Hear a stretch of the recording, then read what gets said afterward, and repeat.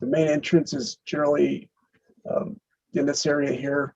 There will be a bus stop just to the south of the entrance, and then there will be a bump out to allow for some ADA spaces, and I think it will generally be 6 spaces off of 17th Street here.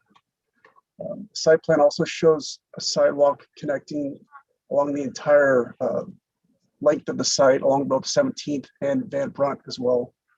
And then there's also a service curb cut service drive off of Van Brunt as well. That'll allow for dumpster drop off and things like that. And then in terms of landscaping, the applicant is proposing a lot of new street trees along 17th and Van Brunt as well. Staff has made the applicant aware that the current amount of street trees are not sufficient and additional street trees are required. So the applicant is aware of that.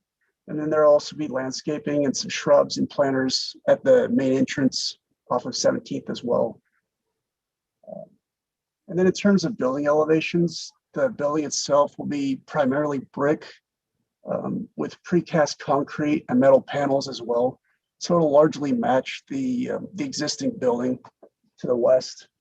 And as I mentioned, the building itself is subject to the Boulevard and Parkway standards. And so the reason I mention that is because any facades that face Van Brunt Boulevard, which in this case are the east and the north elevations, they're required to have a minimum of 60% transparency along the ground floor. I'll just go through these elevations really quickly for you. So this top elevation is the south elevation. So this will face 17th Street. This will kind of be the main entrance in the center here. The next elevation, this north elevation here, will be subject to the Boulevard and Parkway standards, and it currently does not comply with the transparency requirements. So staff has made the applicant aware that a variance will be required if they don't intend to meet that transparency. And then this east elevation as well will also be subject to the 60% transparency requirement as well. And then the west elevation, which is the existing building. And then here are just a few more elevations, giving a little bit more detail just in terms of scale, and then the building materials as well. So staff has reviewed this and believes that this use is appropriate to better serve the students of Kansas City in this area. Again, there are several variances that will be required. The applicant has informed staff that they are still working on revised plans, but they are aware that variances will be required. So staff believes that this is an appropriate use, and the special use permit overall generally complies with most of the approval criteria. And as a result, staff recommends approval subject to the conditions in the staff report. And that concludes my presentation. Thank you, Zach. So a question here. So the facades or the sides, they need the north side and the east side, or just the east side? They'll need the north and the east sides, both. Okay. Is that part of condition number 6? Yes, it is. Okay, it's just saying the east side on there. So I just wanted to confirm that. Okay. Yeah, I would say that condition would need to be revised to include north side then. Okay. All right, any Zach, questions from the commission to staff? Zach, is there glass behind those architectural louvers, and is that counted towards their transparency? I don't believe there is. Okay. But if it's not easily visible or directly visible from Van Brunt Boulevard, then it wouldn't count towards the transparency requirement. Okay. Zach, can you give me, what's the definition of transparency from your perspective? So I think the intent is that you can see generally inside of the building and that it lets light into the building. To the best of my knowledge, that's really the intent. I don't have the exact definition in front of me. Great, thanks.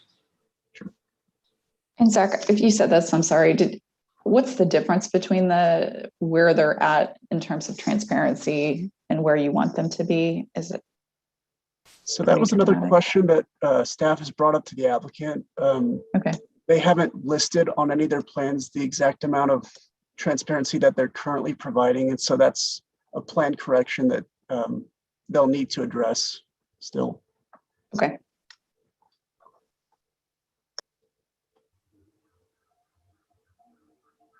Okay, any other questions from the commission to city staff?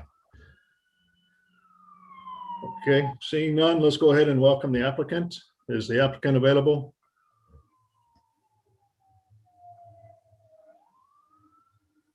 Yes, it's Whitney Lang and Graham Smith. Okay.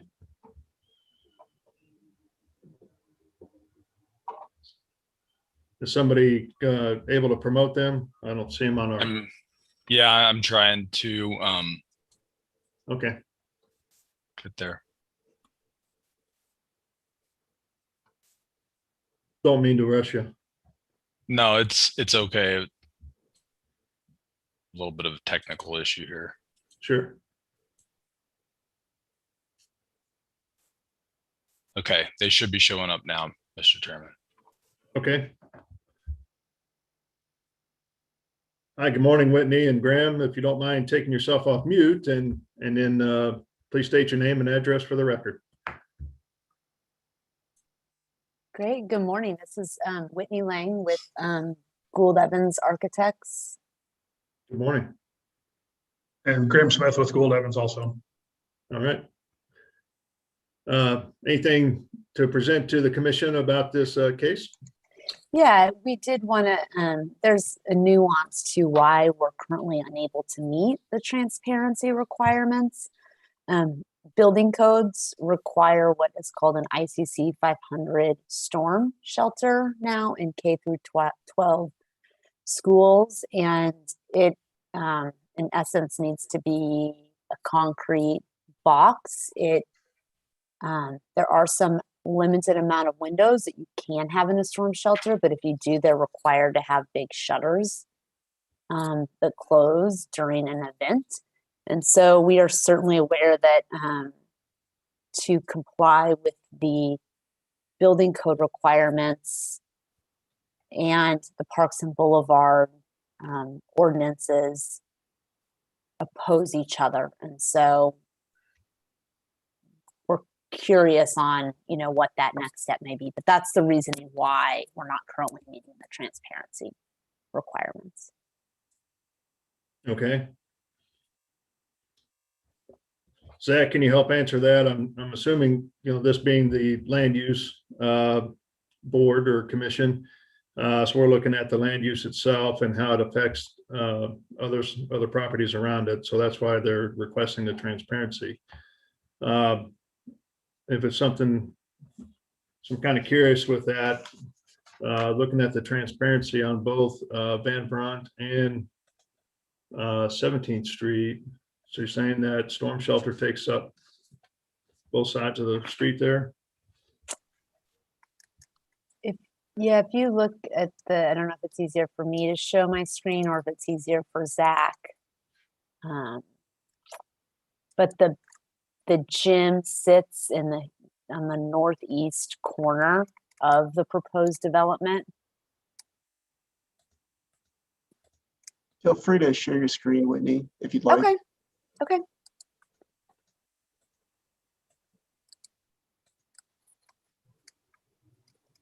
All right. Can you all see the site plan? Yes. Okay. So the outline of the gym is, in essence, this red box. So it does impact the north elevation and the east elevation. Okay. How big is that? I mean, what's the square footage of that? Currently, it's around 7,000 square feet. Okay.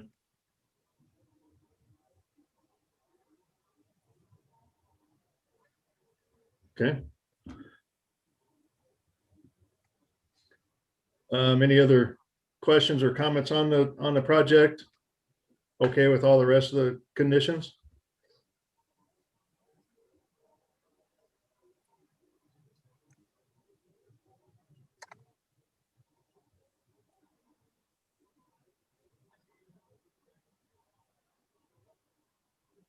Whitney, I think that question was for you. Oh, Yeah. I apologize. Sorry, Chairman. Yes, we understand the rest of the conditions. Okay. All right, sounds good. Are any other questions from the commission to the applicant? All right, seeing none, let's see, let's go ahead and open it up for any public testimony. Is there somebody out there that would like to speak about docket item number 2?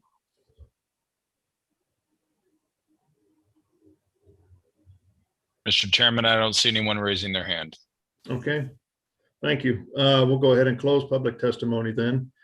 If there's no further comments from the applicant about this project, I guess you do understand still that, I understand that there are conflict of criteria, but you still would need to go through the BZA for the variance on the transparency. Yes, we Okay. understand that. Yes, thank you. All right. So with that, we'll go ahead and close all testimony. If there's no discussion by the commission, I'll take a motion. So I have a question though on condition 6, which is the transparency. Do we need to just clarify that and then they would go through and get a variance to get exempted from that condition? Uh, You, Go ahead, you Zach. don't need to make a recommendation on it. The board, since it is a variance, the board has jurisdiction on whether it should be granted or not. So I think it was just brought up for as a discussion matter and letting you guys know that it doesn't currently meet the code. Okay, but I guess do we need to correct it to reflect the north side as well, or do we just leave it as is? Because it's just as Zach. currently. Zach, is it both facades that don't meet it? It sounds like. Yeah, it's both facades. So I would recommend revising that condition to include the north side as well. Okay.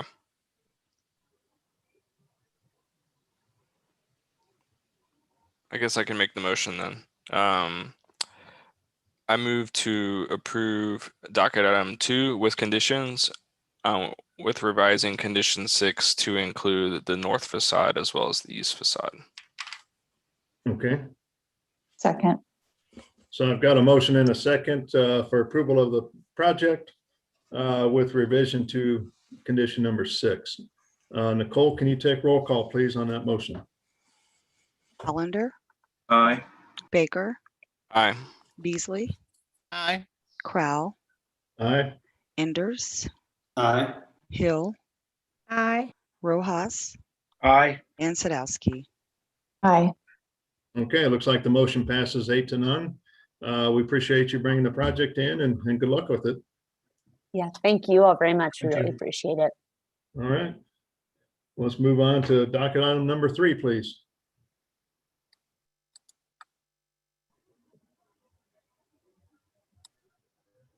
Sorry, I was talking while I was muted. Docket 3 is case number SUP 2021-00032. This is a request to approve a special use permit in District R7.5 and R80 to allow for funeral service use on about 31 acres located at the northwest corner of I-470 and James A. Reed Road. Olofu Agbaji is the staff planner. Thank you, Joe. Can you promote Phil Claiborne, please? Yes, I will do that. Good morning, Mr. Chairman, members of the Plan Commission, Olofu Agbaji, City Planning and Development staff. This next item is a request for a special use permit to allow for funeral services at the location where my arrow is pointing at the southeast corner of the city. Again, this is just off on the north side of 470 and James A. Reed Road, and it's just off I-435 to the east and just to the west and east of 350 highway. Again, this site has an existing church, which is the main sanctuary, and an auxiliary or a second building on the site that has a meeting place in the bottom. And today's request is to allow just for the use for better funeral services at this location. The property zone is about 32 acres, zoned R7.5 and R80. It's currently used by the South Kansas City Baptist Church.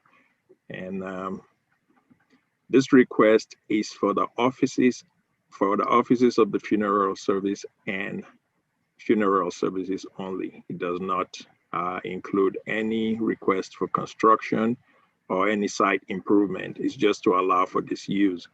Funeral and interment services are permitted within the residential zoning district subject to a special use permit, which is why they're before you today.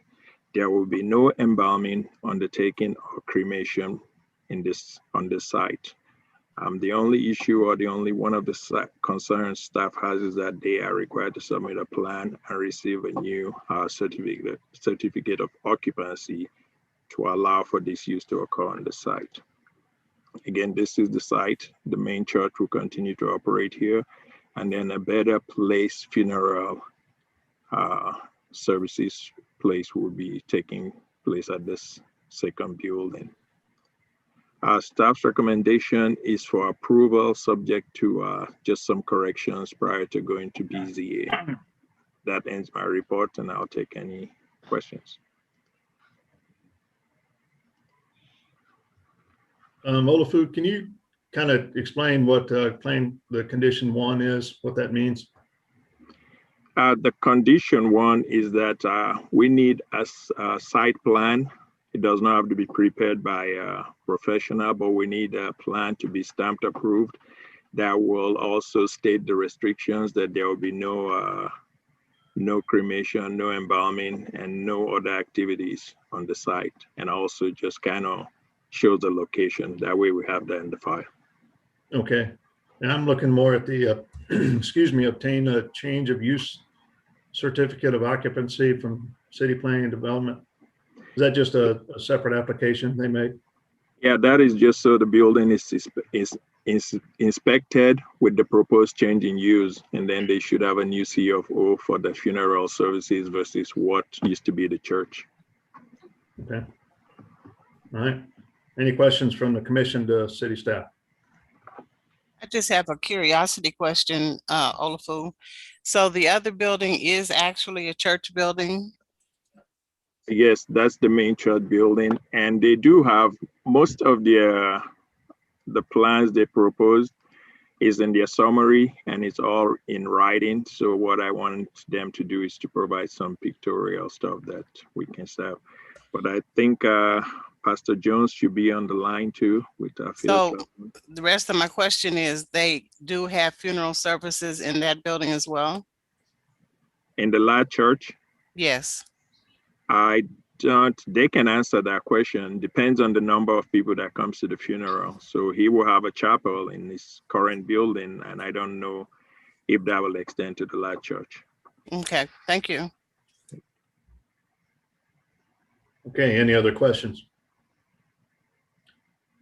Well, let's go ahead and welcome the applicant with us.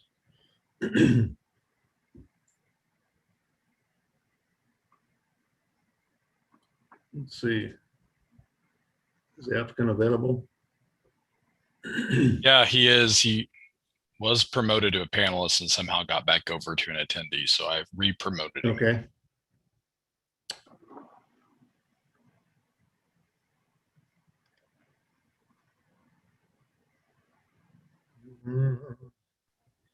There he is. Hi, good morning, Pastor. How are you?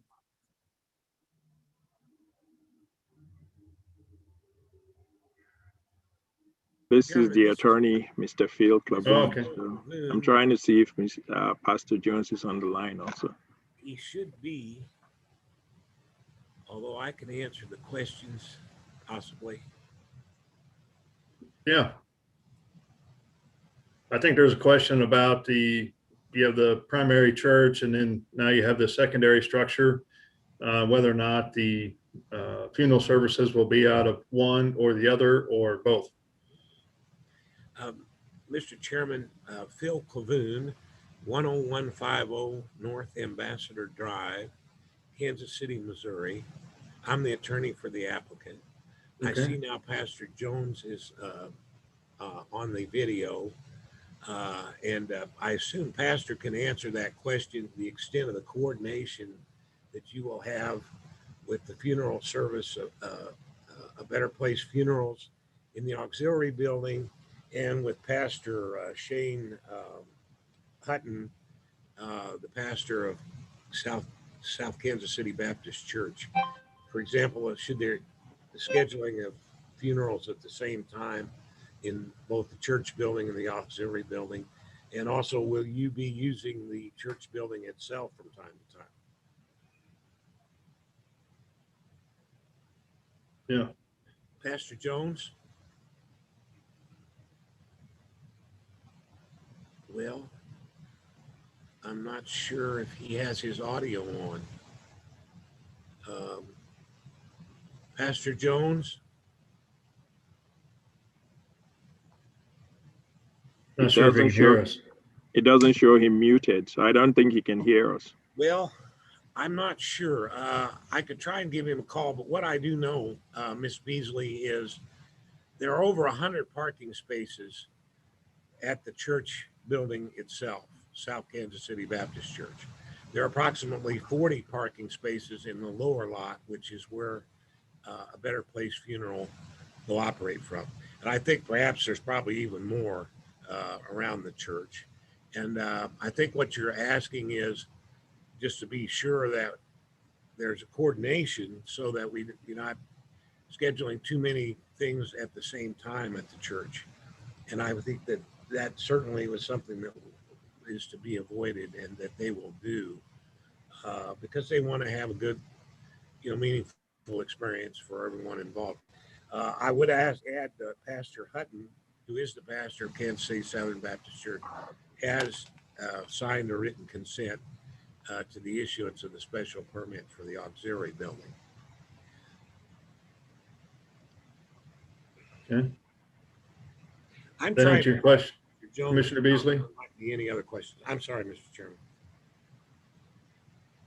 So now I'm hearing there are actually two separate facilities, two entities, the church and then the Better Living, they're separate. I was thinking they were one and the same, so they're not? You have to turn your audio on in your mic. Well, they're separate. This is a very large lot area. There's 32 acres there. So my only concern was I was thinking it was one entity. So I was thinking, would they be using facilities for both? But since they're separate, I'm fine. Yes, they will be. Okay, I'm fine. Separate. That's right. We're leasing the building for our own operations in the auxiliary building on the site. And then from the South Kansas City Baptist Church. That's correct. Okay. We are agreeable to the conditions as set forth. We do have the floor plan for where we will have things situated in the building that we will be in, which is, by the way, a 40,000 square foot building. We have the site drawing and the consent. We've had a little difficulty getting those filed on Compass KC, but we will be able to get that done, I'm sure. I apologize for Pastor Jones, who's just a wonderful man, Gary Cornelius Jones, not being able to be on the call. He was having some computer difficulty. The funeral service is currently operating from 5815 Neiman Road in Shawnee, Kansas. They're moving back to Kansas City.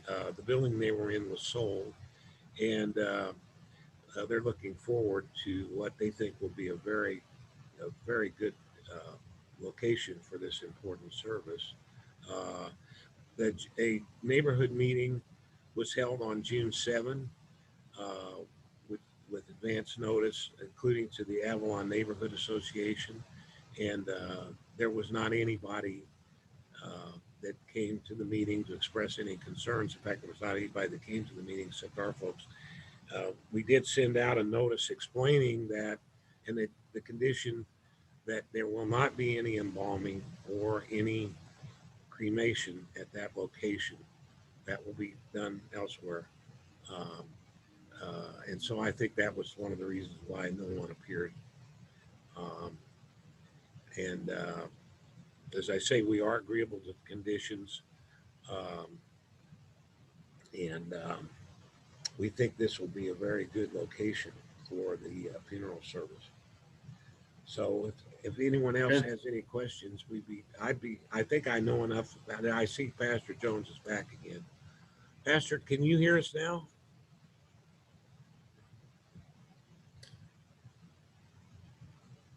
Okay, any other questions from the commission to the applicant? All right, seeing none, let's go ahead and open it up for public testimony. Is there anybody out there that would like to speak on docket item number 3 from the public?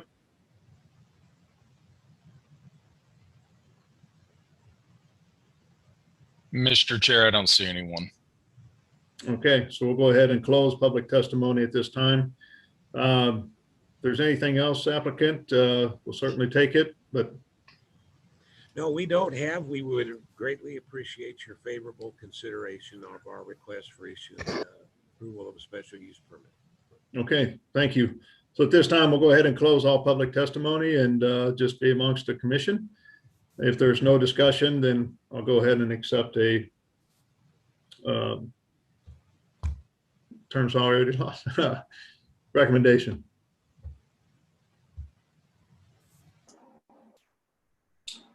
Mr. Chair, I move that docket number 3 be approved with conditions. Okay, Second. so I've got a motion and a second for approval of docket item number 3 with conditions stated. Nicole, can you please take roll call on that motion? Allender, Aye. Baker, Aye. Beasley, Aye. Crowell, Aye. Enders, Aye. Hill, Aye. Rojas, Aye. and Sadowski. Aye. Okay, it looks like the motion passes 8-0. To move it on to the next step for the BCA, we appreciate you bringing it in and working with us on this special condition of your project. So thank you. Thank you, Mr. Yeah. Chairman. Yep, good luck. Thank you. All right, let's move on then to docket item number 4, please. Docket item 4 is case number SUP 2021-00038. This is a request to approve a special use permit in District B4-5 and M1-5 to allow for an existing halfway house for a period of 2 additional years located at the northwest corner of East 16th and Campbell Street. Olufu Agbaji is the staff planner.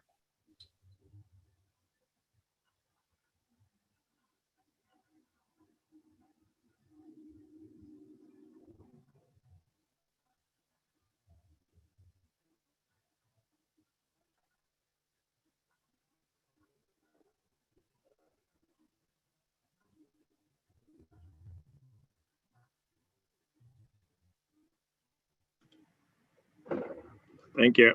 Can you see my screen, Joe? Yes, we can. Okay. The next case is a request by the Heartland Center for Behavioral Change. And this is, if you can promote Paul Lewis, please. This is located in the south area of the south side of the downtown loop, southeast corner. It's located just off the on-ramp for I-71 Bruce Watkins Drive. This is a closer look at the site. It's an existing facility that's been in operation for since 1984, and they received biannual approval to allow for a halfway house at this location. So today's request is for a special use permit to allow for the halfway house to continue at this location for another 2 years. The last approval was granted in May of 2019. And again, this use at this site was first approved back on March 13, 1984.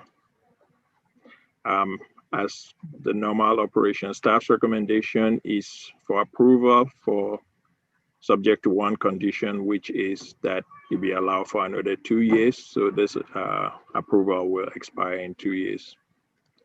That ends my report, and I'll take any questions. Okay, any questions from the commission to city staff? Okay, seeing none, let's go ahead and welcome the applicant. All right, Mr. Lewis. Morning, everyone. I'm Paul Lewis with Lathrop GPM, downtown Kansas City, 2345 Grand Boulevard. Here on behalf of Heartland Center for Behavioral Change. Alofu, if you could promote Kyle Mead, if you see his hand up. He's the executive director of Heartland Center for Behavioral Change. And I asked him to join just to kind of remind the commissioners of what role Heartland plays in the community and the services that they offer to the public. As Alofu said, this is our biannual checkup, so to speak. Come in front of the commission every 2 years to renew the special use permit. Going back to 1984, this is, I think, my 4th such renewal. So it's been a fun 8 years coming in front of the commission periodically. There is very little change from last 2 years ago, special use permit. The only change being that 2 years ago, Heartland and Jackson County had reached an agreement to temporarily house some detainees as part of Jackson County's jail and courthouse issues that were going on 2 years ago. The only change now is that that agreement is no longer in effect, so there are no detainees being housed at this location. I just want to reiterate, we did our public outreach. We held a public meeting on the 7th. We included representatives from the Crossroads Community Association, mailed out notices as required by the public engagement process. We did have 2 attendees. We were able to answer some questions, and we also have received some neighbor support letters, which we have done almost every round we've been in front of the commission. With that little background, I'd like to ask Kyle maybe to jump on and just explain to the commission a little bit about Heartland and their operations. I did promote him, but I don't see him anymore. So Yeah, it looks like he's on. He just, there you go. Needs to unmute. there you go.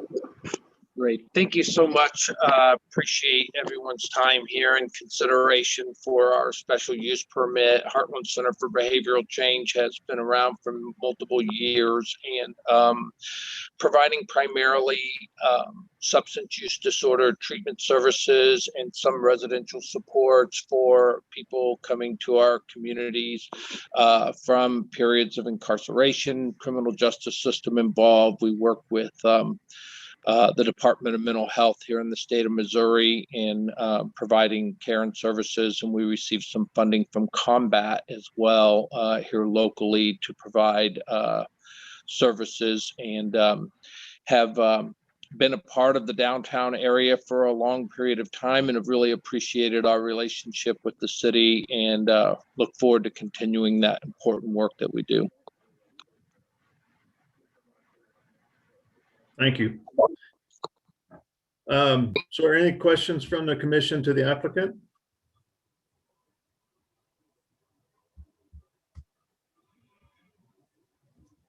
Okay. All right, so at this time, we'll go ahead and open it up for public testimony. Is there anybody out there that would like to speak on docket item number 4? Mr. Chair, no one's raising their hand. Okay, so we'll go ahead and close public testimony. Anything else, applicant, you'd like to state? Nothing for me, thank you.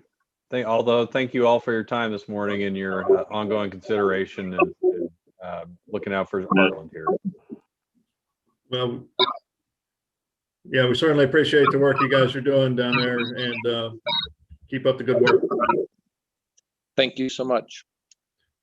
So at this time, let's see, I had a question, Olofu, just where the condition is stated in the staff report, there's not a separate sheet for that in the staff, in the report that we have, just making sure you include that as you move forward to the BZA. Yes, I will. That's why I showed it on the screen. I'll make sure it's attached. So. Okay, perfect. All right, if there's no discussion amongst the commissioners, I will take a motion, please. I move to approve docket item 4 with conditions. Second. Okay, so I've got a motion and a second for approval of docket item number 4 with the condition. Nicole, can you take a roll call, please, on that motion? Allender, Aye. Baker, Aye. Beasley, Aye. Crow, Aye. Enders, Aye. Hill, Aye. Rojas, Aye. and Sadowski. Sorry. Aye. Okay. All right, so it looks like the motion passes 8-0 for the special use permit to be renewed for another 2 years. We appreciate you bringing it in and the hard work that you guys do down there. So thanks again. All right, let's move on to docket item number 5, please. Docket item 5 is case number CPC 2021-00062. This is a request to rezone from District R1.5 to District DR-1, which is downtown residential, to allow for an existing mixed-use structure to remain located at the northwest corner of Forest Avenue and Pacific Street. Olufu Agbaji is the staff planner. Thank you, Joe. If you can promote Kirk Calhoun. This next item is located at the northeast corner, again, of the downtown loop, just within Columbus Park neighborhood, just off I on the east side of, west side of I-2935. Again, it's about, the subject parcel is about 0.04 acres, roughly under 2,000 square feet, zone R1.5. The request again before you is to rezone it from R1.5 to DR1, which is downtown residential 1. The applicant had attempted to receive a certificate of legal non-conforming use to allow the existing property to remain. There is a 3-story structure, which I'll share with you. This is the existing 3-story structure that's on the property, and it has a residential unit on the 2 top stories and a commercial space on the bottom floor. So the applicant would like to rehabilitate this building and reuse the building, and the current zoning, which is R1.5, limits the use on this lot to pretty much 1 unit, because the R1.5 zoning has a density of 1,500 square feet per unit, and they only have about 1,900 square feet of lot area. So they are pursuing the DR1 zoning because the DR1 zoning does not have a density requirement. So that will allow for the existing building to remain, and also allow for the applicant to rehabilitate the building and reuse that existing structure. Additional information, as you can see, Forest Avenue and Pacific Avenue are also do terminate at this location. It's a stop street that was terminated due to the construction of the freeway. And based on the picture, this is an existing public street. Forest is on Pacific, and there's a paper street for a street that's currently not being used just off this side. This parcel is owned by an individual, so it's not a public or owned by the city. And I did receive public comments from Abby Kinney, which I did not include in your packet. I also received a letter from Columbus Park neighborhood. So I think they will be here to testify based on those. This is a closer look at the existing property. Again, this is a use lot and building standard for the downtown residential zoning district. And you can see that it does not have any density requirement, minimum lot area requirement per unit. With that, staff's recommendation is for approval without condition, and I'll take any questions. Okay, any questions from the commission to city staff? Oh, for just a quick question, I'm reading probably the community feedback, but is there any requirement for parking with regards to changing to zone and having it as commercial use? It's an existing building that has commercial space, and I think the applicant can elaborate further on the history and how it's been used over time. So the building is existing. They're not building a new building, so all the space exists as is. It's just that when he tried to get a building permit, he does not have a CLNU, and trying to apply for one, he's getting into the density issue based on the current zoning. But the building does exist, both the commercial space and the residential spaces. So is he trying to change the number of residential spaces in the building?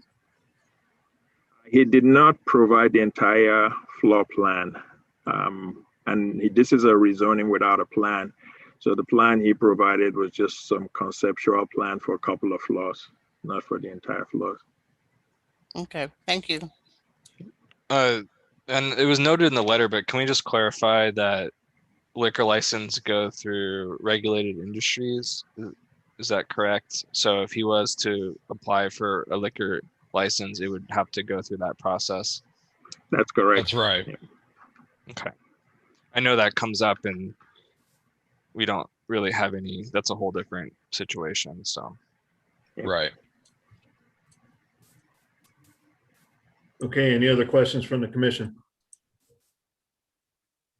All right, seeing none, let's go ahead and welcome the applicant. Hello, this is Kurt Calhoun. Can everyone hear me? Yes. Okay. Good morning. Good morning. Thanks for hearing my case. I just wanted to state that we did hold the public engagement meeting with Columbus Park community.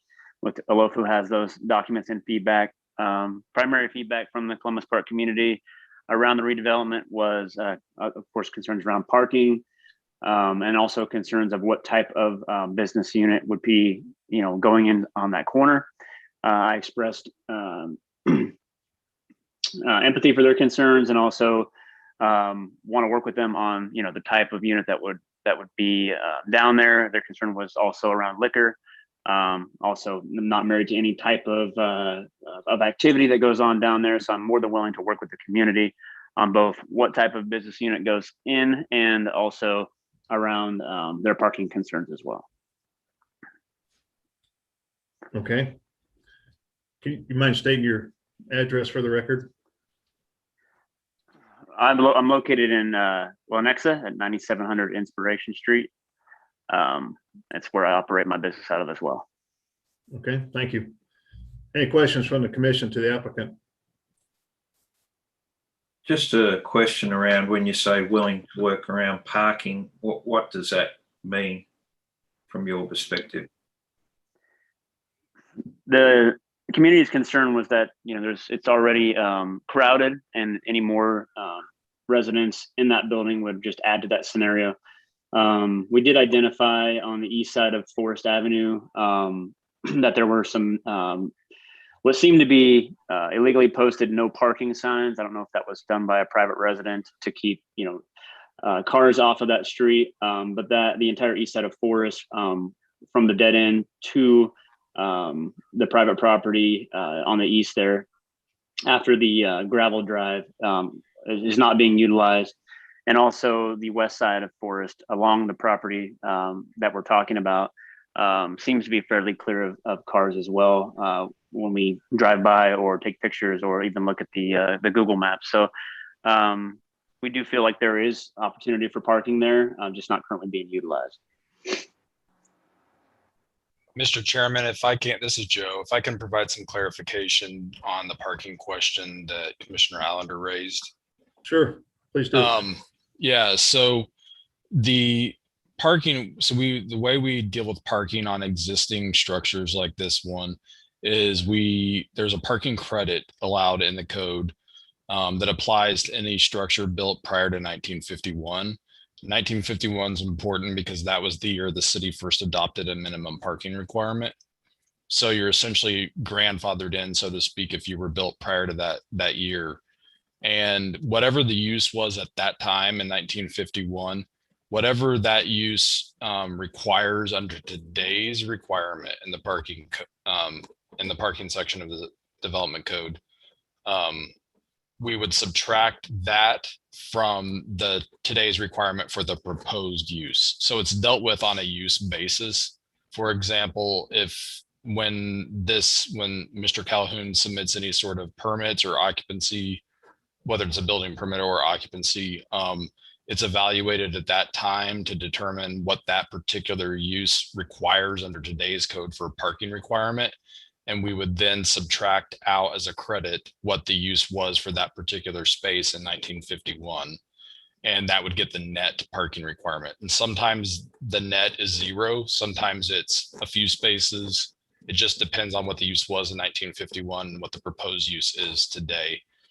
Then in addition to that, there is a number of other exemptions available in the code that you can also subtract from that net amount. If they're available for this property, it varies depending on the location of the property.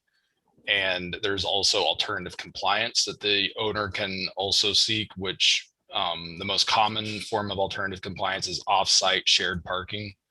For example, if there's a parking lot somewhere within 1,000 feet, they can use that parking lot to serve the uses in this building, as long as those uses have different peak demand periods. Okay, thank you. Any questions from the commission on that, those statements from the staff on parking? So I don't know if this is a question back to staff or to the applicant, but does that mean that based on the language in the staff report, it says that they are restoring it to the original, I think 7 apartments, 7 unit, or 6 apartments, sorry, 6 apartments and commercial on the first floor? Does that represent the pre-1951 use, thereby exempting them? If it does, and the applicant has to demonstrate that it does, that there were 7 in 1951, then it would be a net requirement of 0 spaces for that portion of the building, for the residential portion.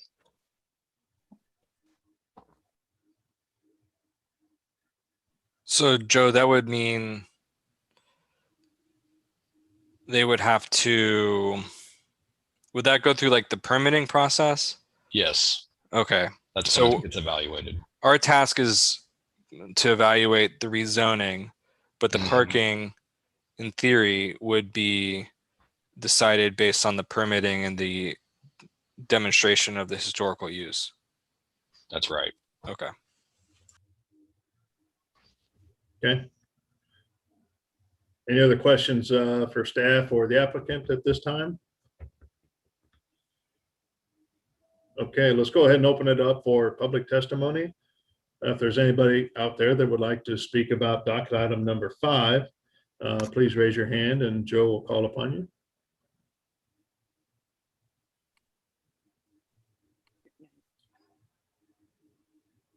Hello.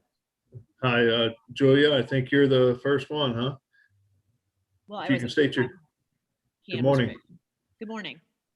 You can state your name and address for the record, please. Sure. My name's Julia Nigro. I live at 1130 Pacific Street. Okay. Actually, myself and 2 other residents of Columbus Park, one which is on Forest, that would also be affected by this, are here at City Hall expecting this meeting to be in person. Oh, gotcha. So we're on Zoom from here. I am very concerned that not all the voices of the neighborhood have been, and especially those on the street, have been heard in regards to this. Mr. Calhoun came to a meeting. Again, just like any meeting goes, not everyone can attend. I know Abby and the neighborhood sent a letter expressing our reluctance to allow this to go through as parking is a critical factor. And I think that I've lived on the street for 46 years, and currently it is not being used and hasn't in my lifetime been used as a commercial space, the bottom floor. The current owner actually illegally was renting out units that are uninhabitable at this point. It was probably 2 years ago to multiple different persons. Parking on the street is a big issue. You actually can barely turn that corner. Mr. Calhoun was also under the impression that there's a driveway next to a private residence that used to at one time be a street. However, it's a drive for that residence. There's also the dead end, I believe, which the city owns. Currently, there are 7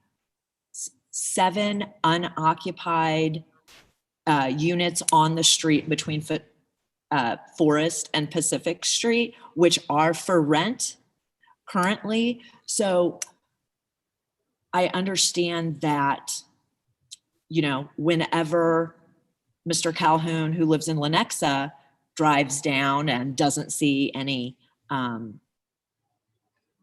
parking issues, those of us who have lived here and know when there is full occupancy, it is a huge issue. We also at our neighborhood meeting discussed the fact that the neighborhood is very opposed to commercial space on the bottom.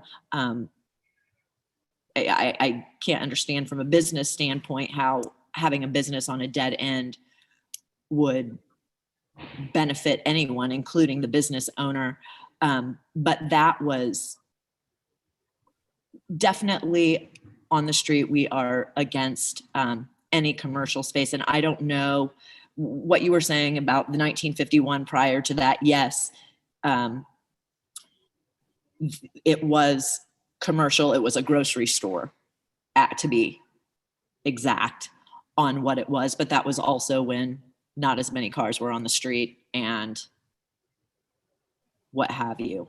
I just don't think everyone has got to express their opinion in this matter. As our letter states, we are opposed to the number of units as definitely the commercial aspect. I guess that's it. I also have someone sitting here with me who I believe would like to say a couple words. Did you want to? No. Oh, okay. Sorry. You covered it all. Thank He you. didn't. He said I covered it. Okay.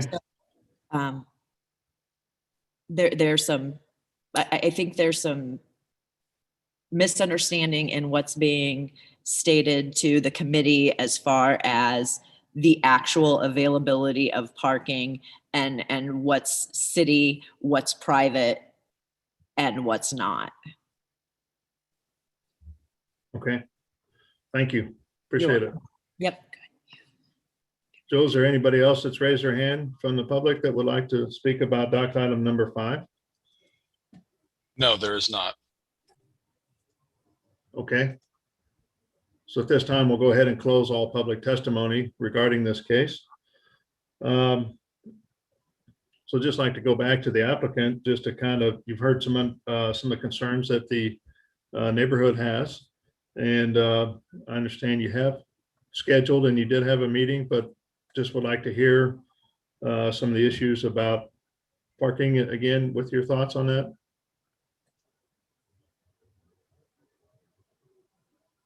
Yeah, Kirk? this is Kirk.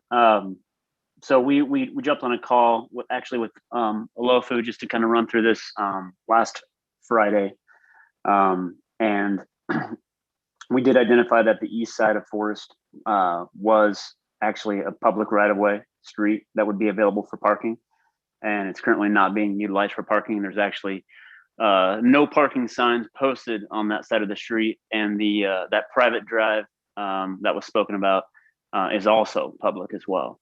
So it just seems that we feel like the street is not currently being utilized as it could be, which is causing some of the parking issues that are being discussed. So we want to work with the community to make sure that that we don't clog up that intersection. And then again, on the business unit, we are willing to work with the community on what we go in there. And we're not married to the idea that it has to be a business unit. It could also be an apartment as well. There are 7 total units, that being one of them, 6 being apartments of varying size, and then the one business unit. We thought the business unit would be welcomed by the community more so than not, to have some sort of amenity in there. But again, not married to that as well. More of just a more concerned about what would be revenue generating for the building and for us as a developer. But again, on the parking, just feel like the street's currently not being utilized in full as it could be. So we're willing to pursue that further and make sure that all street parking is being utilized that can be, to make sure that everybody is comfortable with the amount of cars on the road and making sure that there's plenty of room to drive through. What kind of square footage would that commercial piece be? It is, let me take a look real quick. The actual space itself is not very large, but there's ample storage as well below it, which also offers itself to a business unit. So does that cover the whole lower level, or is that half of the lower level? Or I'm just trying to get a feel for what kind Yes, of I'm sorry. 500 square foot or so. It is a total of 460 square foot with a loft in the unit 1S is what we're calling it. And then below that is an additional, actually, I believe over 1,000 square feet in the basement between the laundry area and the storage area that's below the unit. Okay, so it's about 465 square feet, give or take. Yeah, I'm not counting the loft space above it. That's currently there. Okay. All right. Any other questions from the commission? Go ahead. Yeah, can you give us more information on the square footage of the units and if you have possible price points for those? Yep, I can offer the square footages. We have kind of projected price points based on the current rent in the neighborhood. And I'll kind of give you an idea what we want to do with them. And I did provide each unit's layout, and it's uploaded on the city plan on the website. So there is a studio unit in the basement adjacent to the storage I just discussed. It's 260 square feet. We plan to put it back as a studio unit. There are 1, 2, 3 2-bedroom units, all varying in size. The 2 larger ones are 900 square feet, which would be kind of the feature units. And then there are 2 1-bedroom units. One is currently being inhabited by a tenant that I'm assuming is renting to Greg Jones, the current owner. And then another one is above that, and it is completely demolished. So and those 2 are each 621 square feet. So the idea would go back to be with newer modern furnishings, granite countertops, stainless appliances, all the things that people want. And as far as rental price points, just kind of going off market rents in the area, it looks to be anywhere between $1,200 to $1,700 a month between the 1s and 2s, and then around $900 to $1,000 a month for the studio. And then the business unit is going to be square foot based. We don't have a current determination on what we would rent that for at this time. Thank you. Welcome. Okay, any other questions? I would like to go back to the comment I thought I heard the applicant made about unlawful signage for no parking. Has that been addressed? Who put the no parking signs up?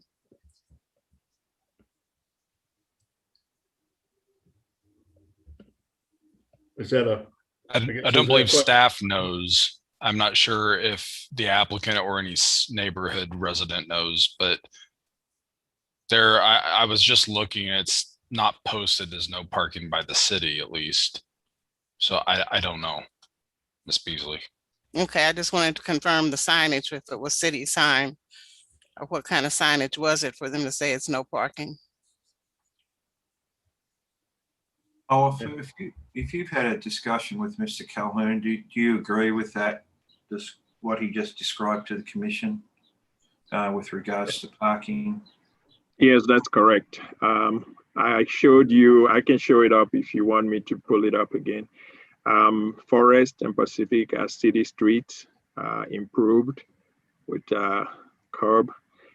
There is a paper street of an unnamed street that's not improved, and that's the one they refer to as the driveway, but it is a paper street with a right-of-way dedicated to the city, so it's not a private drive. I have one additional question. The applicant just described to us his potential units. Was that shared with the neighborhood? I got the impression they have no indication of how it's going to be laid out for apartments in there. Did I mishear that? Yeah, this is Kirk, the applicant. We did go through that, and I did offer to show the community the actual unit layouts and the how we were going to rebuild them. We discussed kind of what they would be and what kind of tenant base we were after. But beyond that, there wasn't much discussion around it. There was more concern around, again, around the parking and the business unit itself.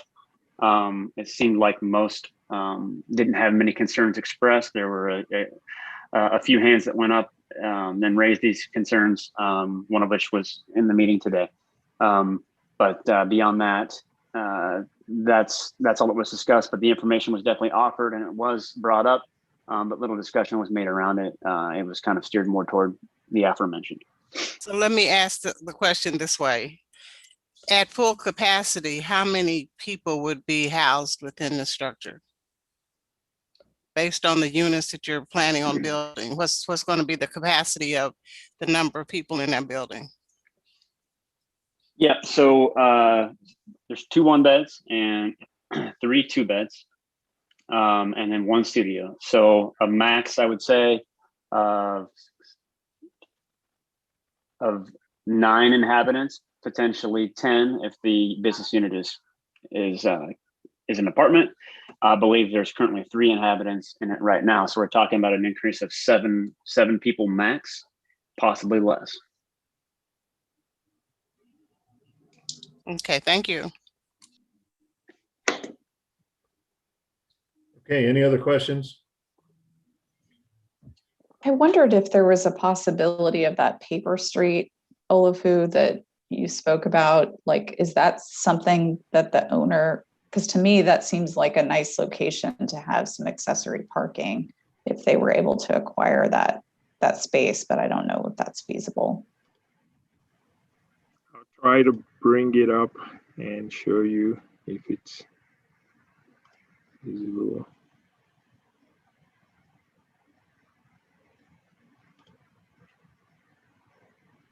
I mean, it's public right of way currently, so so it's this and it's area. not, yeah, it's not built to any sort of standard like the streets are. So so chances are they would probably need to try to vacate it and then build something there that could be parked on legally. And So may I speak? Yeah. Go ahead, Diane. Mr. Chair, if I may speak. So that right-of-way has been very controversial, and we've been through some lawsuits over it with some of the adjoining property owners on the north side and to the east. So I'd be really cautious about looking to do anything different with it. That's what I thought, Diane. I couldn't remember for sure if that was the right alley or former right of way. I had to sit in court over it, Yeah. so I kind of recall it. So Okay, I'll leave that Thanks, Diane. off the table. I did just check, Mr. Chair, on, I mean, it's Google Street View, but I looked at every single light pole basically along Forest south of Missouri, which is 1 block on either side of this, and along Pacific, and there are no signs posted saying no parking. And there are cars parked on the street in Street View. So it appears that on-street parking is permitted on both sides of the street on both Pacific and Forest. Okay. All right, thank you. All right, so at this time, let's go ahead and close all testimony and speak amongst the commissioners. If there's anything we'd like to discuss, Commission, on this particular case? I'll just point out that this is exactly what a lot of our plans want. It's infill development. It's more residents in the urban core. It's historic reuse. So there are concerns about parking. I'm not in favor of denying a potential new residential units because of a solution that we could find, or a problem we can find a solution to. So that's generally my position. I know it's not exactly what everyone wants, but I think it's an important step for a lot of our goals for the city. And so I'll be in favor of this application. Anybody else have a comment on this? I would second that. I think it's difficult when we try to get more dense because there's always going to be some pain points moving from communities that need ample parking to communities that don't. But historically, this was not a community that needed ample parking. And in order to really restore that planning intent, one that a lot of people advocate for in the city, you kind of have to have those pain points. Okay. I just want to say that full participation from the neighborhood appears not to have been taking place, perhaps because of the pandemic that has taken its toll throughout the whole city and the country. And full participation doesn't appear to have had taken place to make people their views known, concerns. Okay. Anybody else?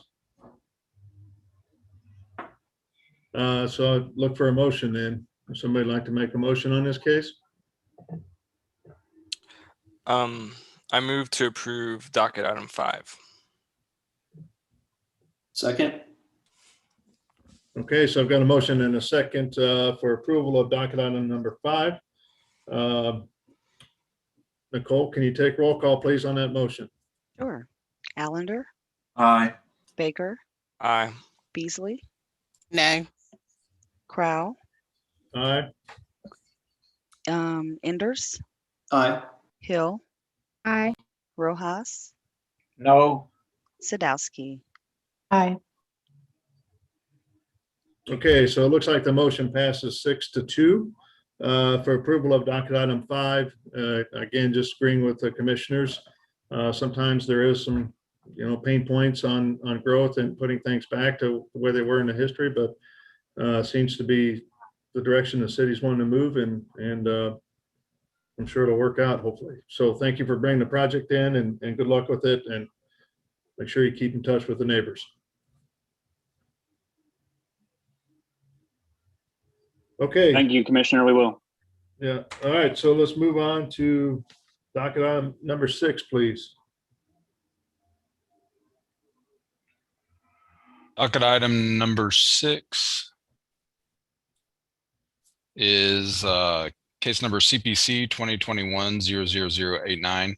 This is a request to approve a rezoning from District R1.5 to District O2, which is office, to allow for a home health office and a daycare center on about 3/4 of an acre at the southeast corner of Logan Avenue and Highway 40. Jared Clements is the staff planner. Thanks, Joe. Can you all hear me? Yes. Great. Okay, let me share my screen really quickly.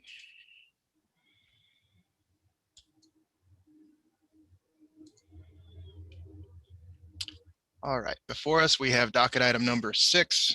This is a rezoning without plan from R-1.5 to O-2. The applicant is seeking approval of this rezoning in order to operate a home health office and adult daycare. This is a site location in relation to the rest of the city. The subject site is east of Raytown. It's in the little Blue Valley neighborhood area, rather. Here you can see an overview of the area surrounding the subject site. It's worth noting that it sits in a transitional area between this residential neighborhood and the commercial corridor along East 40 Highway.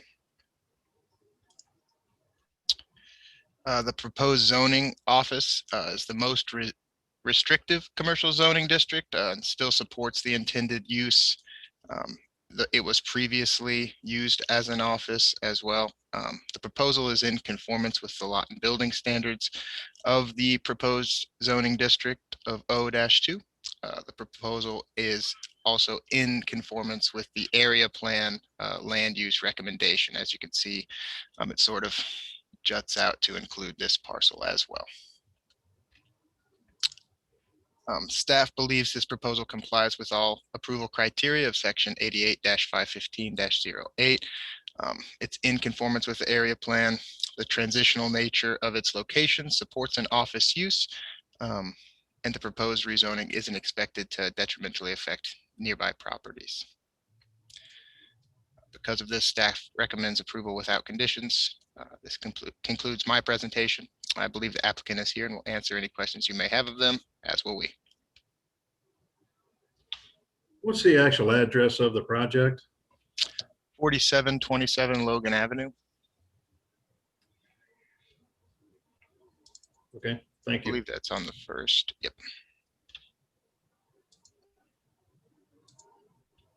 All right, any questions from the commission to staff regarding docket item number 6? Just to clarify, it's without conditions because the docket says with conditions. Just want to make sure. Yep, that was an error on my part. Sounds Without good. conditions. Okay.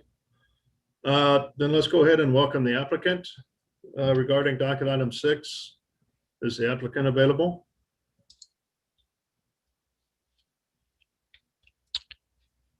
I believe we're looking for Brian Hackworth, Joe. Just promoted him. Perfect.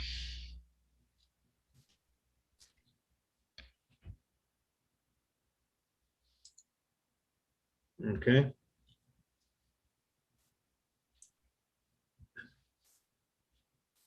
So, Mr. Hackworth, as you take yourself off mute, please state your name and address for the record.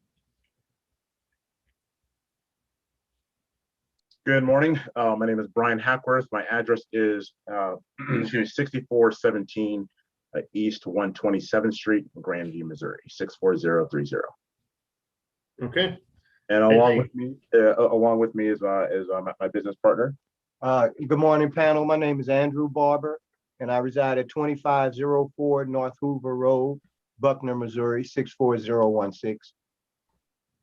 And good morning, all. So we've been in business since 2013. We started in St. Louis. We are a mom and pop business, and we are a Medicaid home health agency. We do not provide Medicare services, it's strictly Medicaid. And since then, we have moved to Kansas City. We've been out here since 2015 and have expanded, and we are looking to rezone this property for the headquarters of our agency and to expand into an adult daycare. Our services include personal care and other things that are usually determined by the state. Medicaid eligibility is required. We also service out-of-pocket or private pay patients as well. And we've expanded into being able to service children under the Healthy Child and Youth Program with Medicaid and VA as well. And so for this facility, it is 5,780 square feet. And we're wanting to divide it so that we have a home for our main office staff. There are 10 of us, and the remainder of our employees, they do all of their work in the client's homes. We believe in keeping people at home as long as possible in the comfort of their home, and thankfully, with a program like ours, we are able to come alongside the community to be able to do that. The adult daycare is also a Medicaid funded program. And with it, we are wanting to not only just have activities within the facility, but we also want to expand the socialization of our clients, primarily our seniors, and to get them around town. And so along with this would be a transportation program that is strictly to support the adult daycare, to bring clients to and from the facility and for daily field trips. Okay. Do y'all have medical staff, people on staff that are like? Yes, so actually our CEO is a registered nurse, and we do have a few. We have 2 other registered nurses, and we have 3 LPNs on staff as well. Okay. And so you will have people at the actual building itself. You go pick them up and bring them in for the day or whatever it is, and then take them back home. Strictly for the adult daycare, yes, we would be able to pick them up, take them to the facility, and then bring them back. Okay, so there is no overnight care. No, not at all. Just like a 6 to 6 or something like that. I understand. Correct. Maybe. Correct. Okay. All right. Any questions from the commission to the applicant? Okay. So at this time, we'll go ahead and open it up for public testimony. If there's anybody out there that would like to speak regarding docket item number 6, please raise your hand.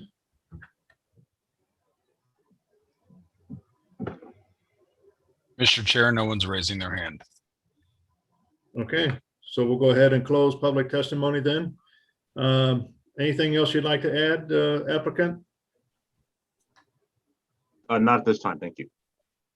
Okay, all right, so we'll go ahead and close all public testimony and speak amongst the commission. If there's nothing to discuss, I will entertain a motion.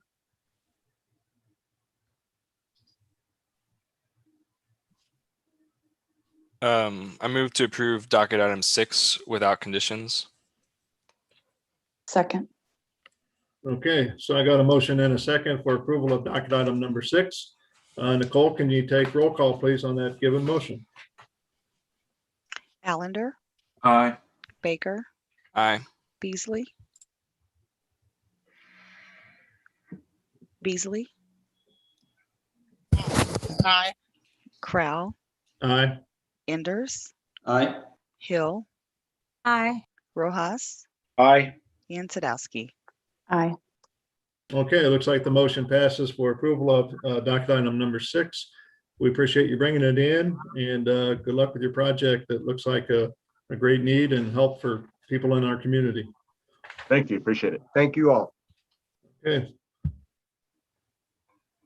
Okay, so that takes us to docket item number 8. Is everybody doing okay? Don't need a break yet? Okay. Let's go ahead with docket item number 8, please, Joe. Case number CPC 2021-00083. This is a request to approve the Wheatley Provident Hospital Urban Renewal Plan as required by the Land Clearance for Redevelopment Authority Law of Missouri on about 1 acre located on the west side of Forest Avenue between 18th Street on the north and 19th Street on the south. Shu Wood is the staff planner. Good morning, everyone. Good morning. Here's my presentation for this case in front of you. It is a tax incentive plan that's located at 1826 Forest Avenue.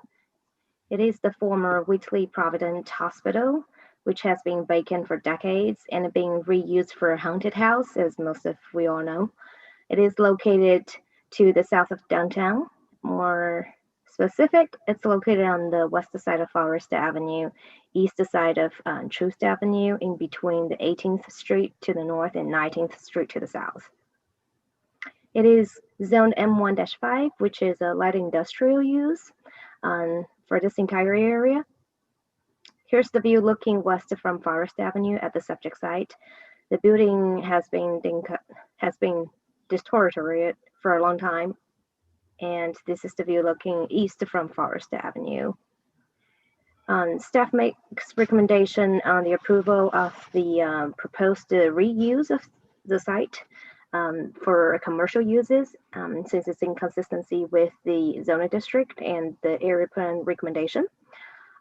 Staff does not make recommendation on the blight study. I will pass down to Bob Long to speak on behalf of the EDC. That concludes my presentation. Okay, any questions for staff on this one? Okay, let's go ahead. Mr. Long, welcome. So I just promoted him. He will Okay. join us in a second. There he is.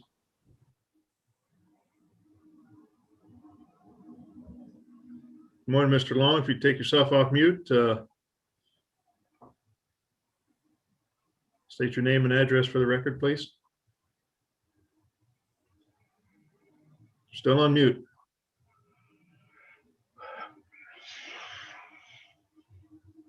Hey, Bob, you're still muted.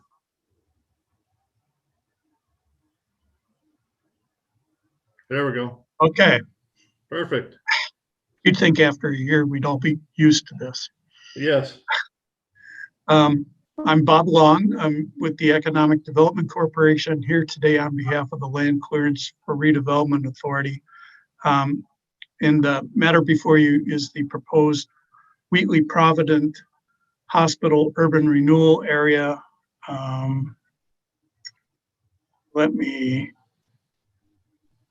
got my presentation.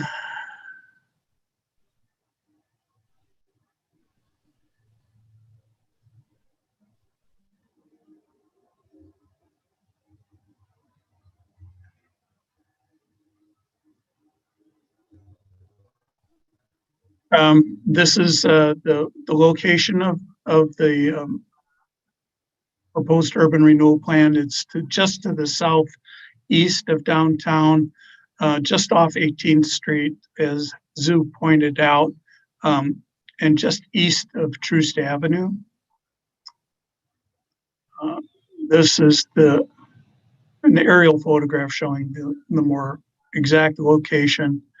As you can see, it is in an industrial. We're not seeing the presentation, Bob. Yeah.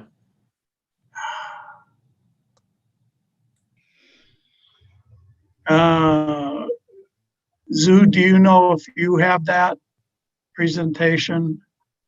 Bob, I don't have that presentation. You should be able to share. It's the share screen button at the bottom. It should be a green one, has a little arrow. You have the capability to share. We let all the panelists to be able to share the screen. Yeah, and I'm having a problem with Office. If you want to email that to me, that would work too. Okay, let me.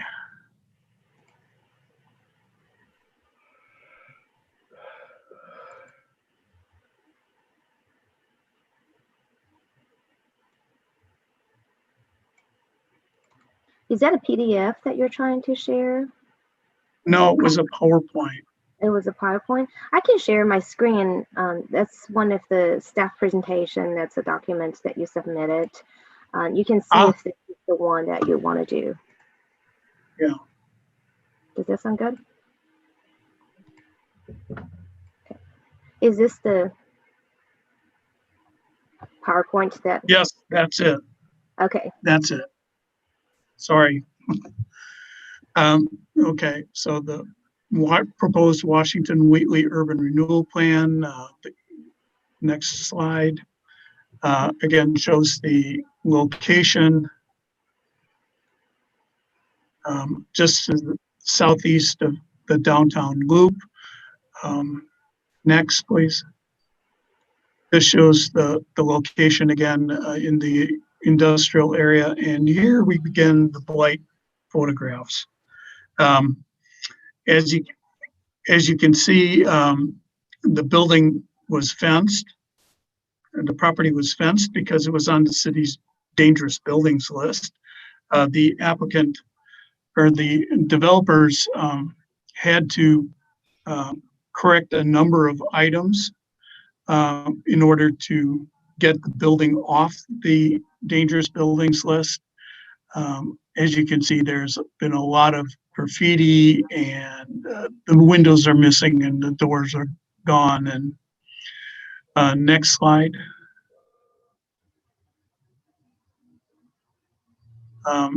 Again, you can see this is the east facade of that north wing of the property.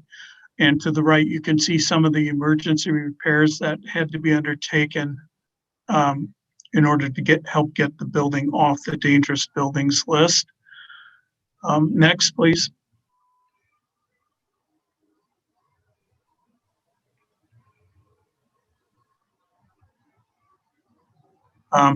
As you can see, much of the interior floors and a good part of the roof were gone and required extensive emergency work. And despite the badly deteriorated conditions inside the building, people were crazy enough to go in and graffiti the inside of this dangerous building.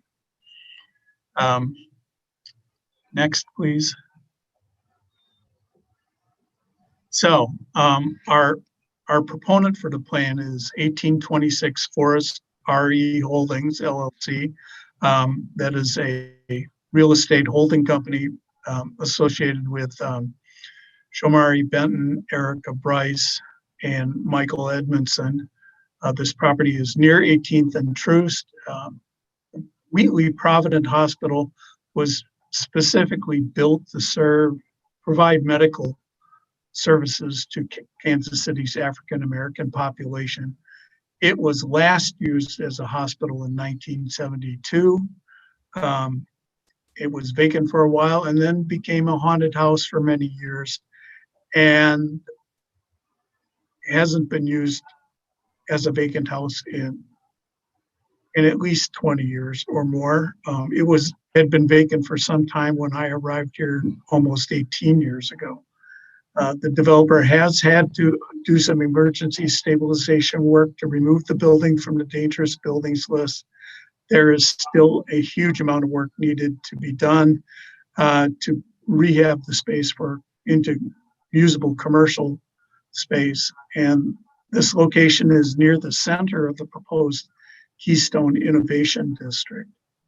Next, please.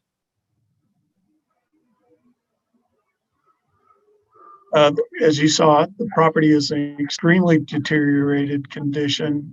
The owner was required to make safety repairs. Extensive work is still needed. Staff believes that the property is blighted. So we are recommending approval of a finding of blight and recommending approval of the proposed urban renewal plan. The LCRA has in fact already approved a finding of blight and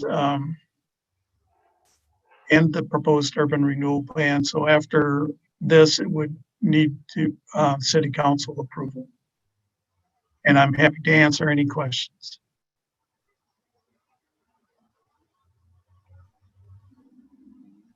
Thank you, Mr. Long. What's the building going to be used for?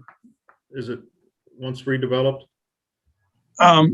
Commercial office space, I believe, and the developers have, there's been no mention of residential units or mixed use.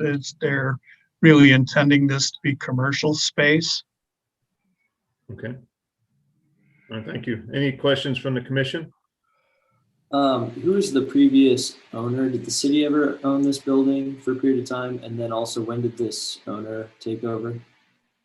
Well, I believe this building has never been owned by the city, as far as I know. The current developer purchased the property sometime within the last couple of years, and has been working on the stabilization work for quite some time now in order to just to have a building in to rehabilitate. Otherwise, the building was in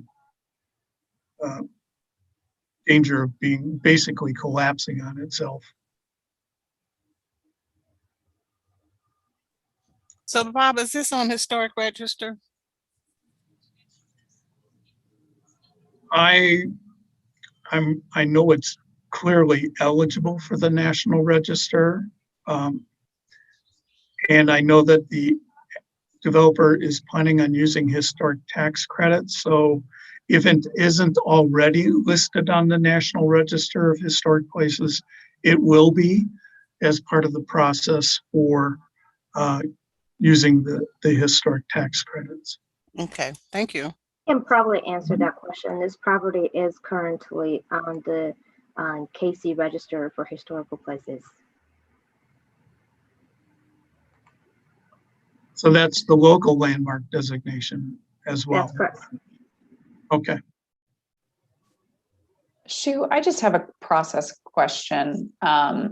So just trying to understand, because we don't have any plans or anything associated with this, but it mentions in the staff recommendation that city and development staff recommend approval without conditions based on the application plans and documents provided for review prior to the hearing. Can you explain, is there something else we need to be looking at, or are we just looking at it based on the site? Oh, you're muted. Sorry, I was muted. So that is a very generic description about how we make recommendation based off. So I would assume this is all the documents that we have. It's not a traditional development plan, which I would expect it might be submitted later on when it's either maybe a special use permit if it's reusing the historical building, or maybe other type of plans. At this point, there is no development plan associated with it. Okay. I guess I'm just wondering, in terms of what we are approving, are we approving that at 1826 Forest Avenue, that this can be part of the LCRA plan? Is that, I'm just trying to understand, since we don't have like documentation or a plan that we're sort of giving our stamp of approval, like what exactly is that we're? You're being asked to approve make a finding of blight or recommendation on that. Okay. And a recommendation, if you agree with that, to approve the urban renewal plan. And then any reuse of the property, if it's required by the plan and the city's code, would come back to you as a rezoning to district UR. And you would see a site plan at that time. Sure. Okay.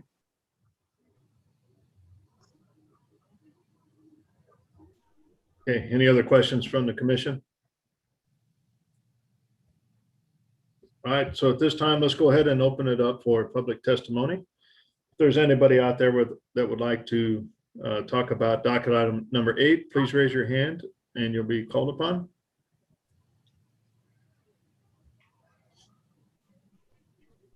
Mr. Chairman, I don't see anyone raising their hand. Okay, so we'll go ahead and close public testimony at this time. Anything else, Mr. Long, before we go into, before we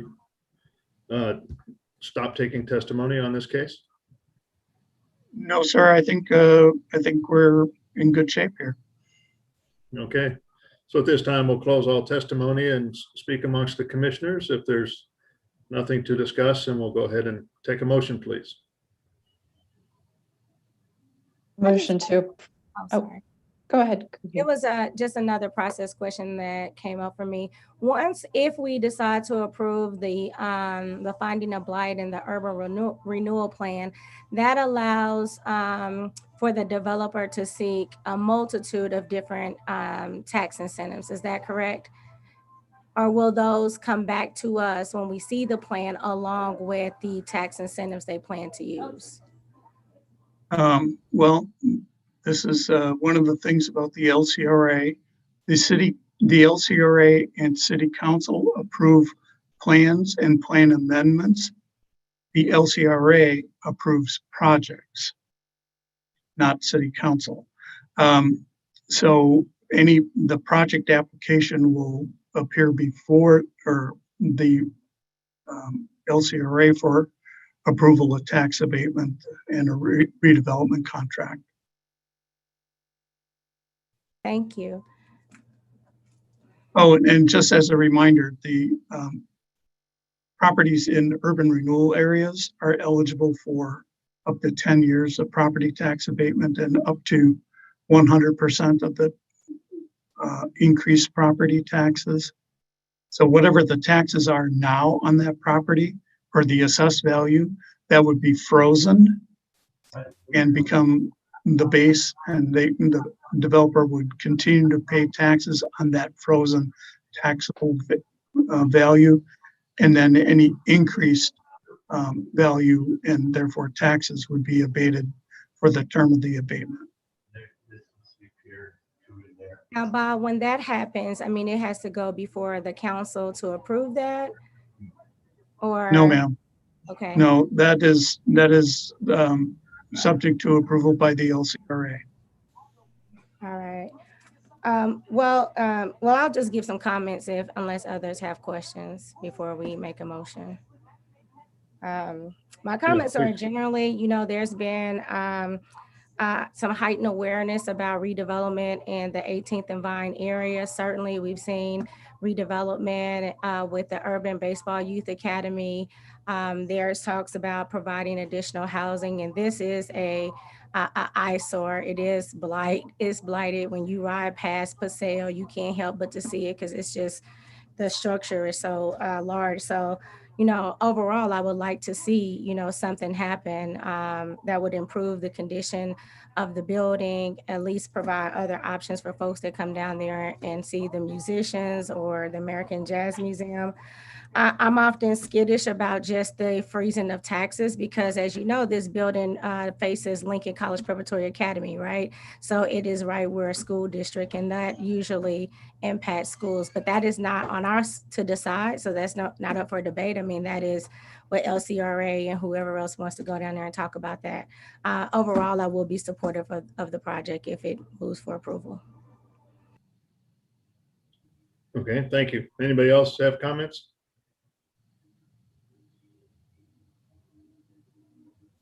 Okay, so I'll take a motion, please. I move to approve docket item 8 with conditions. And kind of have to say you agree with the finding of blight. Agree with the finding of blight at this location. Okay. Thank you. Do I have a second? Second. Go ahead. What, Mama? Okay. I got 3 seconds. Okay, so with the motion, I have a motion and a second for the finding of blight on docket item number 8. And so Nicole, can you take roll call, please, on that motion? Yes. Allender, Aye. Baker, Aye. Beasley, Aye. Crowell, Aye. Enders, Aye. Hill, Aye. Rojas, Aye. and Sadowski. Aye. Okay, so it looks like the motion passes for the finding of blight on docket item number 8, 8 to none. And also, do we need to approve the the next piece of that, or are we good on this case? Just making sure, Joe. If your motion didn't reference the general development plan, you probably need to take another vote. Yeah, I want to do that separate, so let's do that as well. So I need a motion for approval of, let's see, the general development plan. Sorry, Kobe, was that the urban renewal plan? Is that the appropriate language? Yes. Okay. I move to approve the urban renewal plan for docket item 8. Second. Okay, so I've got a motion and a second for approval of the renewal of the area plan for docket item number 8. Can I give roll call, please, Nicole, on that motion? Yes, sir. Allender, Aye. Baker, Aye. Beasley, Aye. Prow, Aye. Enders, Aye. Hill, Aye. Rojas, Aye. and Sadowski. Aye. Okay, so it looks like the motion passes 8-0 for the renewal of that plan. Mr. Long, thank you for your hard work and the projects you bring in. We're looking forward to seeing this one come together. Thank you. Good luck. All right, so it's 11 o'clock. I propose that we continue with, docket items, so 9 and 11, and then take a break after that. And then wrap up the day after our break. Is that okay with everybody? Yes. Okay. All right, Joe, let's go ahead with docket item number 9 and 9.1, please. 9.2. 9.1 is case number CPC 2021-00064. A request to approve a rezoning from District R80 to District R7.5 in order to create a 37-lot single-family residential subdivision located between Northeast 113th Terrace on the north and Northeast 108th Street on the south on the east side of Rhine King Road. And docket item 9.2, case number CPC 2021-00066. Request to approve a development plan, which also acts as a preliminary plat for the same. Shu Wood is the staff planner. And you do have a required quorum on this that includes everyone. Thank you, Joe. So this case in front of you, you probably still remember, it came a few weeks ago for the Staley Shire subdivision project. Here's the general location of the project. It's located on the east side of Highway 435 in the Northland area. More specifically, it's on the east side of Viking Road, in between 113th Terrace to the north and 108th to the very south. The reason you're seeing it today as the project come back is the applicant agreed to make a east-west connection throughout the subdivision. The layout has been updated and it's in front of you. So this layout, the difference is the applicant proposed a new curb cut from northeast to Viking Road, and to provide this east-west connection to northeast 113th Street to the east subdivision. So that increased the amount of lots the applicant initially proposed, but it's less than, I believe it's increasing approximately 10 lots. So staff recommends approval for this layout. For 9.1, which is the rezoning without plan, staff recommends approval without conditions. And for case docket number 9.2, which is the development plan, also act as preliminary plat, staff recommends approval with conditions, with condition number 1 to 26 as stated in the staff report. As well, condition number 5 will be revised per the applicant request and per the agreement of staff from Land Development Division. The condition number 5 will be revised as following: that the east half of North Viking Road shall be improved to city standards as required by Chapter 88 to current standards. including curbs and gutters, sidewalks, streetlights, relocating any utilities as may be necessary, and adjusting vertical grades for the road, etc., and obtaining required permit from the Land Development Division for said improvement prior to recording the plat or prior to issuance of a building permit, whichever occurs first. So that concludes my presentation, and I do have an applicant presentation here whenever you guys are ready. Are there any questions from the commission to city staff on this project?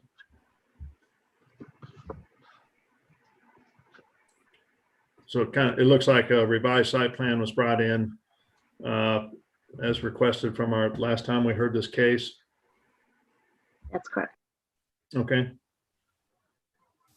Seeing no questions, let's go ahead and welcome the applicant.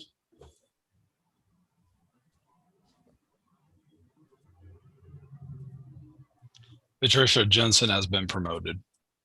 Okay. Good morning, Ms. Jensen. Welcome.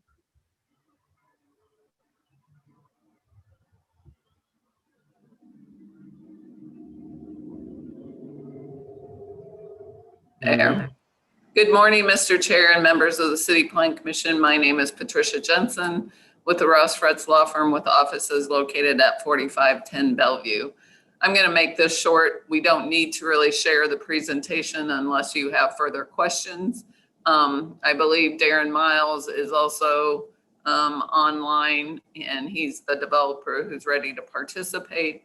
As Joe has, or as Shu has summarized, we went back and looked at the connection issue, and we found a way to make a connection without giving up the whole intent of the plan. So that is in front of you. It resulted in an increase in lots. Of course, with additional streets, there are additional costs. So with that, we're in agreement with all of the conditions contained in the staff report and with the revised condition as Shu has highlighted.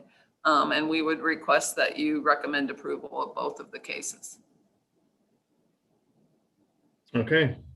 Thank you. Are there any questions from the commission to the applicant regarding this revised site plan for this project?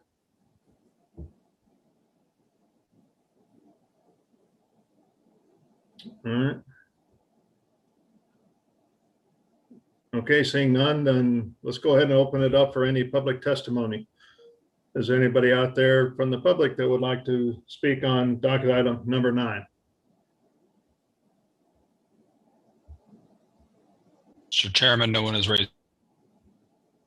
Okay, so we'll go ahead and close public testimony.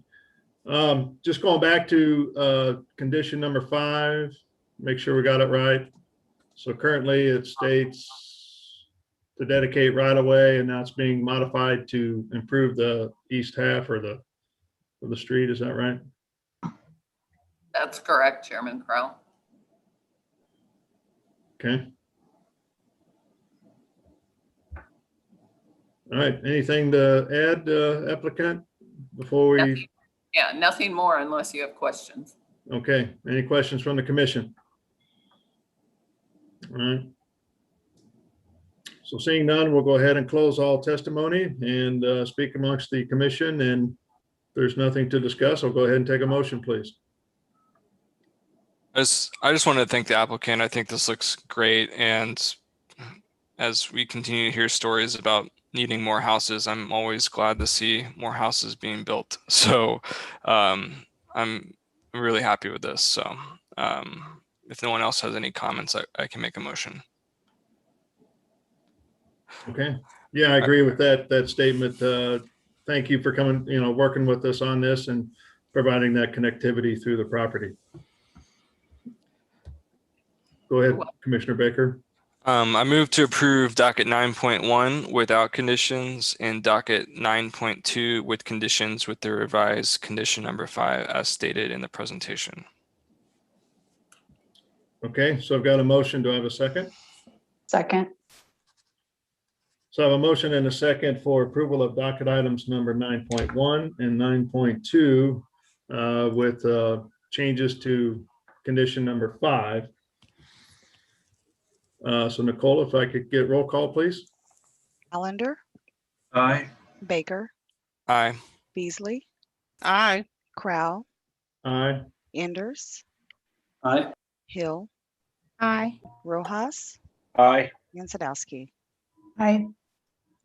Okay, so it's like the motion passes 8-0 for approval of docket items 9.1 and 9.2. Again, thank you for your effort on this and revising the site plan. Good luck with this project. Thank you. Bye-bye. All right. So I want to move on to docket item number 11.1, and afterwards we'll take a short break.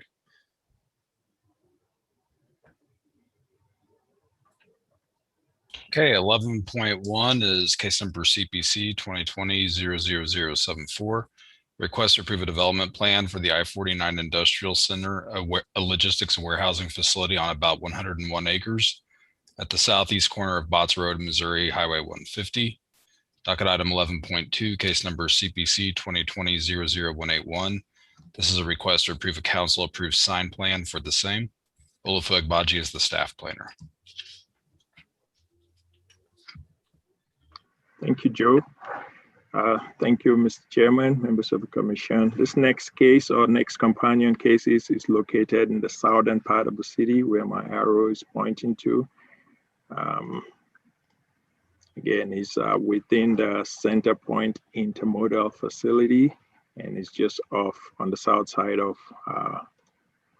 150 Highway and just between Botts Road on the west and Andrews Road on the east, which is a circular drive. The NNSA campus is to the northeast of the site. Botts Road is has a off and on ramp that goes over 150 to access the remainder of the Richard Gabauer site, which is the Center Point Intermodal facility. This case has been before you several times and it's been continued. And the reason for that was the plans have changed from the original submittal to what is coming through today. Again, this is the site. It also includes the site that's at the northeast corner of Andrews and Botts. So the overall proposal, as you can see, is for 2 buildings as part of the I-49 Industrial Center, and it's building 7 and building 8 with additional parking around the site. Specifics on the project, it's overall, it's about 100 acres, currently zoned M1-5. And the request before you today is to approve a development plan to allow for 2 industrial buildings totaling 1.3 million square feet, about 750 parking spaces with about 563 trailer parking spaces and potential future parking. And the companion case is approval of a council approved signage plan for the I-49 industrial campus. The main issue with the revision had to do with the proposed parking along the public right of way. As you can see, they are showing this trailer auxiliary parking that's right at the intersection of 150 and Andrews. And then this parking also has direct frontage on a public street. As a result of that, the applicant did submit a revised or kind of a perspective of what you see from this angle and what you see from this angle.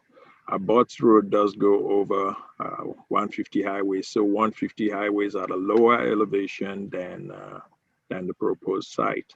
So what you see is that the trailer will not be as visible as staff had thought on both sides from the lower perspective. They also propose additional landscaping and screening to screen those. The building will be constructed mostly of tilt-up concrete panel with a multi-tone, and then there are some recesses and articulation to break the span, but it's just precast panel with different tones and bricks.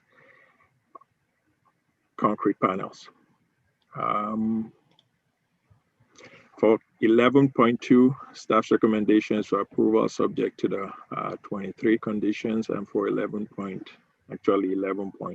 is approval. 11.2 is approval without condition. That ends my presentation, and I'll take any questions.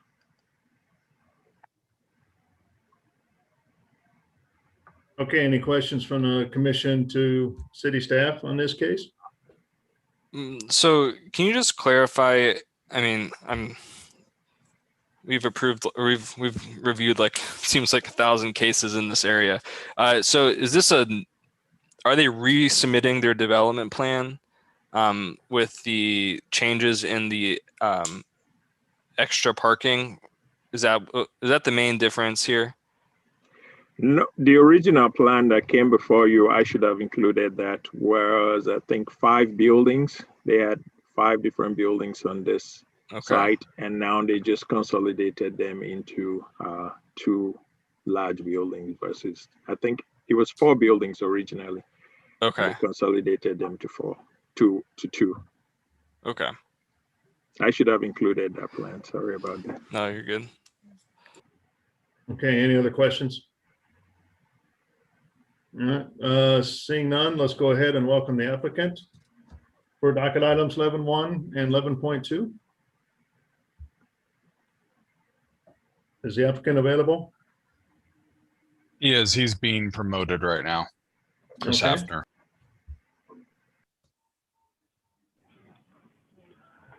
Hi, good morning. Chris Hafner with Davidson Architecture and Engineering, 4301 Indian Creek Parkway, Overland Park, Kansas, 66207.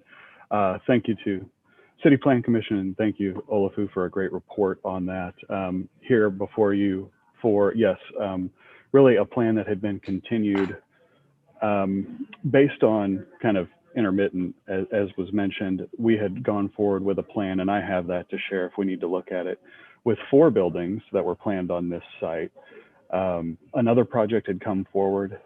This is probably May of 2020 when we had kind of resubmitted and started this process. Another project had come forward that wanted the entire site. They went forward with a development plan. That got canceled, moved on from there. So in talking with Chris Huey at the time, and then Olafu and Joe moving forward, was to restart essentially our development plan, hence the 2020 number on the CPC docket for these 2 buildings. It equals about 160,000 square feet of building less than we had on that original development plan. I'm happy to answer any questions about the project.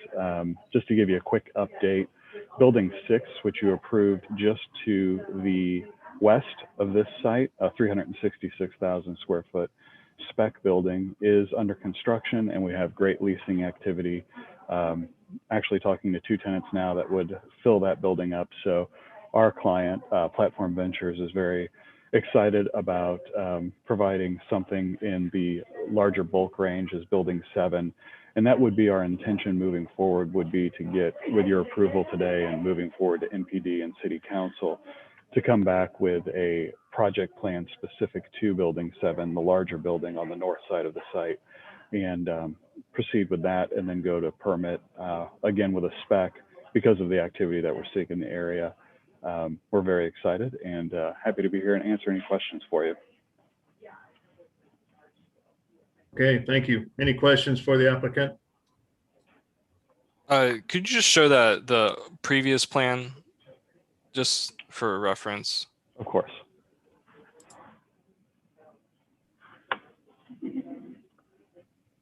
Do you have that, Commissioner? Yeah, okay.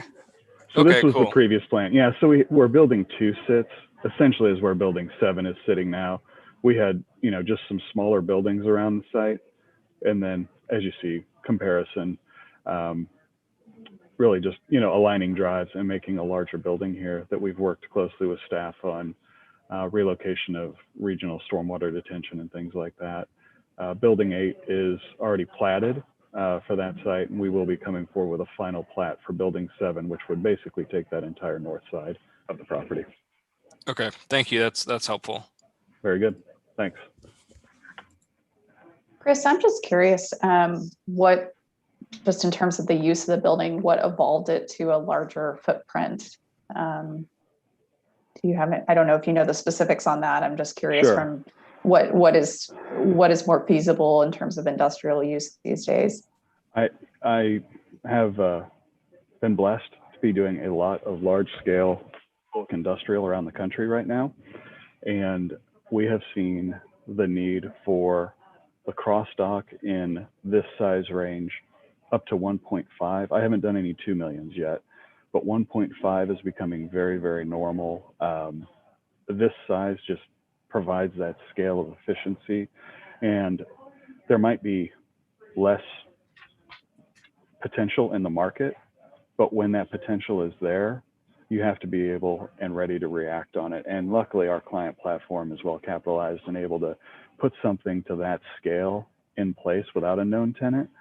From what we've seen in the brokerage community and RFPs coming out, when they do come out, they need it within 6 months, not 2 years. So that is where our clients are taking the risk on something this size to be able to react to that. This building too, Commissioner, would be able to be broken down potentially into 4 tenant, where you would be able to spine the building, whether, you know, in the north, south, or east, west directions. And we've got office corners on all 4 sides. So that could be broken down into quote unquote smaller tenants to break that 972,000 square foot building down a little bit if you needed to. But the goal would be to go forward with a single tenant that would need this size building. Okay. I just think it's interesting because it, you know, the larger the building, it just makes it more difficult to find the right site. So I was curious what those conditions were. That is absolutely true. And that's why, you know, to maximize this site with the existing conditions that we have, the ability to, you know, mass grade everything on this, I think it's worked really well to be able to provide something that's the market's going to react to really well with the access, and, you know, proximity to the highway has been a real key and real plus for what we've seen in activity. Great. One other follow-up, have you guys considered renewables like solar or anything like that? Typically tenant specific. We certainly meet the International Energy Code, IECC 2012, for the KCMO side of it. We did that for building 6, which is the spec building we're under construction on now. Really tenant driven. If somebody came in and needed that, we would be able to provide that. But really, unless we get a manufacturer in here that would need a different power requirement or things like that, what we found is, you know, being able to provide, you know, Class A kind of roofing materials, insulation, tilt-up wall construction really meets 95% of the needs of what we're seeing in the market. Okay. So really tenant driven. And with a spec building, we're going to keep it to that level for now, but would meet the energy code with that. Sure. Okay. Okay, any other questions for the applicant? All right, seeing none, let's go ahead and open it up for public testimony. If there's anybody out there that would like to speak on this case, which are docket items 11.1 and 11.2, please raise your hand and you'll be called upon. Mr. Chairman, no one's raising their hand. All right. So with that, we'll go ahead and close public testimony. Anything else, applicant, you'd like to add for this project? No, I appreciate your consideration, and we look forward to next steps with this one with your approval today. Thank you. Okay, thank you. So at this time, we'll go ahead and close all public testimony. If there's nothing that needs to be discussed amongst the commission, I'll take a motion, please.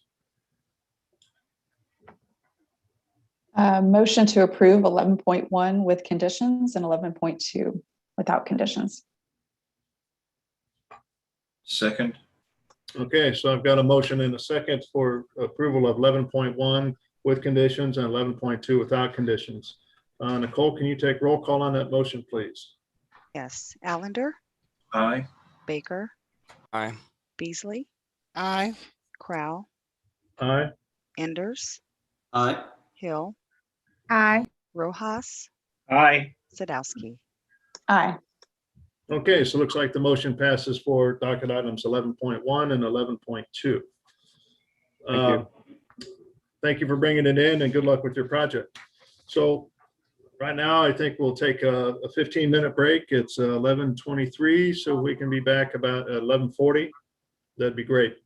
And then we'll hopefully get through the rest of the cases after that. Mr. Chair, I've got a hard 12 to, I need to be at another meeting. Will we Okay. get that next case in, do you think? It's the next one coming up. Just whenever you get done with your meeting, just join us back in whenever we get to that next case of which you can start. So Sure, it'll be about an hour and a half, so I'm not sure whether you'll be sure, but yeah, that's fine. We've got enough for a quorum, even on the cases of which we have a quorum established, so it should be okay. great. I'll call back in if it's any quicker than that. Okay, thank you.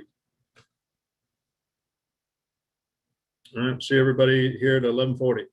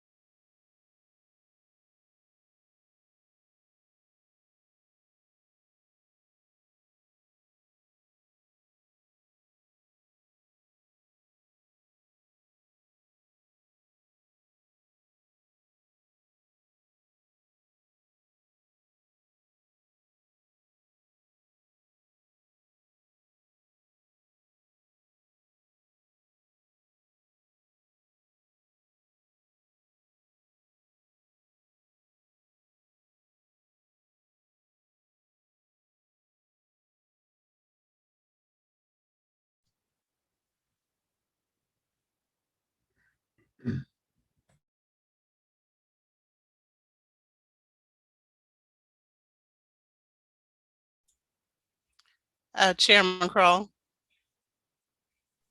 Yes, ma'am. I need to recuse myself from the next two cases. Let me do it once we come back into session. So, yeah, you can recuse now. So you're 12.1 and 12.2, or do you also have to add 13? I have to add 13 as well. Okay. Thank Well, you. don't go far. I'm not, I'm right here.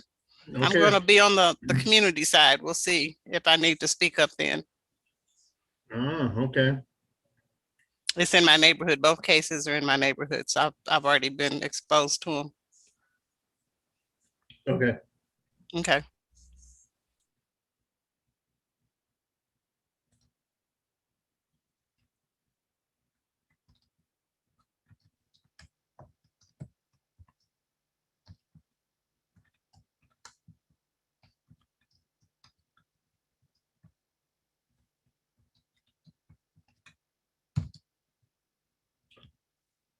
Joe, you back? Let's see. 1, 2, 3. Never left. 6. Okay. Okay, so this docket items 12.1 and 12.2, Commissioner Beasley is recusing herself. Mm-hmm. All right. So we're ready to get started again? Is everybody back? Sarah, are you back?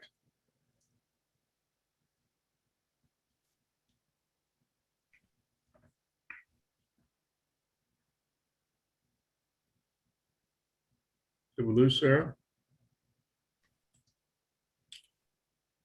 She may not be back yet.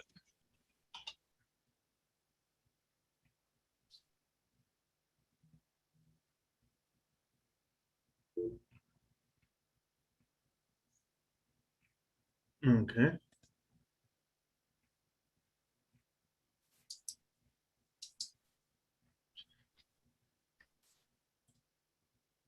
Oh, here she comes. Okay. Well, let's go ahead and reconvene the meeting with docket items number 12.1 and 12.2. 12.1 is case number CPC 2021-00078. Request to approve a rezoning from District R 0.5 to District UR Urban Redevelopment to allow for a multi-unit residential development with 3 buildings on about 5 acres located at the northeast corner of East 9th and Euclid Avenue. Docket item 12.2, case number final plat 2021-00012. A request to approve a final plat for the same. Olufu Agbaji is the staff planner. Okay. Mr. Chair, did you say there was a recusal on this? Yes, sir. Commissioner Beasley is recusing herself on this case. Okay. This next companion case is located just on the east side of town, east of the downtown loop, east side of downtown. It's located at 825 Euclid Avenue, where my arrow is pointing. Is the Samuel? Can't see your presentation. Okay, sorry. That's all right. Let me do this again. Sounds like there's somebody also that's not on mute. A lot of background noise. Can you see it now? Our staff is back in the office this week, and I think it's his cubicle neighbor talking. Oh, okay. I apologize. Sorry about that. That's why I have my headset on to reduce the noise. This next case is located just east of downtown, just east of the downtown loop, where my arrow is pointing. Specifically at 825 Euclid Avenue. And it's the area highlighted. It's a total, currently the overall, it's a Samuel Rogers Health and Wellness Center. There's an existing building located at the site. To the north of the site is the women's home. And this is the Woodland Elementary School to the east with a walking track on across Euclid. The site does have a walking track and auxiliary building. This parking lot is also part of the proposed rezoning. So the request before you is to rezone portions of the overall campus, which is 5 acres from District R 0.5 to District UR, and approval of a development plan that will allow for 62 units of multifamily residential development in 3 buildings, which also includes a community center. The companion case is a request for a final plat to separate this proposed development from the existing facility. So this is an overall site plan that shows where the existing facility, and this is the 5 acres that is under consideration today to be rezoned to UR, and approve a plan that allows for this long building, this other building, and also that includes this the parking to the east of that. This is a specific site plan that shows the layout. This is a rendering or elevation of the proposed building, and this was revised per staff's recommendation to provide some relief and additional articulation throughout the whole building, including additional windows and transparencies. This is the rendering of an elevation of the community building with a floor plan that shows what's being proposed. The applicant does have a more detailed presentation, so I'll just go to my recommendation. Staff's recommendation is for approval of 12.1 subject to the conditions attached, and then actually 12.2 is not approval, it's continuance to the next CPC meeting, July 6th. For the reason that we need to do a lot split that will separate this 5 acres from the overall 8 acres of the Samuel Rogers Holdings. So with that, I will stop my presentation and allow the applicant to either present it, unless there's any question for me. Olafu, I need to get back to the conditions. That's number 19. Okay. I'll tell you. Let me pull it up. The public engagement, was public engagement done on this project? Yes, it was, and the public engagement summary should be attached. So Okay. public engagement was done. So 19 is not applicable in this case? Yeah, I will take that out upon following this meeting. Okay.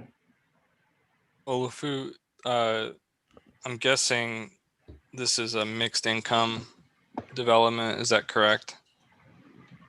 The applicant will be giving us a full presentation, so that's why I try to keep mine really brief so we can Sounds get good. to hear theirs. Okay. So if you can promote Kathleen Bowl and I think.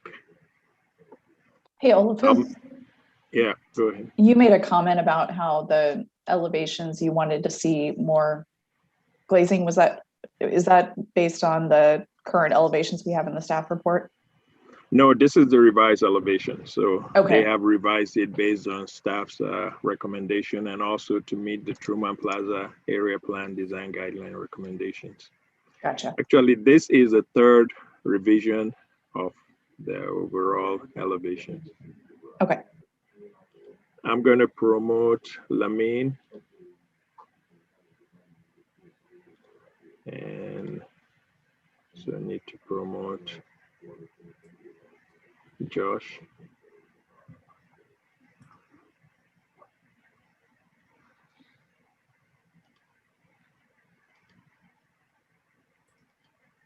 I don't know if the applicant's presentation is ready, but it should be Kathleen. Is Kathleen ready to present? Yeah. Yes, and I believe staff should have the presentation. I submitted it before the noon deadline yesterday. You want to go ahead and share your screen? That way you can skip through. Sure. Yeah, that way you can skip through. faster, then I will advance. So that way you pick and choose which one you want to. Yes, one moment. Okay. And I believe Bob Tice with Samuel Rogers may also be on. He does not have sound capabilities, so unless there was a call-in number, I think he'll be on, but isn't able to speak with this format.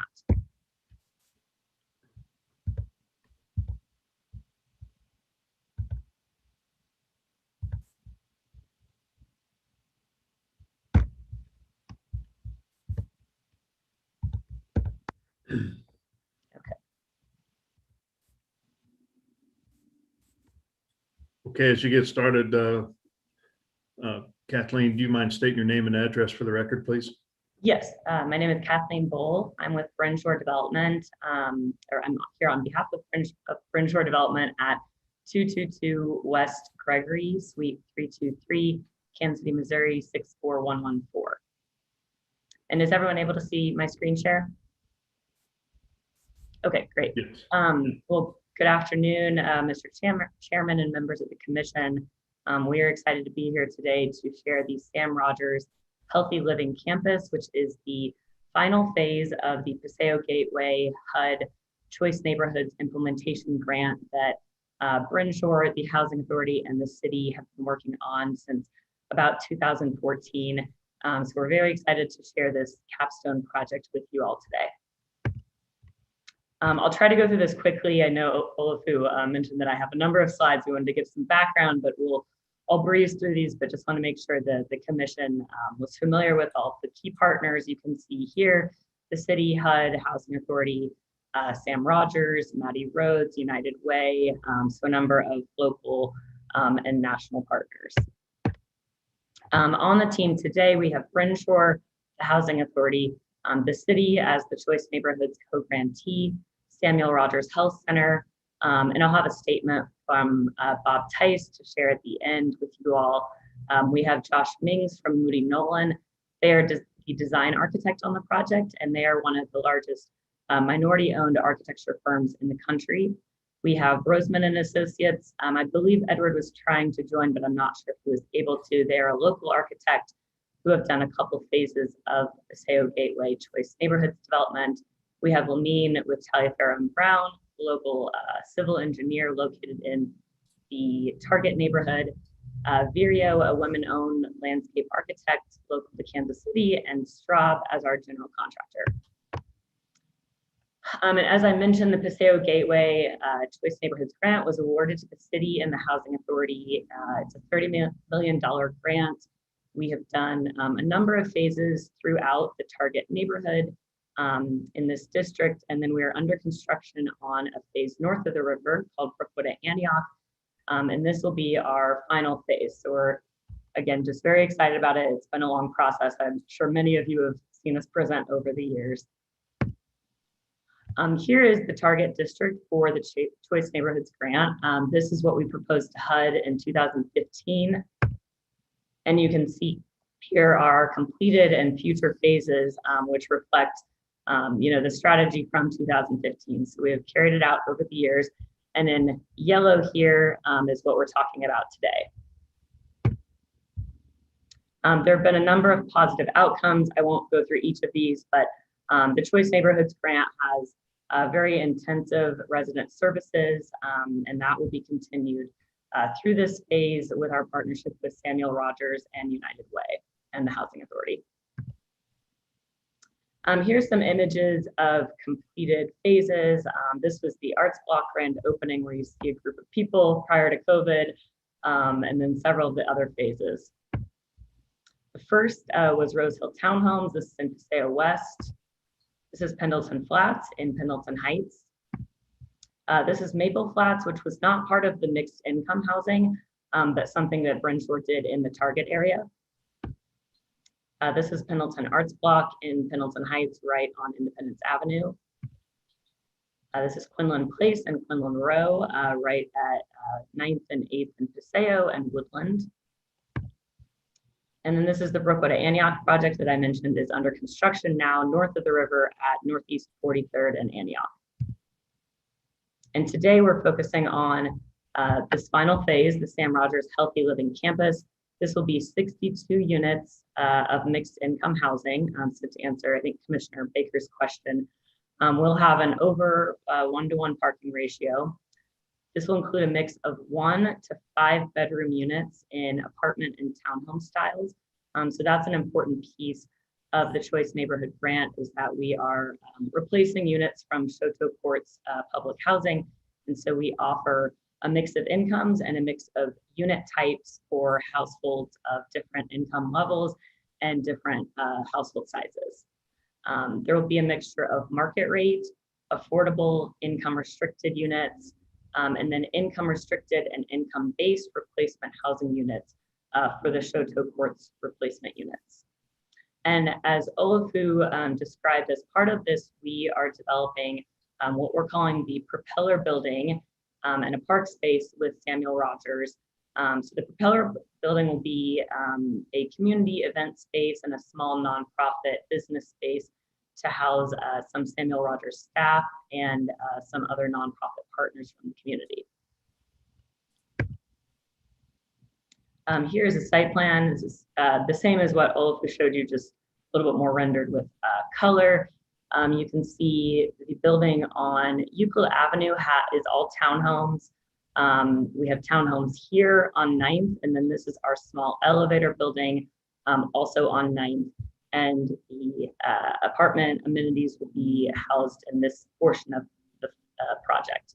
We'll have parking off of Euclid Avenue, as well as parking in this existing parking area at Brooklyn and 9th. And then this is the community building shown here. This will be developed in the footprint of the existing building that's on the site now, which is a small office building for Samuel Rogers. And then to the north here, this is the park area that will be developed with Sam Rogers. Here's a rendering of the elevation from 9th Street. So this will be the primary entrance to the residential communities and the leasing office. We'll have some of the amenity spaces on the ground floor here, and then you can see the townhomes up here. We've worked with the grade on the site to accommodate both townhomes and apartment style units. Here's a rendering of the Propeller Building. This is looking from 9th and Brooklyn towards the, I think, northwest. So we will replace the building that is currently on site, which is kind of more of a trailer type structure with a really nice building with a lot of transparency and community space, as well as some nonprofit and office space. And I just wanted to include this. We had the honor of hosting HUD Secretary Marsha Fudge and our Congressman Emanuel Cleaver last month around a number of locations in Kansas City, including Samuel Rogers. And so you can see in these images, we shared these renderings with her, and she was really pleased to see the work that we've done and the future plans for this site. You can see some familiar faces here, Mayor Lucas, Congressman Emanuel Cleaver, Bob Tice on the lower right, and then on the upper right, that is Dr. Rita Rogers, Samuel Rogers' daughter. And here you can see, we actually announced, HUD came to town and announced the award of this grant in 2015 at this site. And then this is, again, last month. So we really see this as going, full circle with Choice Neighborhoods and also with Samuel Rogers' vision. And I just wanted to share a quote from Bob Tice. Let me just pull this up as I screen share. So Bob wanted me to share that Dr. Rogers, this is Dr. Samuel Rogers, started the health center in the Wayne Minor Housing Project.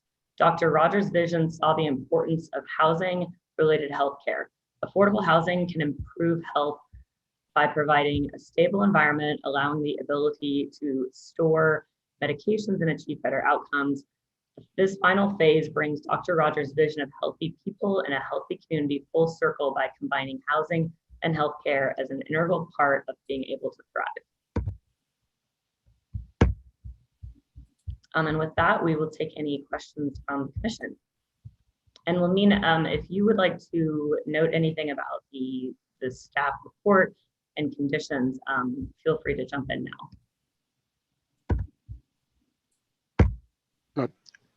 Thank you. Lamine Yang with Telephone Brown, 1020 East 8th Street, Kansas City, Missouri, 64106. I think Kathleen and Olufu, you guys did a very good job in covering the project, so I don't have anything else to add. Okay. Thank you. Are there any questions from the commission to the applicant? And Kathleen, do you mind stop sharing your screen so we can see everybody? Thank you.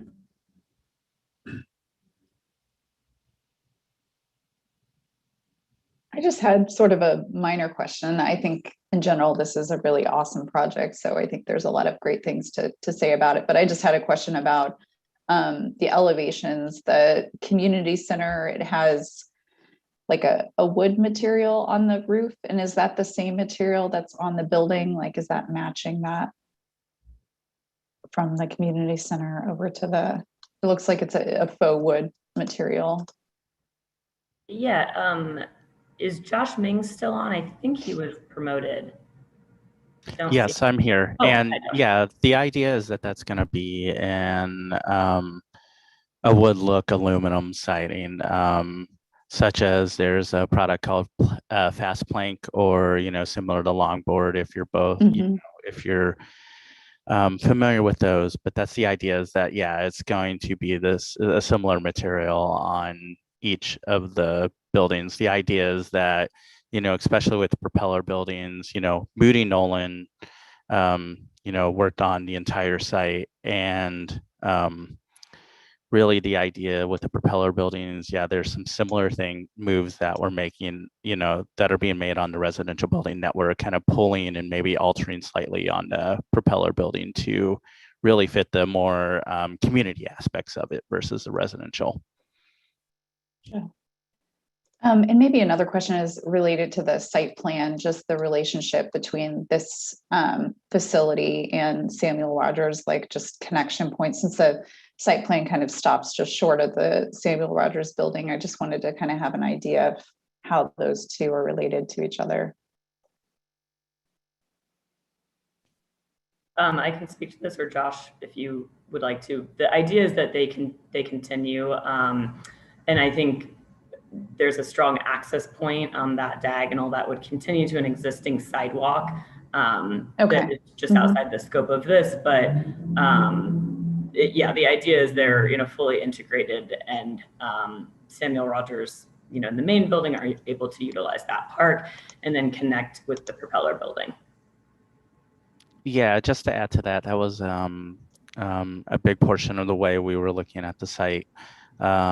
Just the idea of how the buildings all work together as a campus.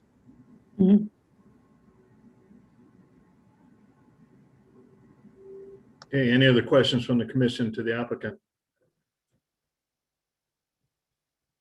Okay, so we'll go ahead then and open it up for public testimony.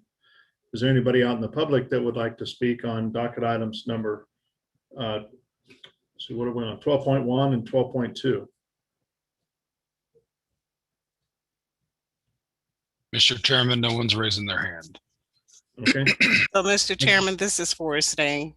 Okay.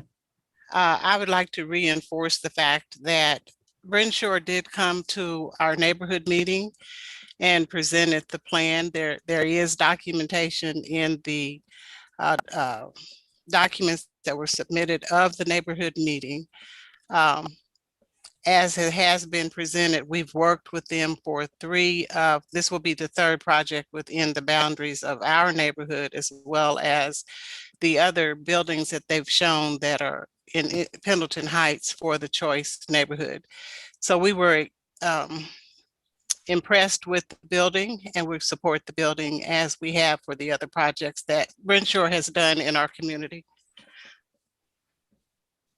Okay, thank you. So at this time, we'll go ahead and close public testimony. Anything else, applicant, before we talk amongst the commissioners? If I could just say thank you, Forstine, and I meant to note in my presentation, but yes, we did hold our community meeting. We joined an existing neighborhood meeting, working with Independence Plaza Neighborhood Council to present to them on June 2nd. We had about 12 participants, and we also shared this plan with them in the fall, I believe in September or October, before we applied for funding from the Missouri Housing Development Commission, and had a letter of support from the neighborhood at that time. So we have really appreciated their partnership and being open to us joining their meetings and sharing their feedback on the developments over the years. And I add one more tidbit of history to the site, if I might. The 825 location was the former site for Samuel Rogers before they built their new facility. And I think we call it the building, the Pelican Building. So just to emphasize how they are maintaining their connection to the community and developing their property as an asset, we'd like to reinforce that as well. Thank you. Okay, thank you.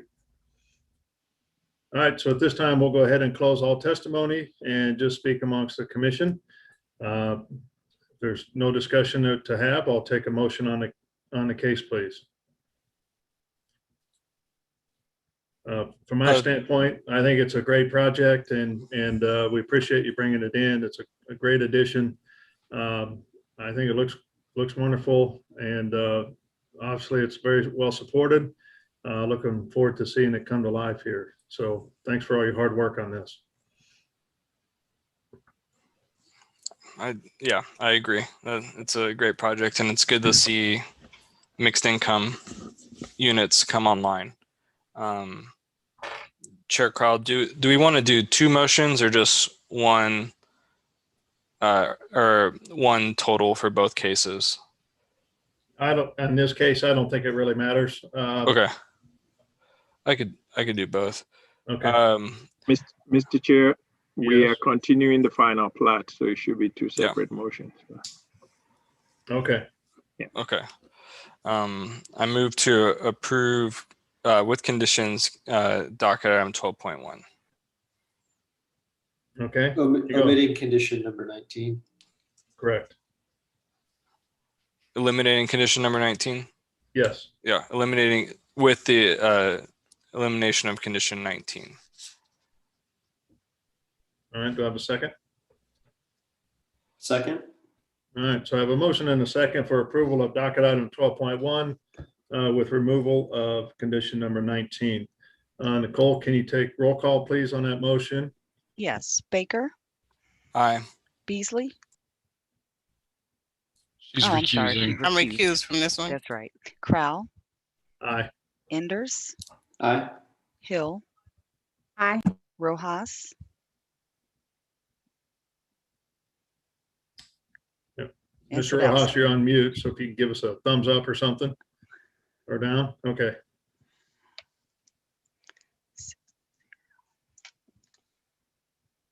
And Sadowski. And Sadowski. Yep. Aye. Okay, looks like the motion passes 6-0 for docket item 12.1. I move to continue docket item 12.2 to July 6th without fee. Okay. Got a motion, I need a second. Second. So I have a motion and a second to continue docket item 12.2 to the July 6th meeting. Nicole, can you take roll call on that motion, please? Yes. Baker, Aye. Crowell, Aye. Enders, Aye. Hill, Aye. Rojas, and Sadowski. Commissioner Rojas, can you please Aye. take yourself off mute when you vote?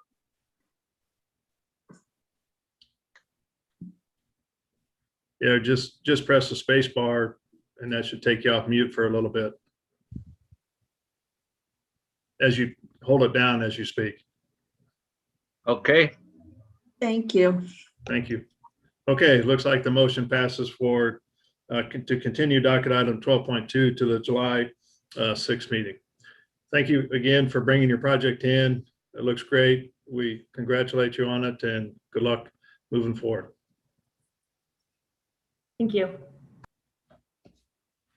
Okay, looks like we're ready for docket items 13.1 and 13.2, please.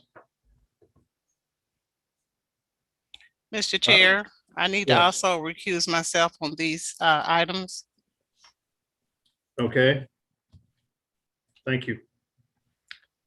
Docket item 13.1 is case number SUP 2021-00017. This is a request to approve a special use permit for light equipment sales and rental outdoor on about half an acre located at the northeast corner of East 9th and Chestnut Avenue. Docket item 13.2, case number SUP 2021-00018. This is a request to approve a special use permit for general auto repair at the same location. Jared Clements is our staff planner. Thanks, Joe. I'm just going to share my screen here. Okay.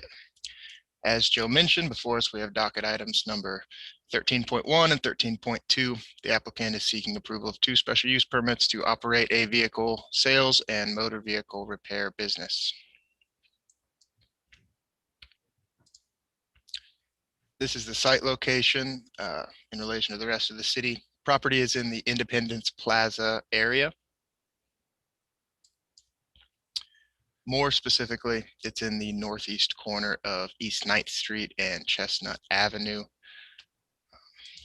This is a north-facing view of the property. The development of this site does not include the lot on the left there. These are elevations that were submitted very recently and so have not been reviewed by staff, but I thought I would include them to give the commission a sense of the appearance of the building. The new elevations include a brick veneer facade, one new window, and 2 awnings. This is the landscaping plan for the project. There is landscaping provided here along Chestnut Avenue, as well as some interior landscaping. Staff has asked that the applicant provides a landscaping buffer between the east side of the property and the residential use there. These are the special use permit approval criteria. The applicant has been made aware of a number of revisions that need to be made to come into compliance with code prior to going before CPC, or variances be granted prior to final approval.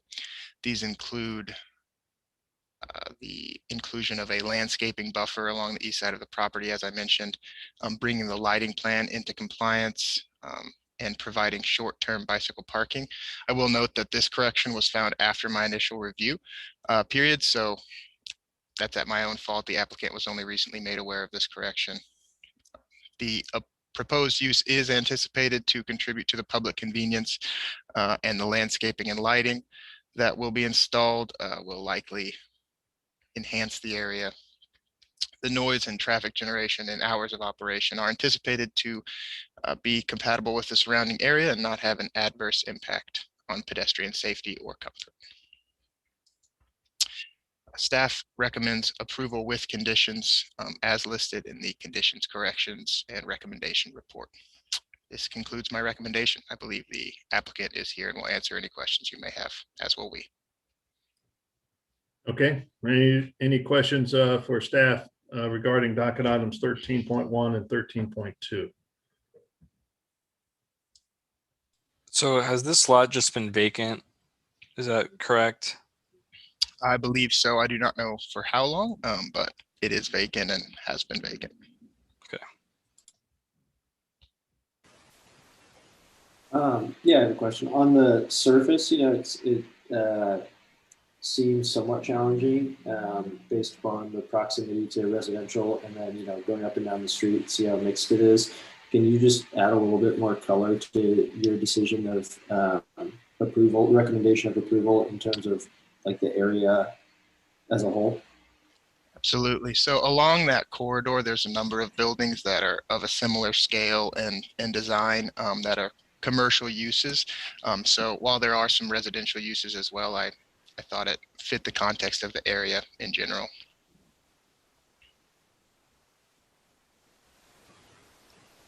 And there isn't any requirements on transparency on the south elevation facing the street? I don't believe so. They did include a new window, but I didn't find it in my review. I can look into that more though. Okay.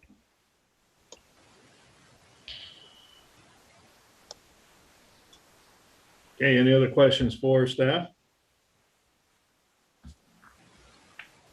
All right, well, let's go ahead and welcome the applicant for this project. Good afternoon. I'm George Nyerzel, the architect. I'm not sure what happened to my video, but sorry about that. I apologize. I am the architect. With me, I believe, is Elias Mohammed, or he's going to be shortly with us, the owner. We agree. My video. Thank you. We agree that we will provide the bicycle parking and also revise the lighting plan to eliminate the spillover, additional spillover. I'd like to address some of the points in the report. We believe that we are in compliance with 88425. It seems like the zone in point is the right-hand side or east property where we abut residentially used but commercially zoned property. We don't believe that a landscape buffer is required, and we don't have 10 feet there to give. We have spoken to, or we're trying to speak with the neighboring property owner on that side, who is also the previous owner of this site, to find out what their preference is on fence, whether solid or chain link. But we are willing to put hedge row there and shrubs, but we don't have any more property to give than the 5 feet that's there. But we believe that the 88425-5 perimeter landscaping of vehicular use areas is not required on that side based on the commercial zoning. Also, regarding the landscaping, we do notice that we have omitted the hedge plants from the street side, and we're agreeing that we will put those back.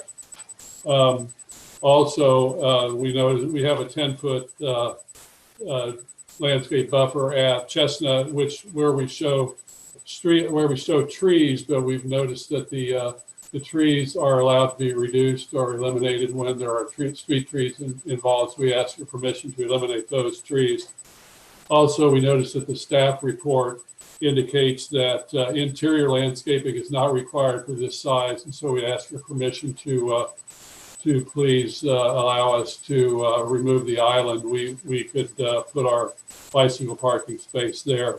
On one other item, and I'm not sure if this is the right place, the neighborhood organization president suggested that maybe we should go with an 8-foot fence for security rather than a 6-foot, and that appears to be allowed, though the drawings that you're looking at offer an 6-foot fence. So we'd like to be allowed to change that to an 8-foot fence with your permission.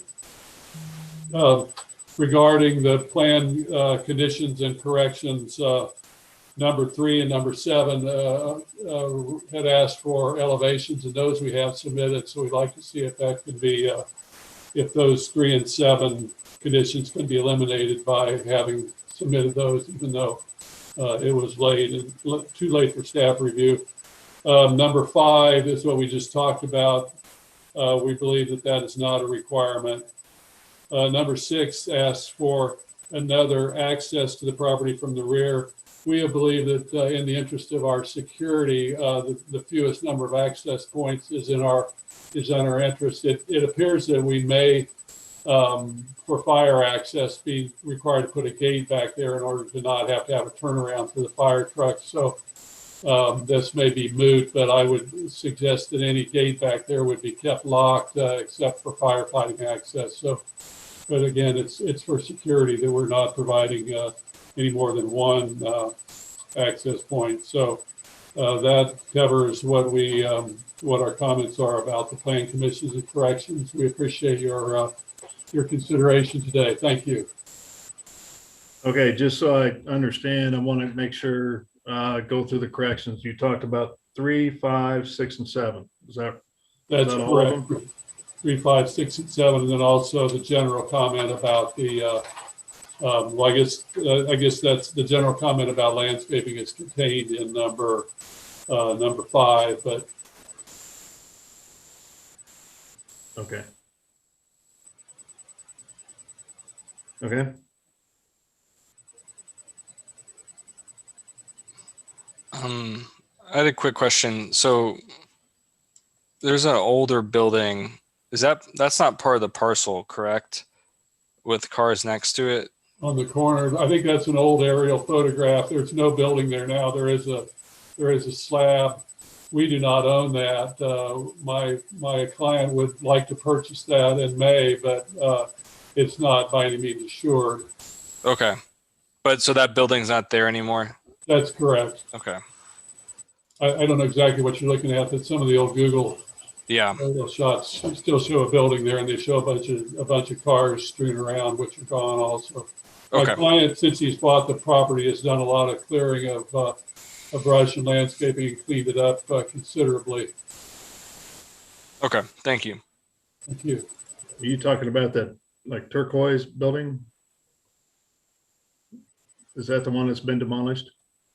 Looking at the right thing? I don't know what you're looking at. Are you? It's right on the corner. Yeah. It was on the corner lot. It didn't exactly sit right at the corner. It sits actually just a couple of feet from our property line, but it's not there anymore. It's just a slab. Okay. All right. Any other questions for the applicant?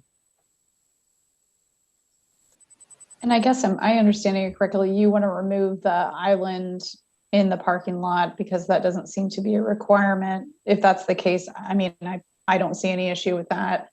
But I think what you are not willing to do is to put landscaping on the east side of the parking lot between the fence and the parking spaces. Is that correct? I think we could put the landscaping there, but we would like to do it within the 5 feet rather than being required to include the full 10 foot, which is usually a buffer because it's not required by the ordinance. So you probably have like at least a couple feet between the curb line and your fence that you could put some. I think we have 5 feet on the site plan. Okay. Okay. I mean, that seems sufficient to me for just small shrubs and things like that, just to make it a softer edge.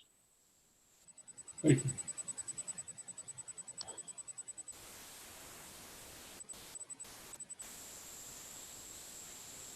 Okay, any other questions from the commission to the applicant?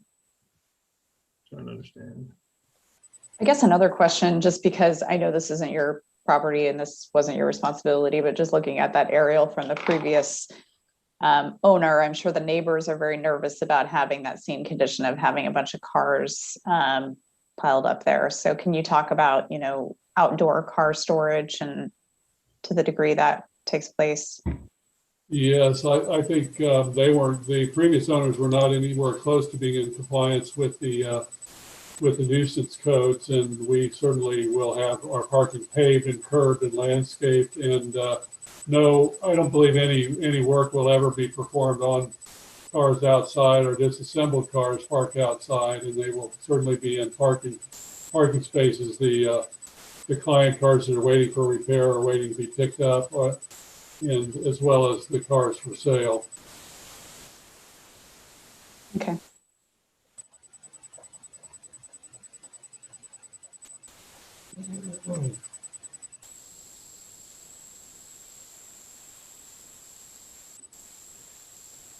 Okay, any other questions?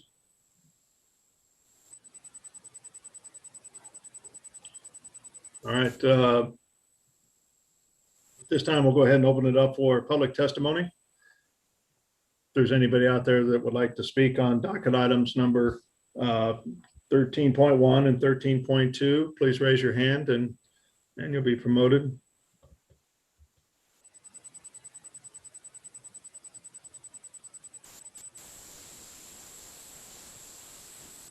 Is anybody out there, Joe, that wants to speak on this case?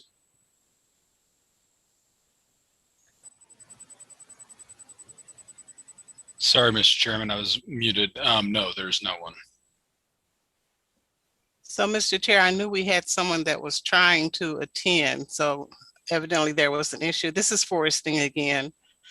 As with our last applicant, we have met on 3 occasions with this applicant, as well as I did see they had I think they had a summary in the documents that they submitted.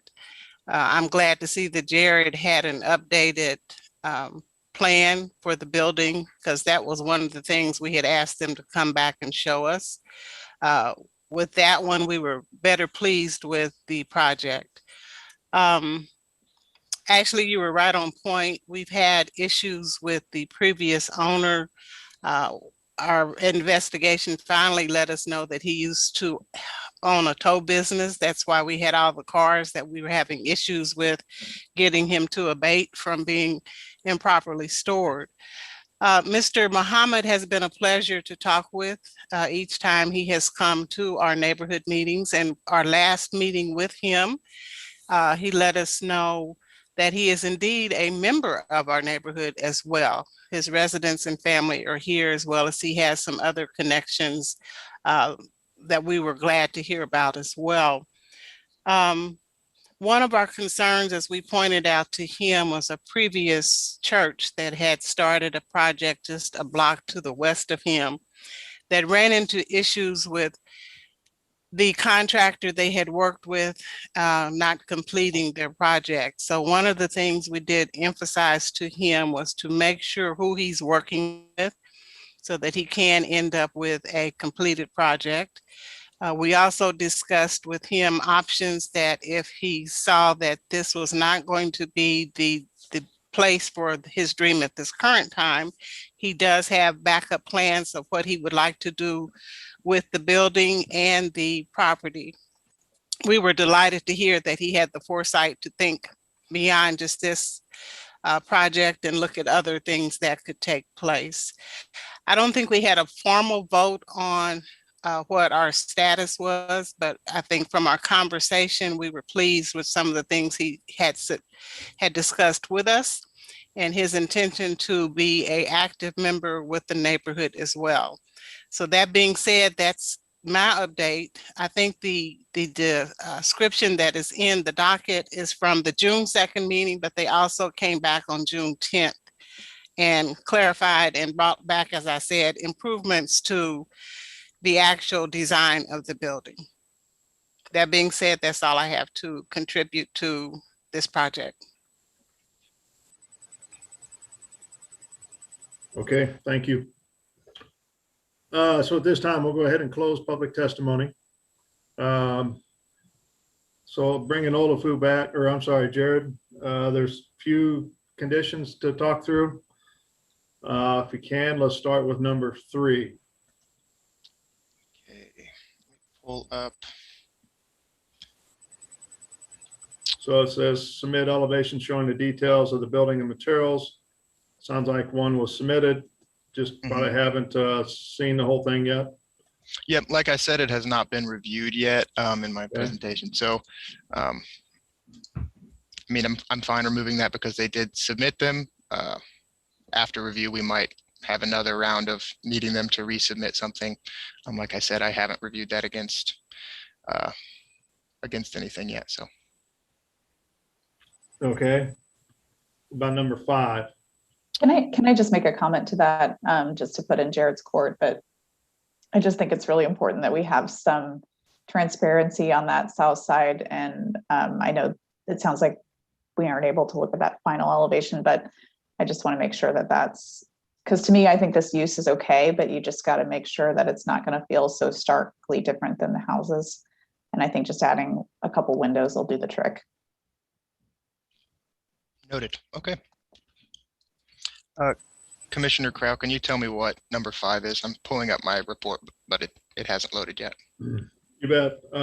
Install additional landscaping on the east side of the property to act as a barrier between the commercial use and residential use. Yeah, so that correction, the sort of, I can't think of the word for it, but coming to terms with a 5-foot landscaping buffer, as long as there is something between the residential use and the commercial use there, I think is the intent of the code. I would be comfortable with changing it to being a 5-foot buffer.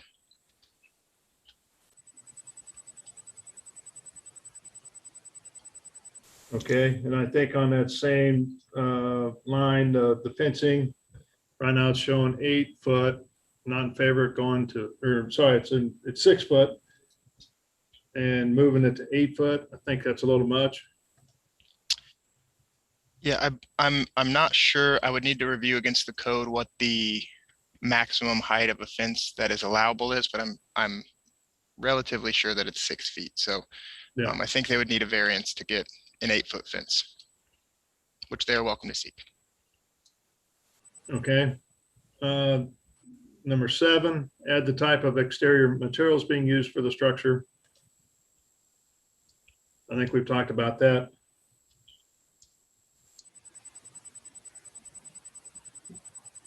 And then number 6, add another access to the property from the rear to better assist with traffic circulation.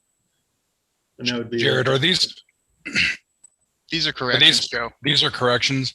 Yes. So, Mr. Yeah. Chairman, these will all go away as soon as Jared completes Yeah. his review if he's found that they've complied with those corrections. Yeah, that's why I'm thinking that, they stay on, and once they're addressed, then you can start crossing them off. That's right. Yeah. Okay. Does that sound reasonable to the rest of the commission? So I didn't hear anything about the access point. And so is staff okay with not having that access, that rear access point? Yeah, I think the comment from the applicant was maybe putting a gate back there, just so you can access the alley if need be. Does that I think it seem would, reasonable? to clarify, I think it would be to go to the street, because there's a little grade change to the alley, and the alley's pretty narrow to turn into, and it's not very well improved. Okay, so you're talking about there on the west side to, That's not correct. Yeah, could be a fire truck wide and with a fire truck gate. okay. And that would be an access point that's hardly used. It's only it's there if needed, but not used all the time. Is that correct? Yes, correct. I think that's what I'm proposing anyway.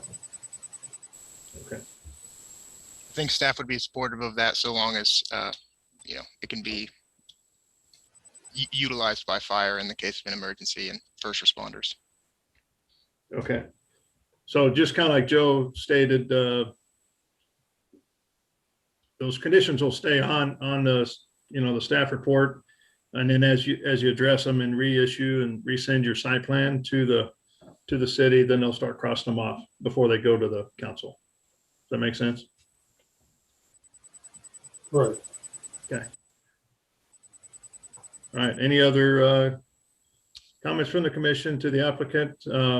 Or applicant, do you have anything else? No, thank you very much. Okay. So we'll go ahead and close all public testimony and speak amongst the commission. If there isn't any discussion, I'll go ahead and accept a motion.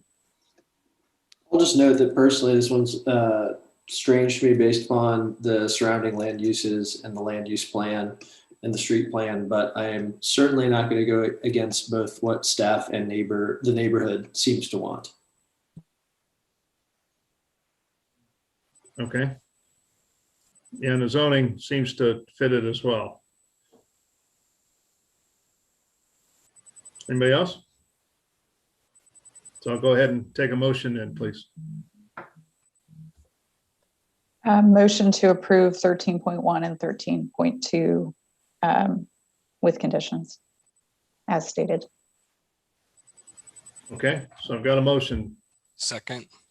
So I've got a motion and a second for approval of docket items 13.1 and 13.2 with conditions stated in the staff report. Nicole, can you take a roll call, please, on that motion? Yes. Baker, Aye. Crowell, Aye. Enders, Aye. Hill, Aye. Rojas,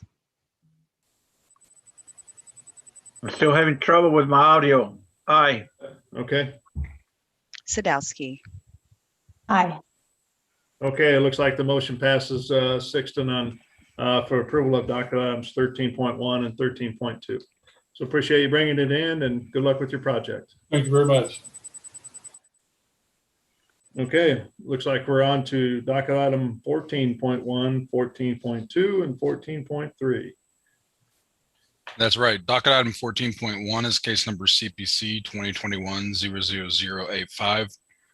A request to approve the 29 Bell Urban Renewal Plan and declare the area blighted and insanitary and in need of redevelopment and rehabilitation as required by the Land Clearance for Redevelopment Authority Law of Missouri on about half an acre located at the southeast Still corner. is.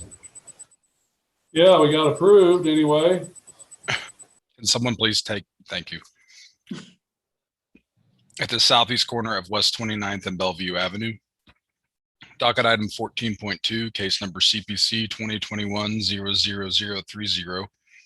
Request to approve an amendment to the greater downtown area plan by changing the recommended land use from residential urban low density to residential medium high on about this half an acre at the same location. And docket item 14.3, case number CPC 2020-00186.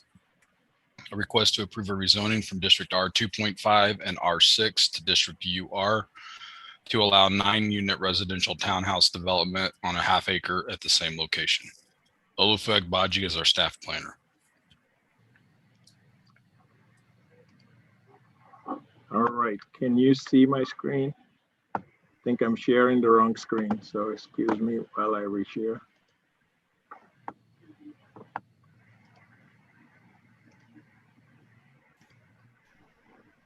Does that work? Yes. We got it. Thank you. Thank you. Thank you, Joe. Thank you, Mr. Chair. This 3 companion cases, so as Joe has described, is located and what would be the west side, just where the 35 goes into the state line, across state line to Kansas, specifically just at the southeast corner of West 29th Street and Bellevue Avenue. As you can see, to the west of the site is, to the east of the site is Southwest Traffic Way, and west east of that is Penn Valley Park. And then I-35 is just to the north of the site. This is a closer look at the site showing the area. The current zoning on the site is R6 along the north side, and then R2.5 on the south part. And then I'll show you some pictures of what is around the site. This is a picture of the intersection of West 29th Street is on your left, and then Bellevue is on your right. So you can see the site is just heavily wooded and it's been vacant. I don't know for how long, but it's been vacant for a while. Going further down within the R2.5, this is the existing industrial building that's just south of the proposed site. I showed this aerial view with the contours on it so you can see how challenging the site is. So there's about a 40-foot grade change from the western property line all the way to Bellevue Avenue. So you can see that's what the topo line shows. Again, this is the existing survey that shows the same topo that I just showed you. This is the site without the topo, but you see that even though this is improved public street, there's a need for those amenities, which is curb, gutter, and sidewalk to be done along both 29 and Bell, because they've been in disrepair and there's not been any activity on this site for a while. A brief background on this case: they originally applied for this case back, I think, December 2020. no, December 2019. And it's been continued by the Plan Commission several times. And the last continuance was on May 4th. And they're coming back and they have submitted revised plans. And the main reason for the first continuance was to allow them to first submit an area plan amendment. And then because they were seeking incentive, they also had to apply for the incentive plan, which is one of the accompanying plan, the urban renewal plan that's part of this application now. The overall UR development is a request to approve 9 units on this lot. So to approve 9 multi-family townhomes. And this is what they will look like. I will show you a cross section. So the idea is to have everything front on Bell with garages along Bell, and the building is kind of recessed and staggered to provide for balconies and additional use. So based on the topography, the building is designed. The proposed elevation will just be hardy plank, cementatious fiber, and then stucco in different colors. Here's a rendering provided by the applicant. So you can see the building is kind of recessed in and out. So I think 4 units in the middle and 3 units in the middle, 3 on the north and 3 on the south, pulled further, and then the 3 in the middle pulled backwards. So when you see this cross section on the lower picture, this is what the building will look like. So there will be certain, they will drop down and provide detention in the rear. The area hatched in the east side of the building is supposed to be the detention basin. With that, staff's recommendation is for approval of the UR plan with no comments on the blight.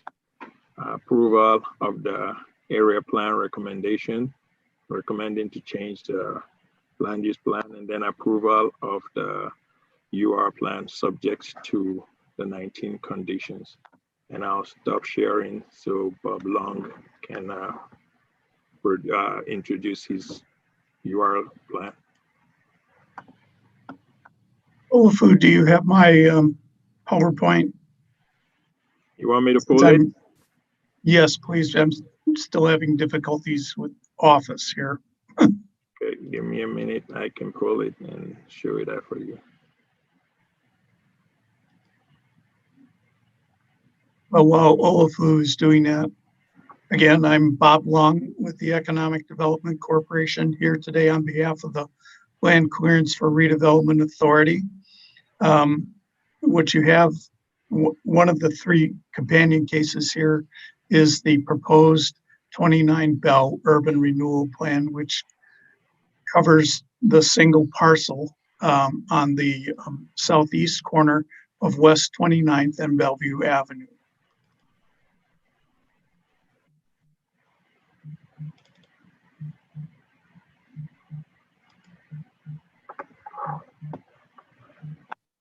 Bob, I have to download the plan from Compass, so give me a minute.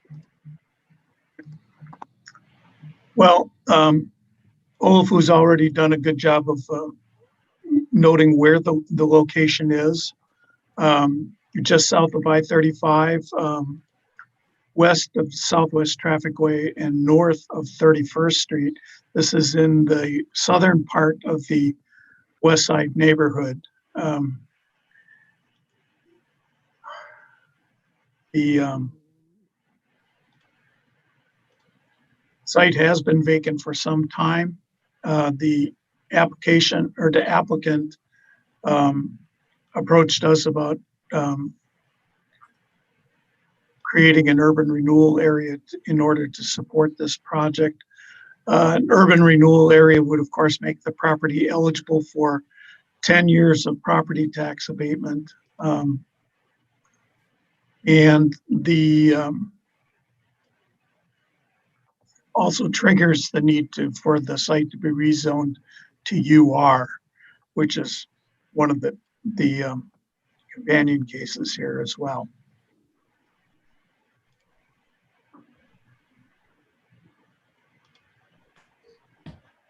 And I know the Right, Bob? proponent also wanted to make sure that I mentioned that the 9 townhouses that would be constructed as part of this project, there you go, would be for sale units, not rental units. Okay, so here's the general location, showing it just west of the Southwest Trafficway and south of I-35. Next.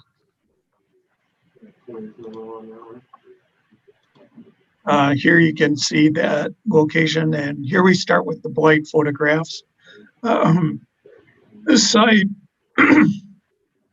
as Olafu pointed out, a major grade change coming from west to east, as well as from north to south. The site is very heavily wooded and contains a lot of brush. The sidewalks on the north side are broken and need to be replaced. Here you can see some of the remaining retaining walls from previous residential development on the site. Those houses have been gone a very long time. Sorry to interrupt. Olafu, could you mute yourself? Oops, sorry. Thanks. And you can see some of the trash and litter that is evident not only along the edges, but throughout the entire site as well. Even the retaining walls from the previous residential development are very badly deteriorated or missing completely at this point. In the right-hand photograph, you can see some of the erosion that's taking place because the stormwater just runs down the hill. Next, please. So the proponent is Remez Partners LLC, which is affiliated with Exact Partners, which has developed a number of multifamily projects along Troost and in Midtown. This specific site has been vacant for a number of years following the demolition of deteriorated houses. The site is very badly overgrown. The proposed plan calls for the development of 9 3-bedroom townhouses. Insanitary and unsafe conditions consist of overgrown weeds and brush, garbage, illegal dumping and littering.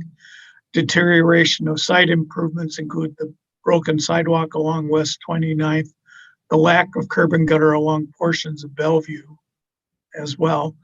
And the site is unsecured and unposted to prevent trespassing, which is a menace to public health, safety, and welfare.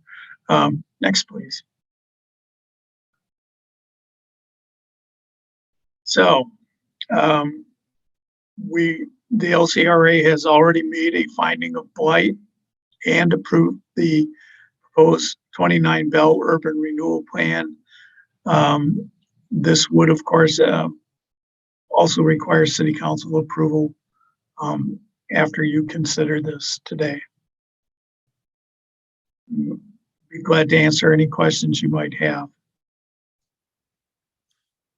Bob, did you say there were houses that used to exist on this site? And if so, how many were there? You know, it's really hard to tell how many. I believe that the parcel that exists there now originally consisted of about 7 or 8 lots that have been consolidated now into a single parcel. It's hard to tell because so many of the improvements have been gone for so long, other than trying to count stairwells and retaining walls on the north side of the property there. It'd be very difficult to tell how many houses were actually there last. Okay. Mr. Chair, Mr. Chairman, this is Olafu. Yeah. There's actually 9 platted lots as part of the development. Okay. Bob, sorry. I was just going to say, as far as this current development or that was there previously? The underlying platted lot, and I think I do have that if you want me to show you. It's what's there now and what has existed, Mr. Chair. It's not necessarily indicative of how many houses there were. There could have been fewer. There could have possibly been more, although they would have been very narrow. Yeah, okay. I just want to check. Really, I want to confirm and understand how many, if any, structures were there in the past. Yeah, well, as you can see on Olafu's screen there, there were 9 lots, all of them pretty much fairly narrow and long. Okay. So, Similar to what's on the west side, you see where the houses that remain are kind of the same. This is more recent, so I think it encroaches onto the other lot. Okay, thank you. Bob, I have a question for you. So I'm a big fan of incentivizing development, and Commissioner Sadowski sent across this kind of 101 course for new planning commissioners, and I started watching it last night. And one of the things it mentions is, you know, the downside of using something incorrectly for one project and the precedent that might set and how that could come up in other cases. And so I want to incentivize this, but to me, it doesn't look blighted. It looks like a hill, and maybe it wasn't built on with 9 homes in the past that have deteriorated. Can you help convince me and put my mind at ease that it's okay to call this blighted and that it doesn't set a precedent for the next time someone finds a challenging hill that's overgrown? I like infill development. I like the idea of these townhomes, but it doesn't seem like it's the appropriate fit. okay, I understand your concerns. Nobody likes to have a property designated as blighted. It does kind of create a perception of a stigma when a property is declared blighted. Under the LCRA law, the property does meet the criteria for blight or insanitary conditions because of the overgrowth, the littering, the trespassing, the deterioration of the existing site improvements, what's left of the site improvements that were there. I suspect that there are probably house foundations still on site. And you know, it meets the legal criteria for development or for designation as blighted. Personally, to me, any lot inside the urban core area that is now vacant, to me, really could be considered blighted because it's not in a productive use anymore. And that is one of the criteria as well. I didn't specifically point that out, but you know, this property used to have a number of homes and now is vacant and is producing very little tax revenues for the property or for the taxing jurisdictions. And is that contingent upon whether there were homes and it's now vacant, or is it just if it's a lot that is vacant? Does it matter one way or the other? Well, most of the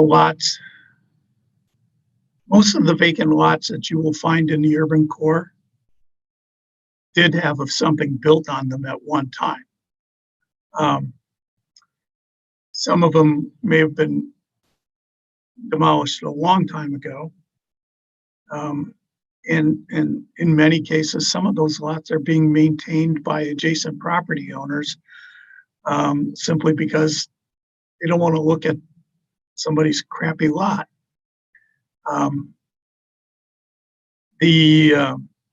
But in many cases, you know, we run into cases where the buildings were demolished, houses were demolished, And they were simply pushed into the materials were simply pushed into the basements and then covered with dirt. Well, you know, and even if you crack the foundation and the basement floor, you're going to have water retention. You're going to have a lot of rotting wood and materials on site.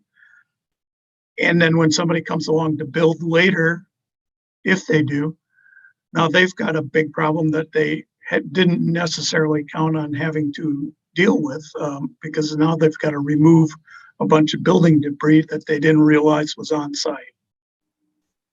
Yeah, that's very compelling. Do you think it matters whether, is it safe to assume there's usually something in most vacant lots, or is it something that should be, you know, someone should dig a little bit and see, or is it something that it's just not necessary to understand whether that's the case? Well, if it, you know, I know the current city code does not allow you to just simply push building debris into the basement and cover it up.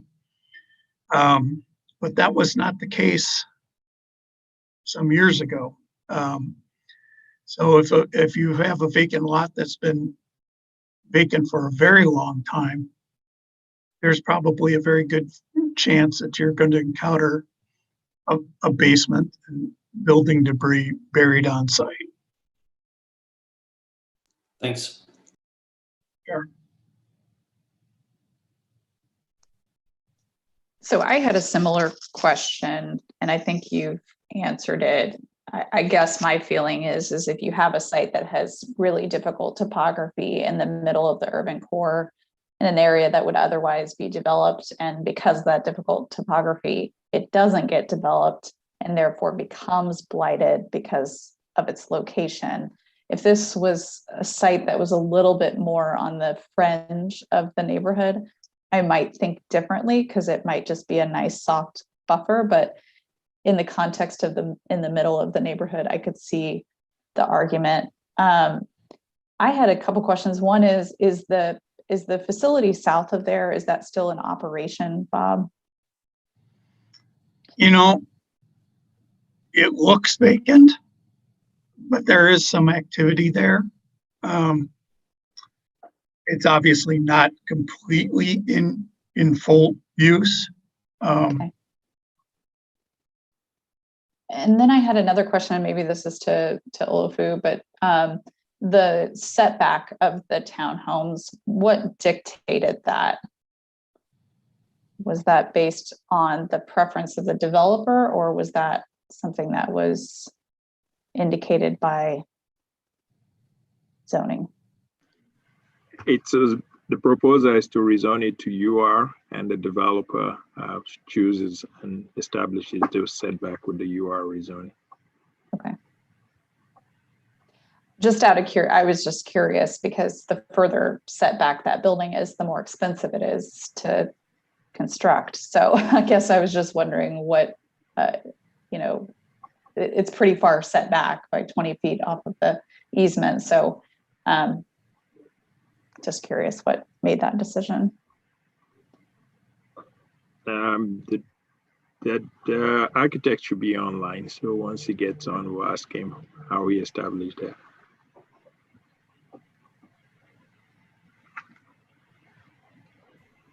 Okay, any other questions for Bob?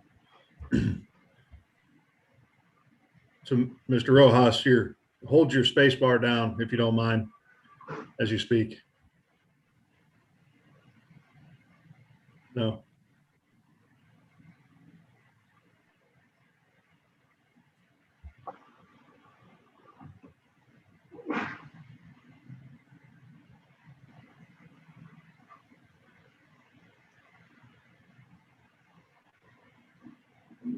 Can the host unmute him, Joe?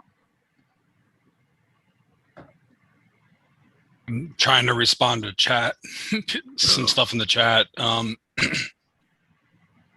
do you need unmuted? Mr. Commissioner Rojas. Try to unmute him, but we can only ask to unmute. Okay, thanks you. It doesn't. There you go. We can hear you.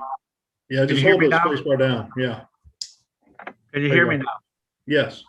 You can hear me? Yes. Okay.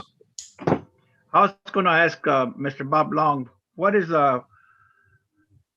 most of those houses around here do have basements. As have you indicated that debris has been pushed down into them?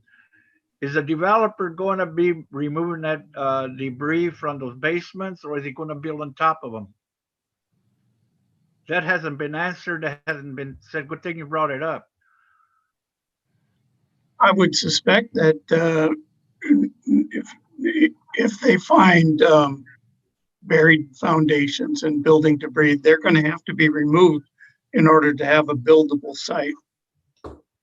Yeah, because when they knock the house down now, the rules are that you have to remove everything, fill it in according to city code now, and it seemed to me that would apply to the developer, not be allowed to build on top of debris. No, they won't be allowed to build on top of debris. They would have to remove anything that they find buried on site. Okay, thank you. And I'll just add, even beyond just the requirements of the building code, structural, like foundational design would dictate that too. So they just wouldn't have the ability to do that. Okay. Any other questions for Mr. Long?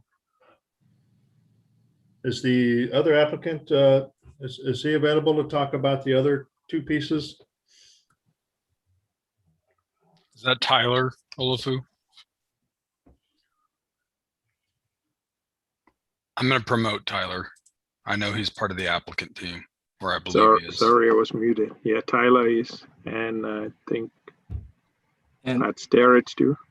yes, Pat Starrett of Starrett Urban, and Tyler should be on the panel, as well as Bob Mayer. I am. I was just able to join. Okay. Great. Pat Starrett of Starrett Urban LLC, and with me is Tyler Asby from Exact Architects. We are both, and Bob Mayer of MR Capital Advisors. All three of us are part of the development team with Hermes Partners LLC. My location is 3946 Springfield Street in Kansas City, Kansas. And as noted, these are 9 townhomes originally proposed in a single line with no setback, with 2 bedrooms. But after participation with the neighborhood and some meetings, we had 3 meetings, one each in February, March, and most recently here in June, a little over a week ago. We have changed those to 6 2-bedroom townhomes and 3 3-bedroom townhomes, and originally proposed as rental product, but they are now at the behest of the neighborhood, will be for sale. They will be in the range of about $239,000 to $249,000 as far as price points, and the tax abatement will help make those affordable to right now, as it stands with the current mortgage product that's available, between 60 and 70% of area median income for households in the area. We are also working with the Hispanic Economic Development Corporation to and working with city staff in the housing department to secure additional home funds that would help write down mortgages and broaden the base of people that would find these homes to be affordable, and even drop the price points even further, so that it would appeal to folks in lower area median income levels. I'll let Tyler talk to design issues, but before getting to that, I'll also talk about our interaction with the neighborhood. As I mentioned, we've had 3 meetings, one in February that was attended by 24 people. Again, their major concerns were primarily density, parking, and the rental versus home ownership question. We came back in March with a home ownership option for those 9 units, which was favorably received. And we still had some questions about parking. The setback provides more parking for the 3-bedroom units that are there in the middle of the development, and that's the primary reason why that was done. And still some questions about density, but really, in order to be able to make the project financially feasible, and especially with the increased construction costs that we've seen here over the past year, we need to keep that at 9 units. The zoning actually allows for up to 11, and to be able to keep those at a more affordable price as well. Again, as I mentioned, then we had a final meeting then in June that was attended by about 12 or 13 people, and parking and price points were the main concerns that were brought up at that time. Tyler or Bob, if you want to add anything about the design or about the development team, please do. Tyler? Yeah, thanks, Pat. Tyler Asby, I'm the project manager for Exact Architects, 3829 Main Street, Kansas City, Missouri, 64111. So as mentioned on the design side part, to Ashley, to your point, the building is set back where they are based on off-street parking. And so where we have a garage, we have 2 parking stalls in the driveway and then 1 in the garage. And then those center 3 units are set back because there's actually a lower level bedroom for accessibility. And so those have a longer driveway to allow for 2 additional cars off street. So part of the neighborhood feedback was, again, the fear of on-street parking and density, road clearing, snow removal, things of that nature. So we want to make sure that there was enough off-street parking. In addition, they kind of spoke to it. We will be replacing all existing curbs and gutters and sidewalks. And then where they're not existing, there will be new sidewalks, new curbs, new gutters, including that new stormwater detention. With that, I think I'm open to take any discussion on the design side.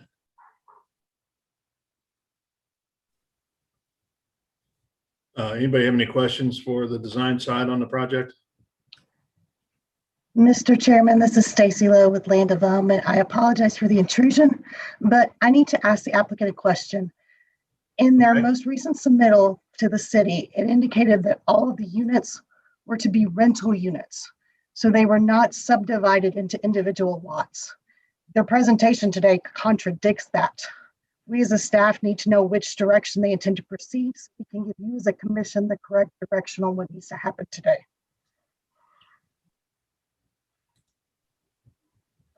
Go ahead, Pat. I'm sorry, that's correct. It will be ownership. It will be owner occupied housing that will be in the development. Then, Mr. Chairman, the preliminary plat that you have before you today being considered cannot be approved. It is not accurate with that statement. Okay. So this is Tyler Asby again. So to Stacy's point, the way they established the preliminary plat was the single lot for the townhouses, and then the tract A for the detention or retention basin. So when we were discussing with our surveyor and city staff, they talked about having the ability to do the lot split once we're under construction and once we know the actual demise mall locations. And at that point, for the final plat, we would establish those lots as for sale.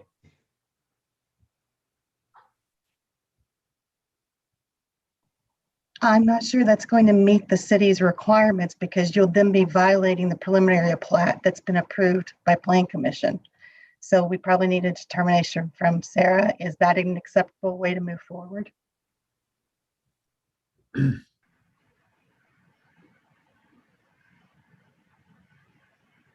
mean, I'm in agreement with you, Stacy. I'm not sure that you can move forward that way if the final plat doesn't fit with the preliminary plat. Yeah, I mean, I agree with you, Stacy. And Stacy, are they able to finalize the demising wall locations of the final plat? So even if those aren't quite accurate in the preliminary, that's where they can firm those numbers up? Commissioner Sadowski, it's kind of a very inherent design difference on how they're doing the entire project. When you set up, yeah, I agree on that. I agree on that point. I guess I'm just wondering, like, to his point around like verifying the demising walls, if they're able to just get that as part of the final plat. I agree, though. The problem is that you, as City Planning Commission today, are considering a preliminary plat that has a singular tract, which would contain all 9 townhomes. We can't allow that to move forward if their intention is to do 9 singular units, because when they apply for the final plat, it will violate this preliminary plat you're approving now, and we would have to send them backwards in the process. I'm trying to make sure we iron this out today so that we can get the correct preliminary plat approved so that we don't have to reverse the process at some point in the future. Excuse me, Mr. Chairman, Stacy, I do have two conditions here, condition number 5 and condition number 6. The condition number 5 states that the developer shall cause the area to be platted and processed in accordance with 88 Code of Ordinance as amended. This is the final plat, which is the land plat to create Lot 1 and Tract A, allow for further subdivision via minor subdivision per 88-535. And then condition number 6 reads that the developer shall cause the area to be further subdivided via minor subdivision pursuant to 88-535 to create individual unit prior to transfer of each unit. This will allow for up to 9 units. And the reason we are doing that is that you cannot final plat a minor subdivision till the foundation is poured. But the land plat is the one that allows for the building to be built, knowing full well that will be going forward, and then additional 9 units will be further subdivided. It also allows them to do this because minor subdivision currently allows you a maximum of 5 until we change the code. So this will allow them to do a minor subdivision for all 9 units following the pouring of the foundation. Does that clear it for you, Stacy? Not really, because all along we have asked the developer very specifically if they intended to do owner units or rental units. Every documentation I've reviewed have said rental units until today's presentation, which changed it to owner units. So it's very hard as staff to accurately review these projects when we're not presented with accurate information from the developers. I don't know what to do at this point. I am very frustrated and I don't know how to move forward.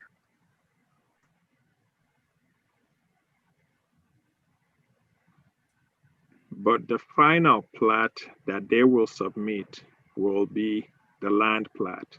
They cannot do the preliminary plat. If they submit a preliminary plat sheet that shows the 9 lots, will that suffice?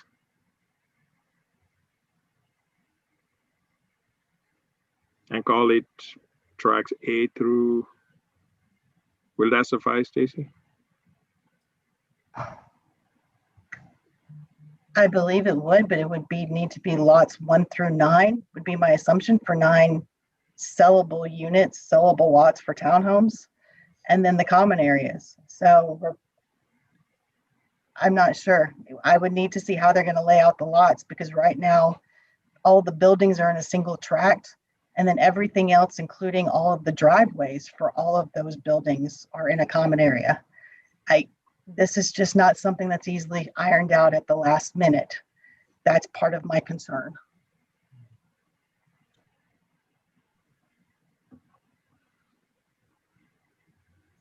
Chairman Kraut, may I Yes. speak a minute?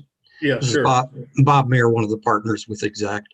I wanted to, I think I understand the concern that the staff person has, and I have not been interacting with her. I've been interacting with my team, but I will tell you this, that it was the intent originally to do these as rental.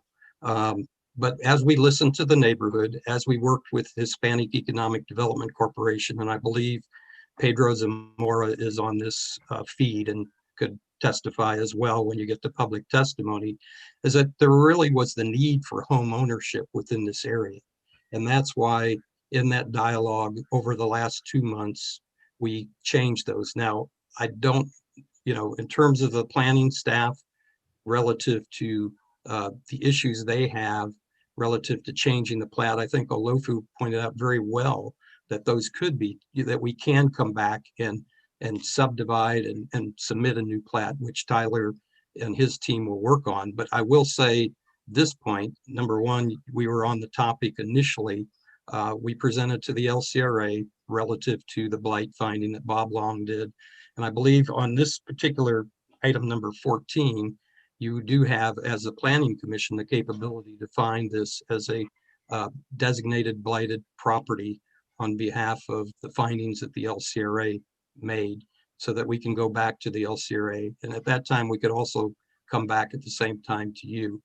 And I will say that we're working very closely. You know, I know there's some people that are in the community nearby that have opposed this from the beginning, and there's nothing we can do about that. But specifically, we believe that this project will enhance home ownership within the Hispanic community, because our goal is to work with Hispanic economic development to identify those homeowners. So I would hope that at least today, relative to this plan, that you can improve item number 14, which is determining the URD zoning. And then certainly we can come back and work with Olofu as we work on the single platting with staff. So that's my comments. Okay, thank you. Yeah, I was just kind of curious if at this time, if it's platted as a preliminary plat with a one building, and then come back later with a preliminary and final plat at the same application, showing the division of the actual building itself into 9 different lots. I think that's possible. Okay, any questions from the commission at this time regarding the project itself? We need to kind of keep moving on here. Okay, so let's go ahead and open it up for public testimony. I know there's a few people available that would like to speak about this particular case.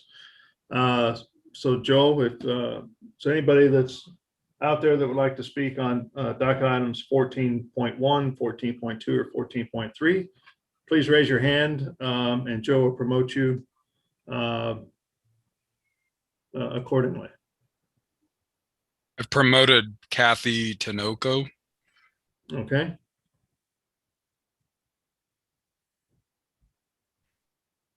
Hi, Ms. Tinoco. As you take yourself off of mute, please state your name and address for the record.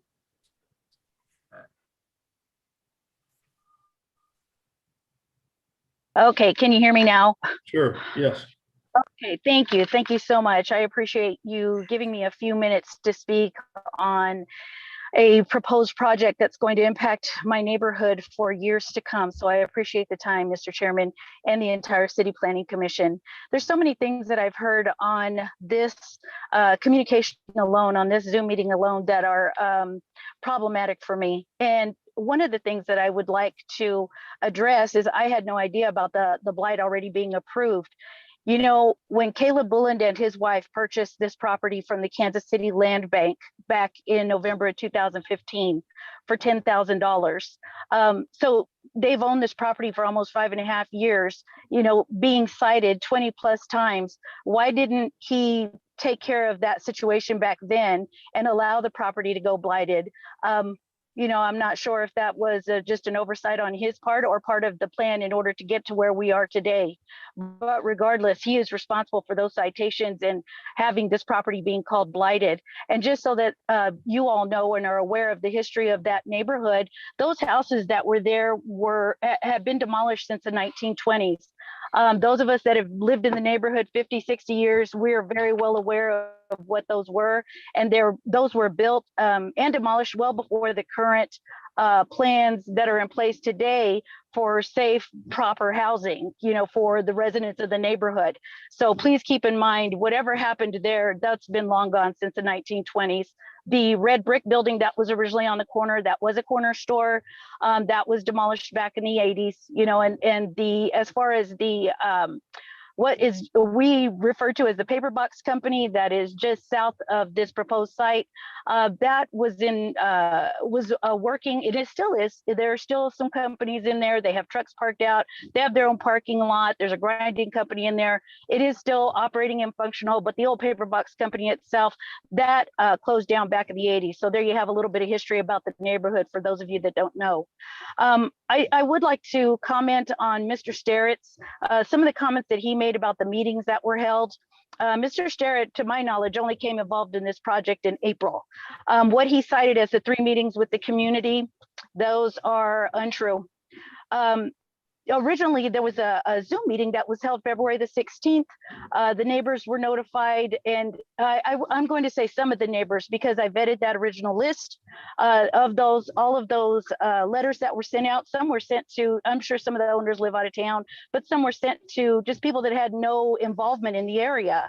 There were 22 letters sent to the local neighbors. 2 of them were duplicates. 2 went to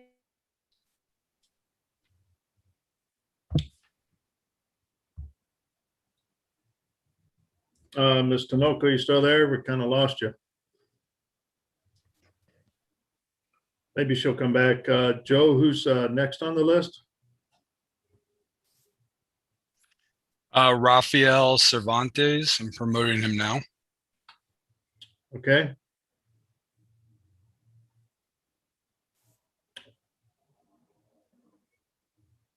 Hi there, this is Rob. Can you hear me? Yes, please state your name and address for the record. My name is Rafael Cervantes. I'm at 2908 Bellevue Avenue, directly across the street from this proposed development. That was my sister who just looks like she lost reception or something, so hopefully she gets back on the call soon. Now, in regards to this development here, I am opposed to it, and I agree with my sister. I wouldn't qualify the area as blight. The gentleman who has owned the property for several years should have corrected those issues, but just left it so it can be considered blight. In referencing a comment earlier, it's a hill, not blight. You know, one of my major concerns about this development is all these homes in these neighborhoods, majority of them anyway, like mine specifically was built in 1911. The house next door to mine was built in the late 1800s. What's going to be required to develop on this site, I'm concerned about the structure of my home. The heavy lifting that's going to need to be done in construction to develop on this site is not going to be a small footprint. I mean, where are we supposed to park while this construction is happening? These houses are built close together over here. I have no driveway. I'll have to knock down my neighbor's house to build a driveway. That's not going to happen. You know, I have no alley access behind my house to even park behind my house if I wanted to. Is the city going to finish the alleyway behind my house and other properties over here so we can park behind our house while this is happening? I mean, is that going to happen? Probably not. I'm assuming not. You know, the additional traffic that's going to, once this project's done, the impact on this neighborhood. I mean, there's already the development up the street with the container homes going on. That's additional traffic. Then you add this on top of it, that's additional traffic. I mean, this neighborhood is going to be overloaded with vehicles and traffic. It's going to make the neighborhood unsafe. I don't care what anybody says. You know, I beg the commission not to vote on this today. Do more research. Come over into the neighborhood and look around. I mean, this project does not fit this neighborhood. It does not make sense for this neighborhood. Now, if this was a situation that were, maybe they're, I don't know. It just doesn't make a whole lot of sense to me. I'm sorry if I sound frustrated, because I am, because after hearing Bob Long talk, Olofo talk, it sounds like their minds are already made up, and this is going to move forward without any input from the community. So right now, I am very frustrated because I don't feel like our voices are being heard. You know, I feel like there's been some shady stuff with this. Like as my sister was getting ready to get into, was about these community meetings. That's untrue. They're having, I mean, you're talking about some Zoom calls or one where there was an architect and some questions are being asked, and it's just, there hasn't been a true community meeting. It has not happened, you know, and I'm telling you that, you know, and it's just extremely frustrating right now because I feel like this is going to get passed, and it's just, we're just going to have to live with it and deal with it. You know, during this construction, where am I supposed to park my vehicle? A block over? Not just my vehicle, my neighbors. I mean, the people that live on Bellevue, the people that live on 29th Street, we all have to park in front of our homes. What are we going to do? What are we going to do? This project doesn't make sense for this neighborhood. It just doesn't. You know, I know several people will disagree with me. I think most of the neighborhood do agree with me, but I just really ask this commission to really do some more research on this before you vote today, please. I'll end it at that because I'm just frustrated right now. Okay, thank you. Richard Hernandez.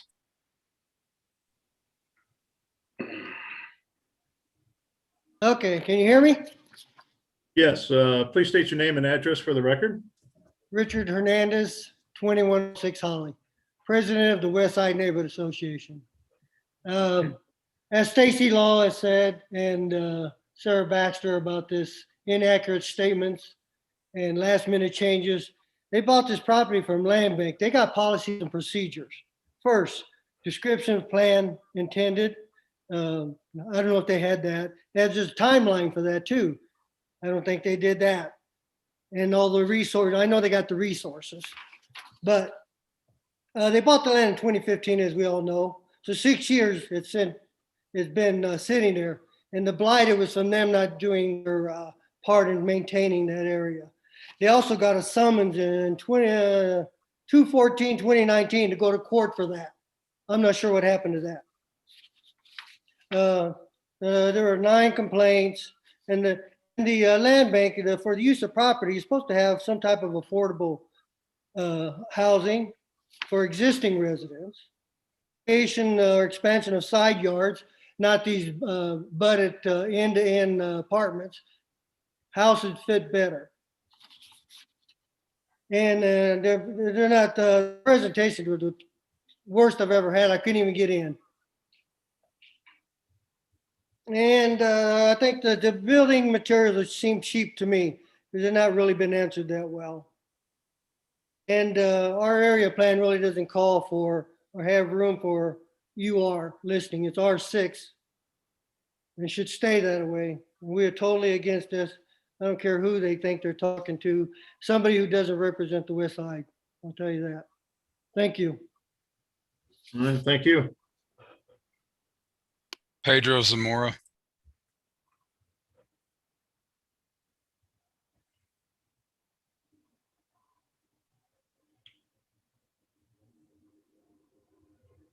All right, Pedro.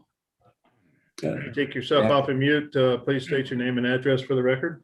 Good afternoon, Pedro Zamora, 2713 Jarbo. I'm also the executive director for the Hispanic Economic Development Corporation, of which I've been working with Bob Mayer, particularly for almost a year and a half when he first mentioned this project, coming into a community-based organization and trying to work with conformance to a master plan that HEDC has been working with the Mid-American Regional Council called Planning Sustainable Places, the vision of the West Side. We've been working and taking the process of engaging the community and evaluating what does it mean to have a developer come into our community and want to invest into the community. We've had seen developers come in and not participate with the community. Our community-based organization that could economically help enhance what we're trying to achieve in stabilizing the community. Throughout the process, and unfortunately, throughout the process and COVID coming in, things may not have been done right on our side, reaching out to the community or the community through the developer. But at the end of the day, it's the process of engaging an area plan that's been absorbed and try to conform to the greater downtown area plan that absorbs so many different neighborhoods. It makes it complicated. For sustainability and affordability, it's a big challenge within our community. We've been gentrified, and we are working under conditions of COVID to try to put plans and community meetings and engagements in place. For that, there's some delays. But when we were approached by Exact, and we had the conversation about would HEDC support this project, the answer was no, not the way they originally intended.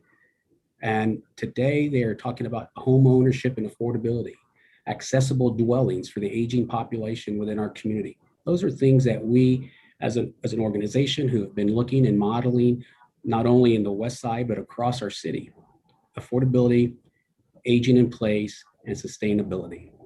We will work with the developer in partnership with the city and federal funds to try to make all these components come for this community. With that, I'd like to say the engagement process from a community-based organization with this developer has been honest and direct. The outcomes from today with the change of the final plat was from listening to the community about home ownership and affordability. I'll leave that comment. Thank you very much. Mr. Zamora? Yes, sir. I just, can you clarify for me, because maybe I didn't understand correctly. Are you supportive or not supportive? Supportive of the project. You are supportive. Okay. Thank you. Marisol Montero.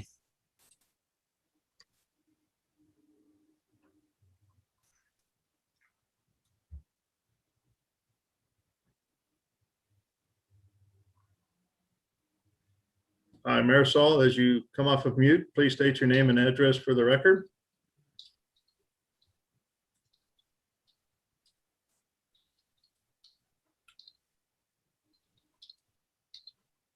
Thank you. Sorry about that. It was my mute. Marisol Montero, 1822 Summit. Yeah. I have several points that I wanted to retouch upon in regards to I am not for the UR change or the 10-year tax abatement that they want to propose and move forward with this. Yes, I had looked at the plans. They were submitted as rental.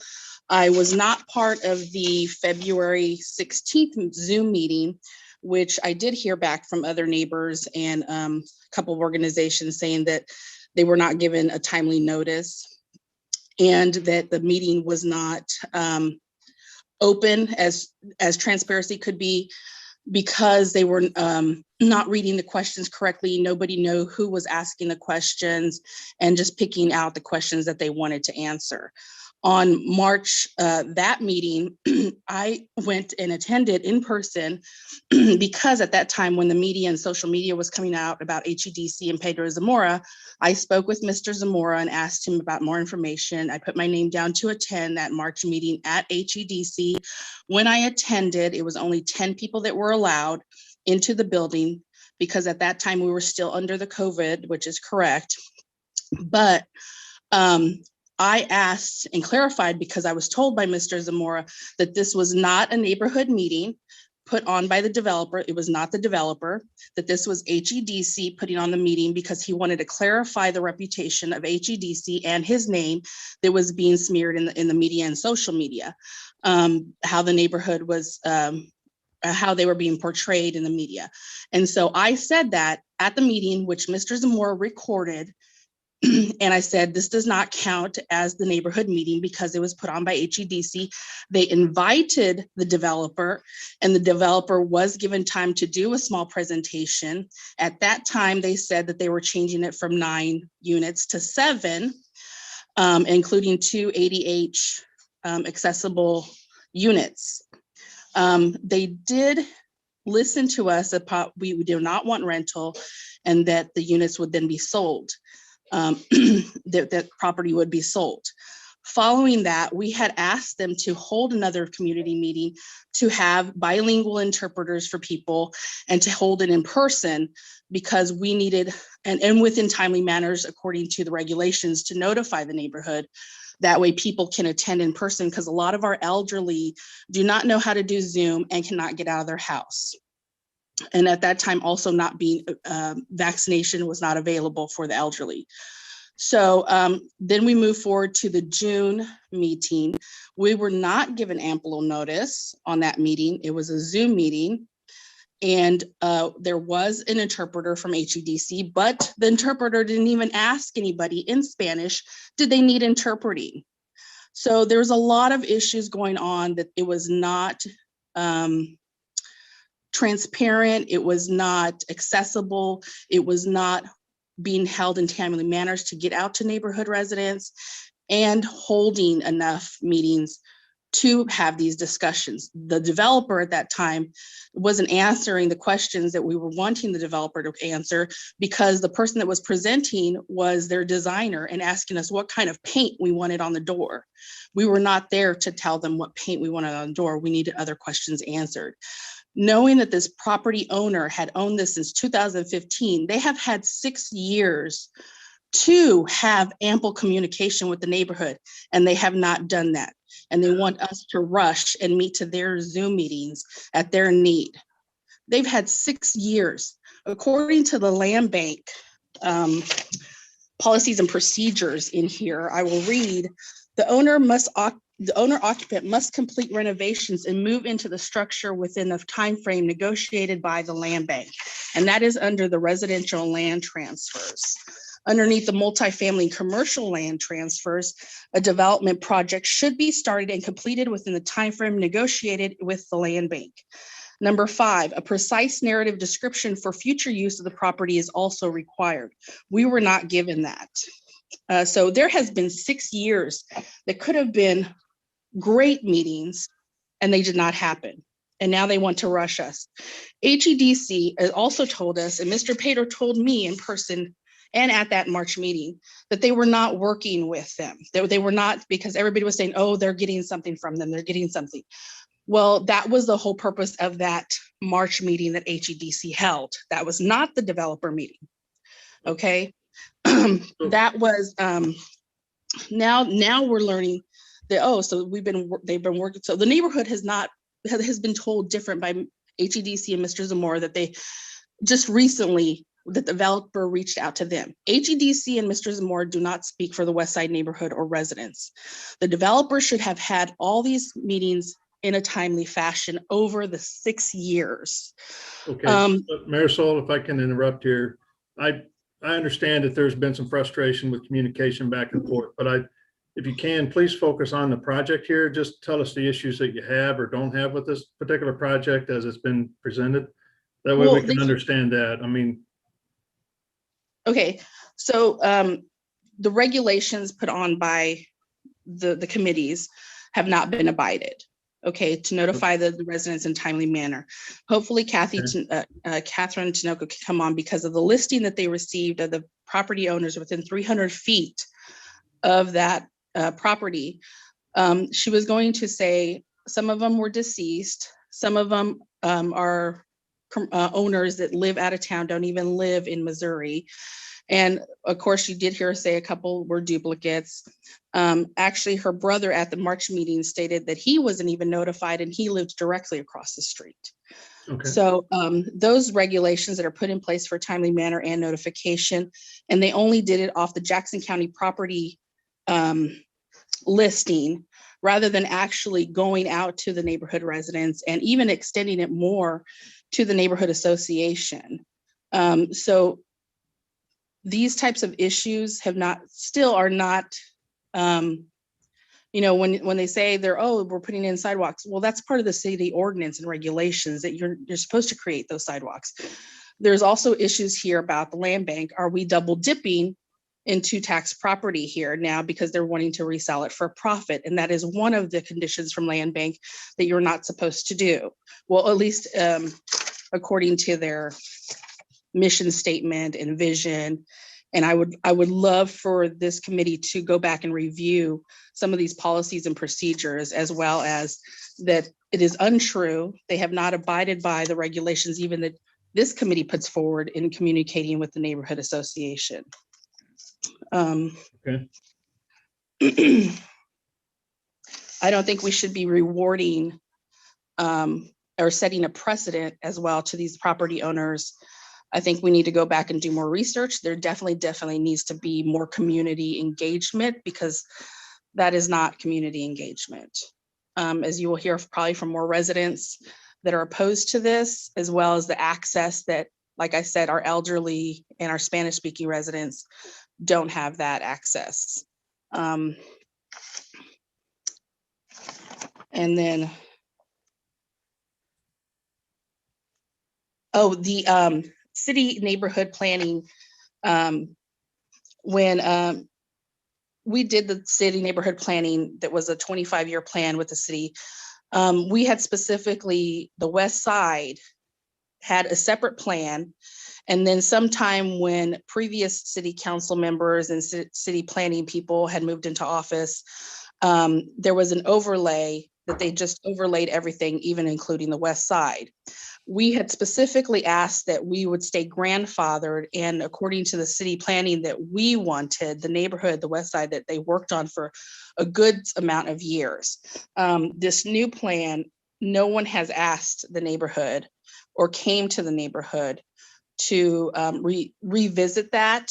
We have testified and city council when other property issues like this have came up with Switzer Lofts and Westside Flats in the neighborhood. And we stated we did not want more tax abatement, and we did not want to be a part of, because we had already submitted in the greater Kansas City area plan what we wanted specifically for the west side, because it does not pertain to what was Crossroads and downtown doing at that time. So I want to also take into consideration that our plan was totally different, and we specifically have gone out there to city council over the years, starting in 2008, when we had a totally different issue with another area up on 16th and Jefferson area and property over there. And we have been continuing to go to city council that we do not want the tax abatement, because we're already so over enriched with this tax abatement. Yes, we want affordable housing, but we want like workforce housing and better education to the neighborhood of what those definitions actually mean that are cited in city ordinance, because our definition is something totally different than what the definition is in city ordinance. So I even think better education from city services to talk about this, that we want single family homes. We don't want a multiplex unit that's together. This is not the zoning type that we want. We want to keep the zonings that we have. And we do not want to change this UR at all. And no to more abatement. Thank you. Thank you. Joe, anybody else? Kathy Tinoco has rejoined and raised her hand. Do you want me to promote her? Yeah, if she can just be brief, please.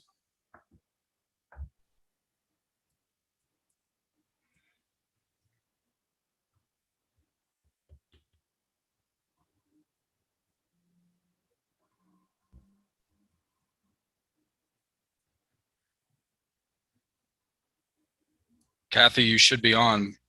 Can you unmute?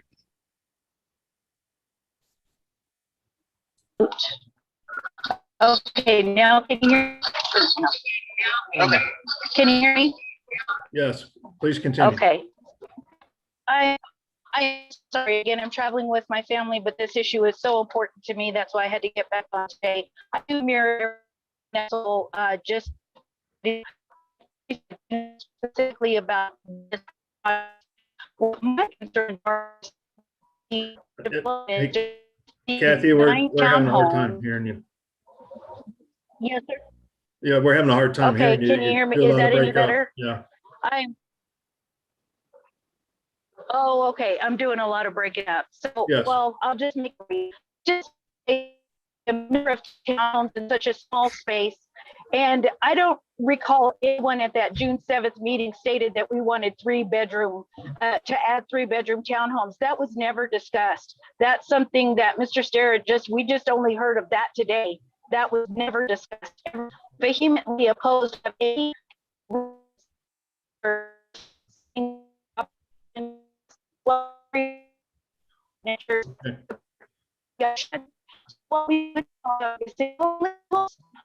I'm sorry, Kathy, we haven't heard you very much at all.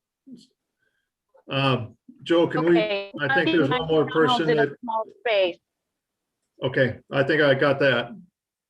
The other person, Ms. Tinoco had chatted with us that the other person, Regina Lawson, who had their hand raised, is her daughter, and she was calling from her daughter's phone. I gotcha. Okay. Or participating through her daughter's account. So I believe it's the same individual. It was Kathy. Yes. Okay. Okay. And that is true. Yes, she was logged on for me. Okay. But that's the main concern, just squeezing such a small amount. And I mean, as far as looking at affordable housing, when this project first started back in February and we started hearing about the amounts, I mean, it was talked about $180,000, $190,000 range for purchase. And now it's up to 240. And you're looking at an area where the median income is 56,000. How is that affordable for anyone? But to sum it up, I mean, this plan it's reckless and it's self-serving to the owner, to Mr. Bullen. Did I get that? You know, $240,000 times 9 is $2.1 million. Of course, he's going to benefit more than the neighborhood. And we would like to have a good partnership. And this plan does not purport a good partnership. So I implore you to reconsider. the City Planning Commission by all those things that we have noted earlier. And thank you so much for your time. I appreciate it. Thank you. All right, anybody else, Joe? No, Mr. Chair, that's everything or everyone. Okay, so this time we're going to close public testimony and come back to the applicant. I guess there are a few things that were raised about this project. Some we've kind of already brought up, others just some other stuff. So if you don't mind starting to address some of the comments that were brought up. I mean, I've got notes on most of it, but hopefully you do as well, that we can address. Thank you, Mr. Chair. I think in response to a few of those points, blight, as called for in the statute, requires that an analysis of the property that's involved is analyzed in its present use, present condition and use. So the past, and this has come up in numerous other properties before the City Council. The City Council, the state statute really don't have a policy with respect to responsibility of who might have caused that blight. It's stated specifically to be analyzed based on a present condition and use of the property at the time of the analysis.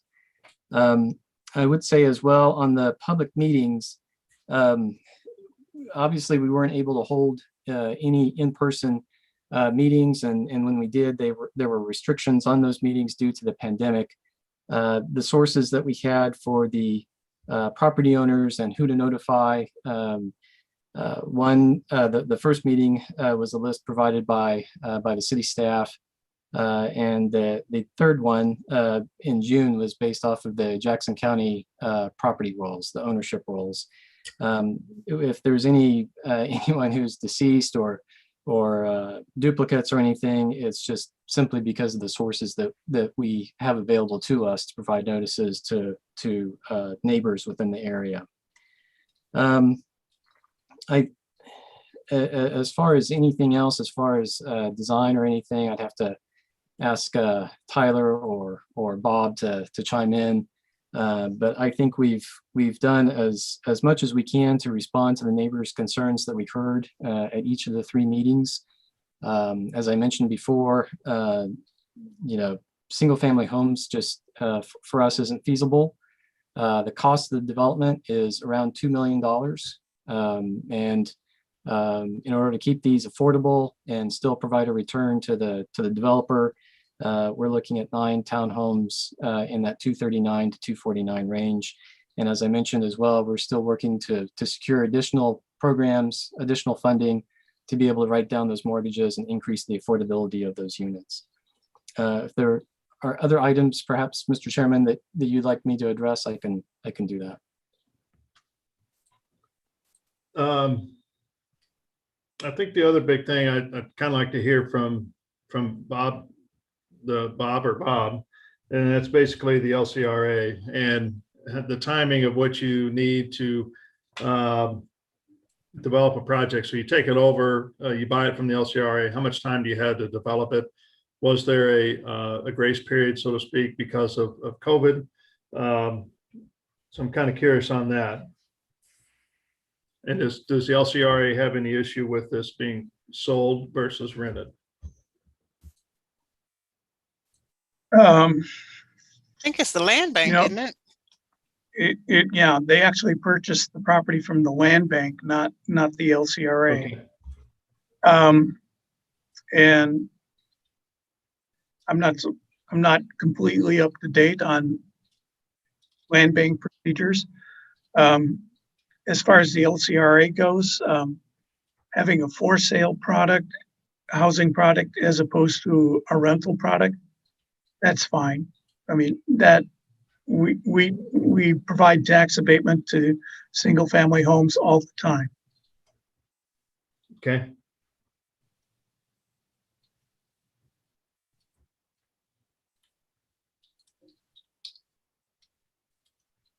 All right. Trying to look through my notes here to see if I had anything else.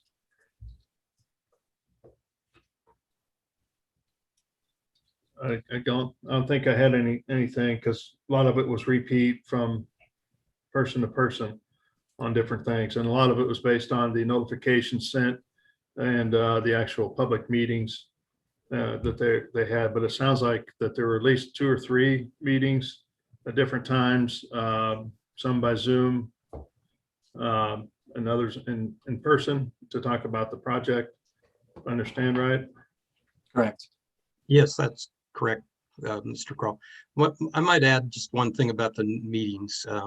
We specifically, when we started working, as Pedro Zamora testified with them, he actually had some of his staff go into those immediate areas. And some of those people that were there testifying today were actually at that meeting on February the 18th. And so we did make what attempts we could to reach out, and we continue to do that relative to this most recent meeting in June. And we certainly kept Olofu and staff informed about that process. And that was where the point was raised about having a Hispanic interpreter. We did do that.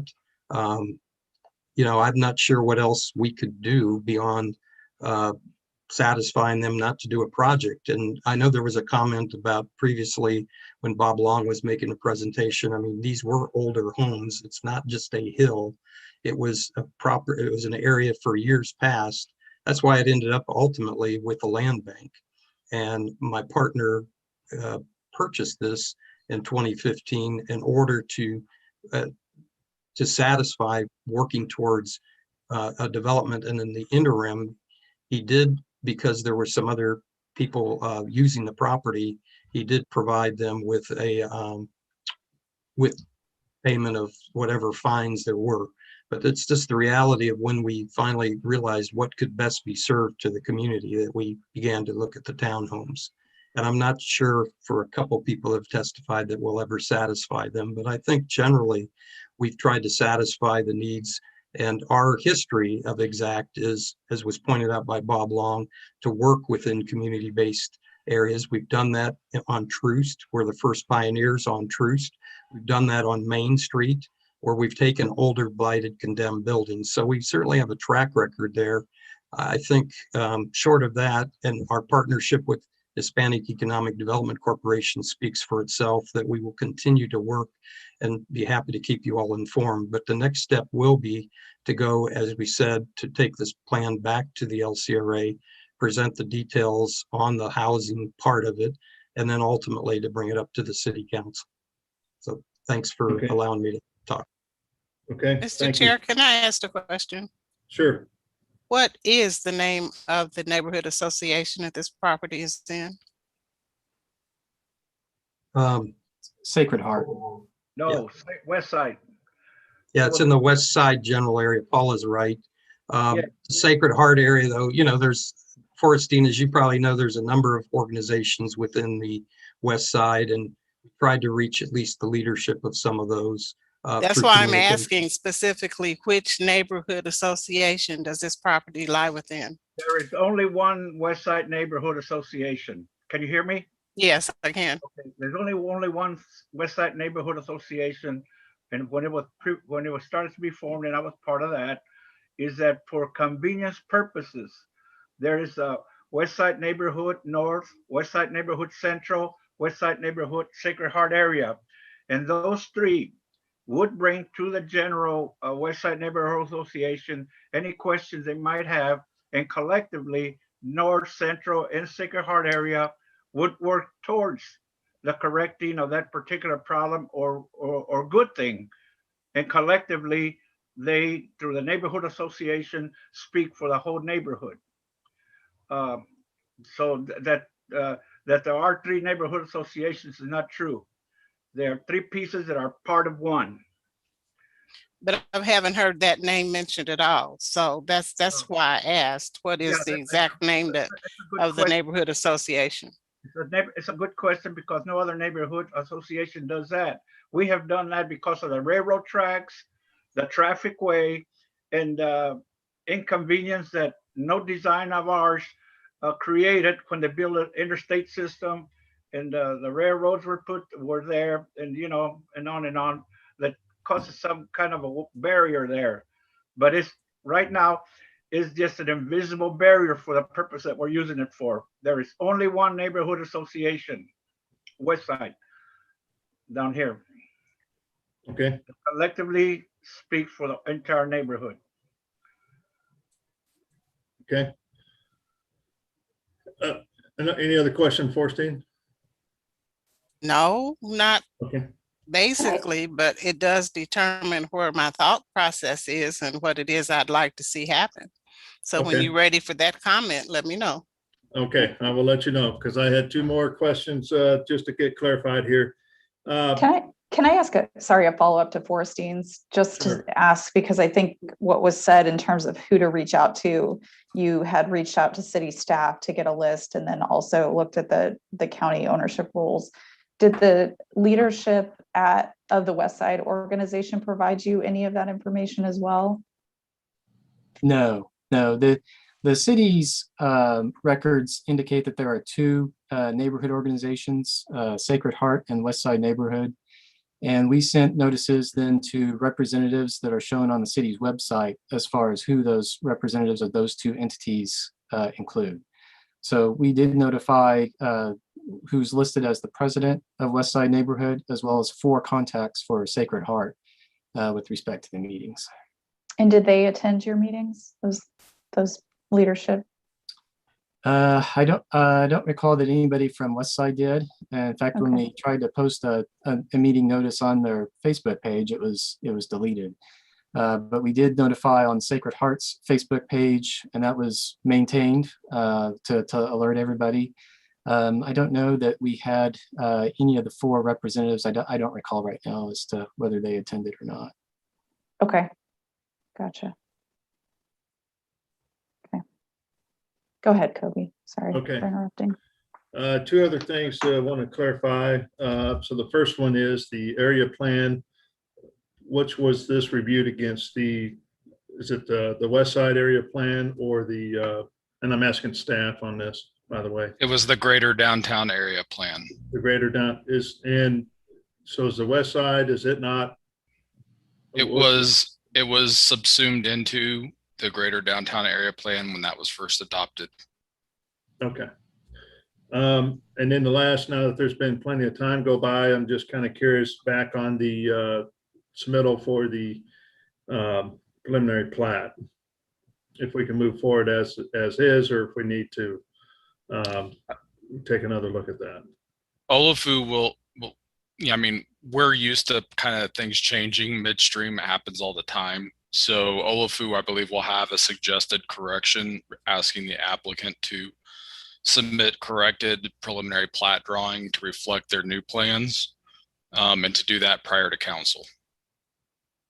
Okay. All right. That's all the questions I had and clarifications based on the public testimony that I have. Anything else from any of the other commissioners that you might be wondering?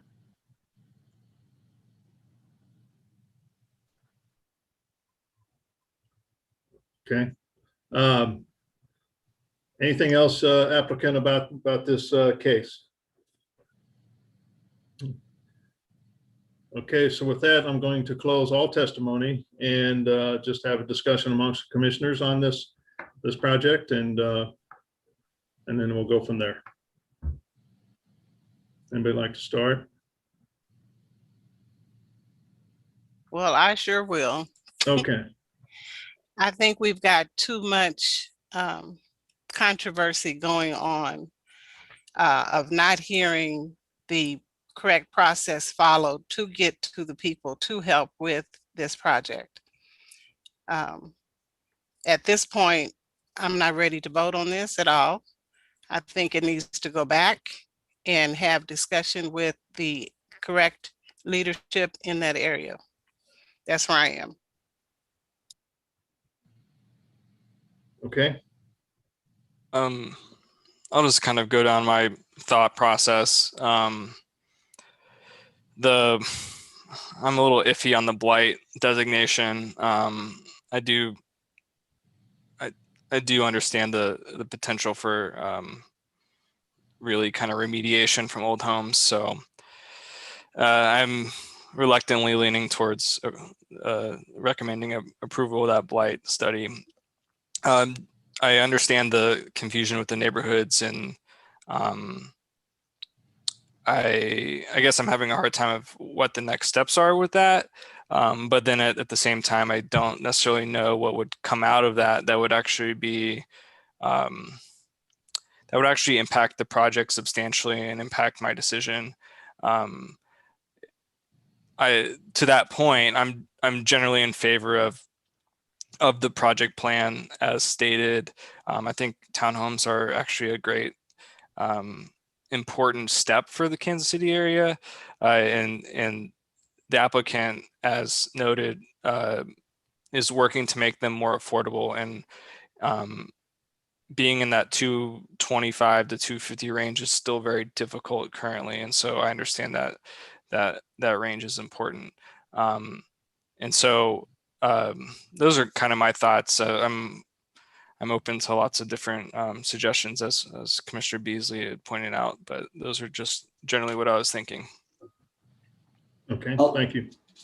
I'll chime in. I agree with Commissioner Baker that townhomes seem like a good fit for Kansas City, and it's a really affordable option when prices are going up.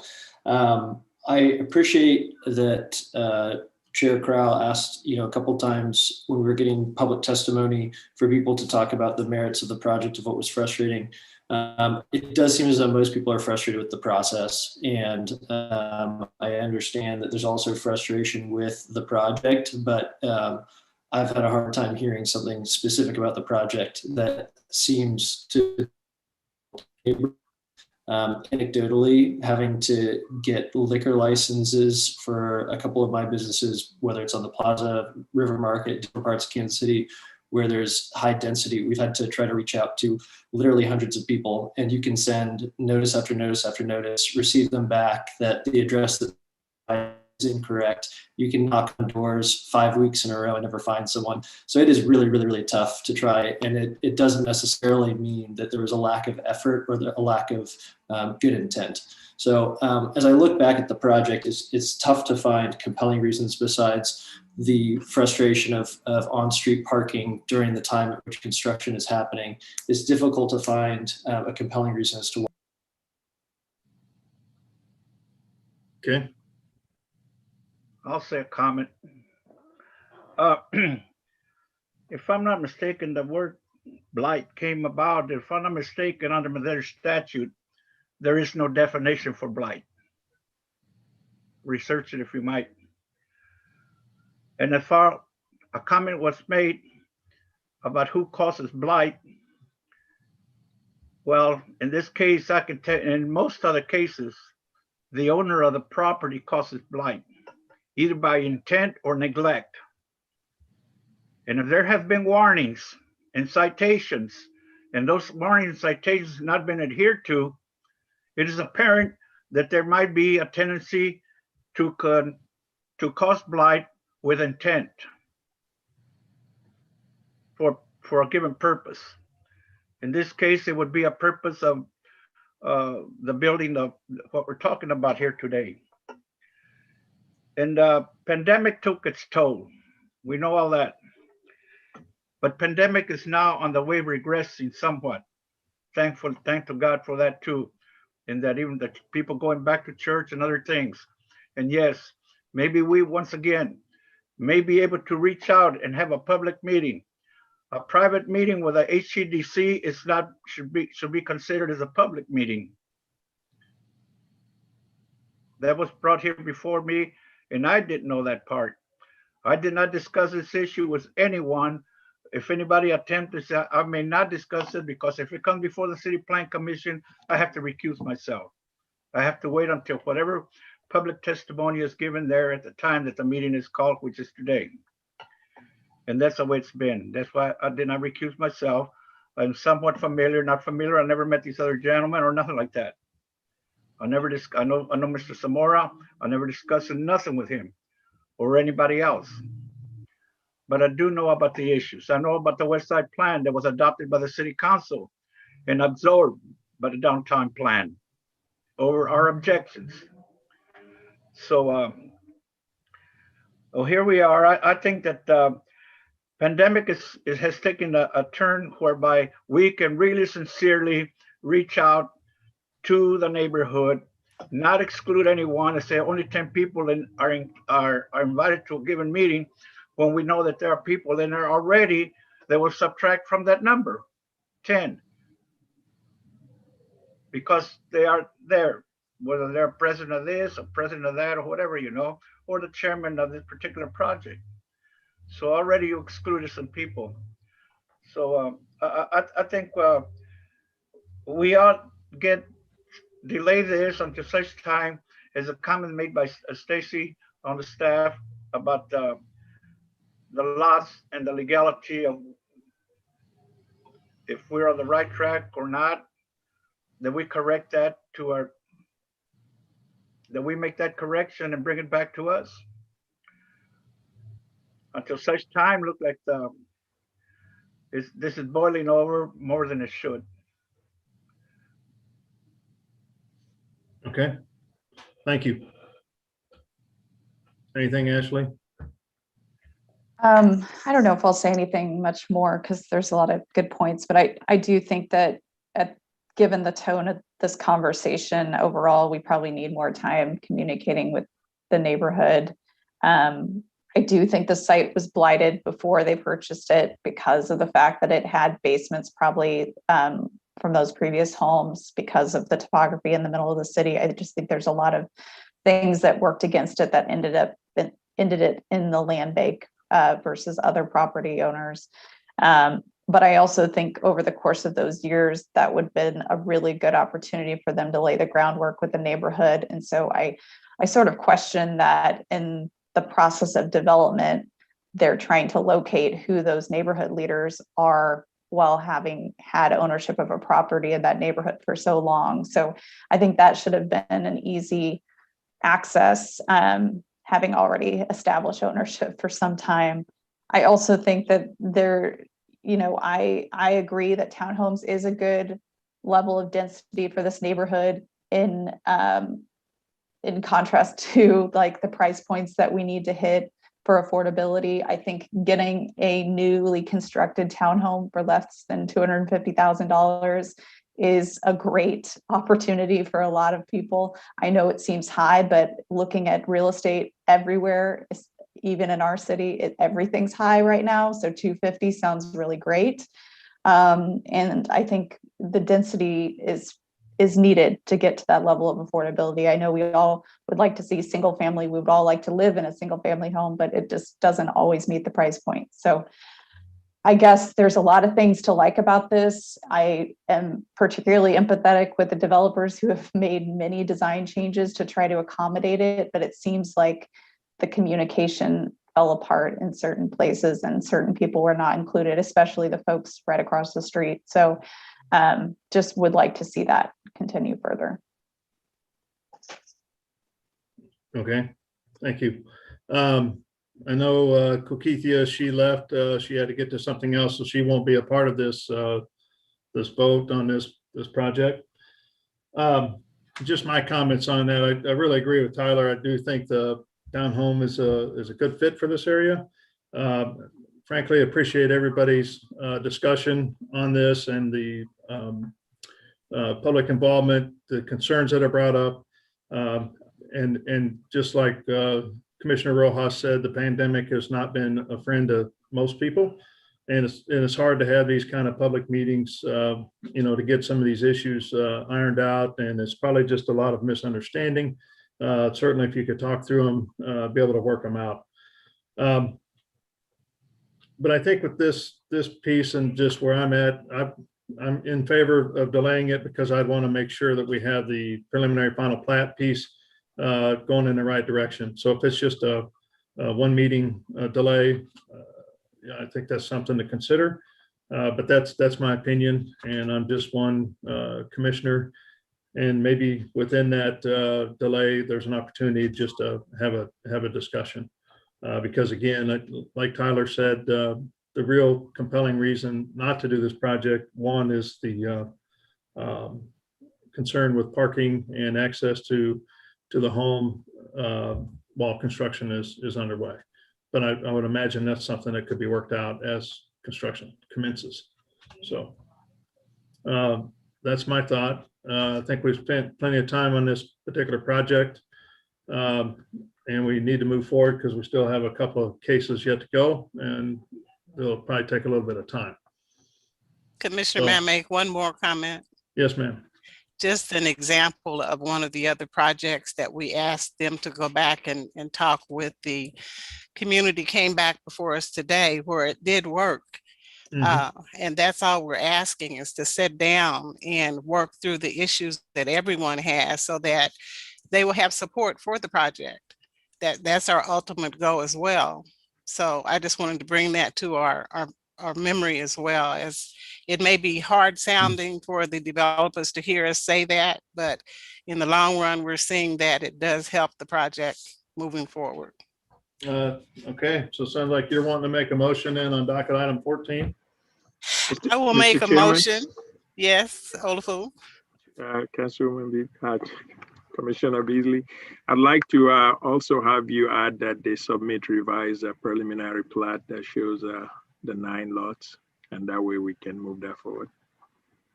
Okay.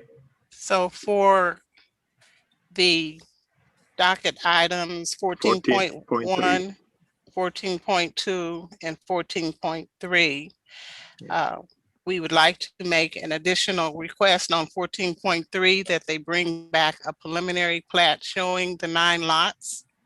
Is that what I heard? And that we would like for them to go back and work with the community on this project as a whole. Okay. So that would be the July 6th meeting. Is that enough time if they redid the preliminary plat? Olafu, is that enough time to get it in and reviewed? I guess I should ask Stacy that. Yes, Mr. Chairman, that would be enough time for me to review it. Okay, perfect. So that would be June 20th? Or No, July it'd be 7th? July 6th. July 6th? Yeah. So the July, 6th is what- for the July 6th meeting with no fee. Okay. So I'm looking to see if there's a second on that motion. Second. Go ahead. Okay, so I have a motion and a second to continue docket items 14.1, 14.2, and 14.3 until the July 6th meeting with the intent of bringing in a revised preliminary plat showing the lots to be subdivided for sale. Nicole, can you take a roll call, please, on that particular motion? Baker. Aye. Beasley. Aye. Crowell. Aye. Enders. Aye. Rojas. Aye. And Sadowski. Aye. Okay, so it looks like the motion passes to continue the case until the July 6th meeting, where we can pick it up from that time and also hope that you have a revised preliminary plat submitted. So thank you for your time today, and we appreciate all the testimony from everybody that's with the public. It's a great project, great discussion, and we will see you at the next meeting. Great. Thank you. Thank you. Okay. Guess we get to move on to docket item number 15. Mr. Chair, I just want to let you know that Sarah Baxter just sent us a message saying that her tablet has run out of power. Okay. That she participates from. So she's going to join on her desktop, but does not have a microphone on her desktop. Okay, so if she has comments, she'll let us know through chat, right? It's what I would imagine she'd have to do that. Yes. Okay.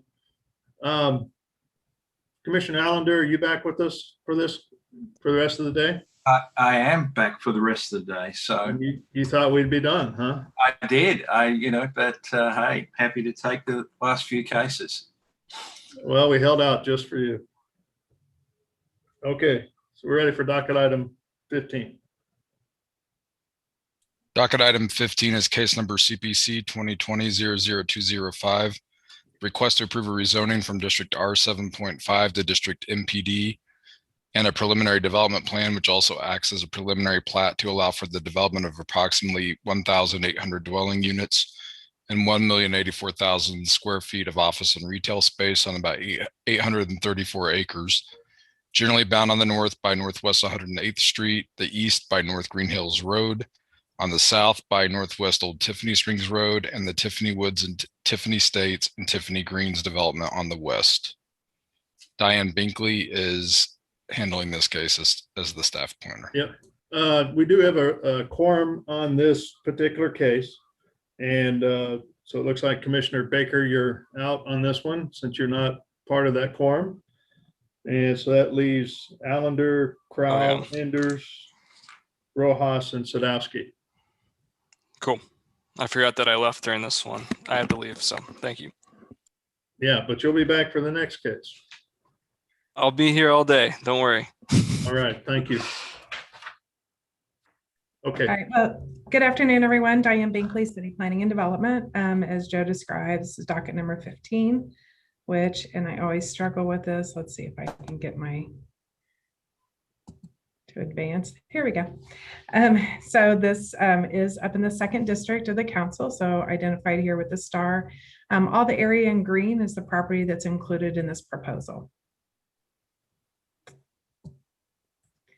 So again, property here in green, 108th Green Hills Road on the east side. There is a little bit that expands east of Green Hills, and then down to the Old Tiffany Springs Road, which connects here into Green Hills here. This was previously an approved plan that includes the golf course that's here today, as well as a number of subdivisions that are over off of Skyview Road to the west. The request today is to rezone this from residential to master plan development. Master plan development, of course, allows for a multitude of zonings or types of uses within the plan, outlines the general layout and design of the plan. So it also acts as a preliminary development plan along with the zoning. This project, because it is over 800 acres, it will have future final development plans that go into, that are part of a consent docket, but that you all would see in the future. So again, 834 acres, quite large. 45 phases have been proposed, and that would go up to 2052. Don't know about you, I don't plan to be here. 1,873 dwelling units. Those are subdivided into primarily single family detached housing. They have made some modifications, which I'll go over, but that does include one additional detached home from what you saw last time, 100 multiplex units, and then 454 apartments. There's quite a large area for commercial. It's being proposed right through here along Green Hills, expanding east and west of Green Hills Road, mostly here and with the red dots along here, and then the pink. So again, over 1 million square feet. So phase 1 are these blue dots that you see here. So this is at the very north end. So it's 108th Street. The road actually just comes across, and then Green Hills. This is kind of the proposed layout that the city's identified for the future that they're representing here. So that's from 2022 to 2028. Phase 5 through 8, so 2026 to 2032 are the light blue. Again, primarily single family lots shown. And then green is the 2030 to 2035 phasing. Phase 12 through 14 are in yellow, again, more residential. Phases 15 through 17 are in orange, again, more residential shown. And then they're also showing that, so this would be in the 2038 to 2042 that we would get a connection for Tiffany Greens Parkway coming across. And then this is primarily when the commercial they're showing would be 2042 to 2046. And then again, with the pink here in the 2046 to 2052. So I kind of ran through that pretty quickly. I think Joe went through quite a bit of it before. And again, you all have the staff report. So some of the key things I wanted to talk about with you today is that they are requesting a number of waivers related to lengths of cul-de-sacs or number of units allowed per cul-de-sac. And so there's actually 5. And so 1A, which is here at the north end, which shows it does parallel 108th Street. And this is, there's the golf course exists in this area here. So they're trying to take advantage of that, what's remaining of land that comes across here, again, paralleling 108th. So 2C, which I'm sorry, I have you all, your nice faces over my image, so I can't quite see it all. So 2H is, or 2C is another one for 824 linear feet, which requires a 224-foot deviation. Number 6 here, 617 linear feet, requiring a 17-foot deviation. Number 7 up here, that one doesn't require, so I'm sorry, and I didn't explain, but 600 foot is the maximum we allow for by code for the length of a cul-de-sac. But we also specify that there should be a maximum of number of lots along that length of cul-de-sac. So some of these we identify, for instance, here we had, or on this one we have 580 linear feet, which is acceptable, except it has 21 lots and therefore requires a 1 unit deviation. So we prescribe 20 lots per 600 feet is essentially, so they're asking for 1 additional lot through there. And then lastly, number 17 is 1,081 with 29 lots. So it's a 481-foot deviation and a 9 unit numbers of lots, sorry. So those, because of the layout and because of the way the golf course is already in existence, I don't think that staff has a lot of concern about those. We feel pretty comfortable, especially like here at the north, because let's say if there is a fire, a lot of times that's our reasoning for it, but like a fire department would still be able to fight a fire across the street here and still be able to take care of those homes. 17 is probably the one of biggest concern just due to the fact that there's not really a way that, you know, a fire truck could get in. But again, they have put some larger lots here at the end of the cul-de-sac, and it's kind of what we have left, the way that the previous design was there. So the two things I really want to talk mostly about today are conditions number 1, which is the connectivity of 104th Street to the west. So this is this area right in here, just so that you can kind of get an eye on it. And I'll show you some more images here in a moment. And then conditions 2 through 4. So 1, 2, 3, and 4 are all plan corrections that the staff have identified. The first one, again, being the connection to the west from an existing stub street. And then 2 through 4 really speaks to the density and the amount of commercial non-residential uses that have been identified. And the long-range plan did not recommend and does not support the amount of commercial that's been provided on this plan. And then with that, I think Joe, who wrote the initial staff report on this, came up with a concept that maybe if we had something that was a little less prescribed to date and try to give us more kind of just general guidance. So those are 2 things in those conditions that we're requesting. So to go forward, oh, I'm sorry, I put my, so this is the waivers and modifications still again. So they're requesting that they do not want to make this connection here I just talked about. So condition number 1. And in the code, it specifically says streets and new subdivisions must connect with dedicated streets in adjacent subdivisions and provide for future extension of streets into adjacent areas that are likely to be developed in the future. So that's exactly what was done. And so in the existing subdivision, which this is the connection we're talking about here, 104th Street, that over here, this is the existing subdivision to the west. So again, it was the original design with their pool house here. Well, when you look at this was designed with the idea that Northwest 103rd Street would come through and connect here and go on over into future development. And so the road stops about here, but this right-of-way was dedicated in the original plan. You'll also note that Northwest 103rd Street is 60 foot of right-of-way. So that is a residential collector road. So it was again anticipated that this road would carry additional traffic as it went eastbound into future development. And this also proves out in that when you look at the others, so for instance, North Lucerne or St. Clair up in here, that these are all 50-foot of right-of-ways. So those are more just regular traditional residential streets. And Northwest 104th Street, as you continue here, was also a 60-foot of right-of-way. So again, the street connection. So this is what it looks like today. This is that, this right here, this little triangle piece here. Again, the road stops about in here. There is a, you'll see, I think from the applicant will show that there's a stormwater box culvert that comes under here, and that you'll see there's some drainage issues, and sure there are. That's nothing that can't be managed through a better design and redesign of this road. You know, clearly with today's engineering, we can definitely accomplish getting all that fixed once we do install and have this road installed to make the connection here. So again, 60-foot of right-of-way, it would connect then right through here, through that existing right-of-way we already have. And then this would just have to be redesigned right here to where we could connect. Now, with that said, it is 60-foot of right-of-way. We did talk at one point about doing 60-foot of right-of-way in this subdivision as well to try to get some collectors.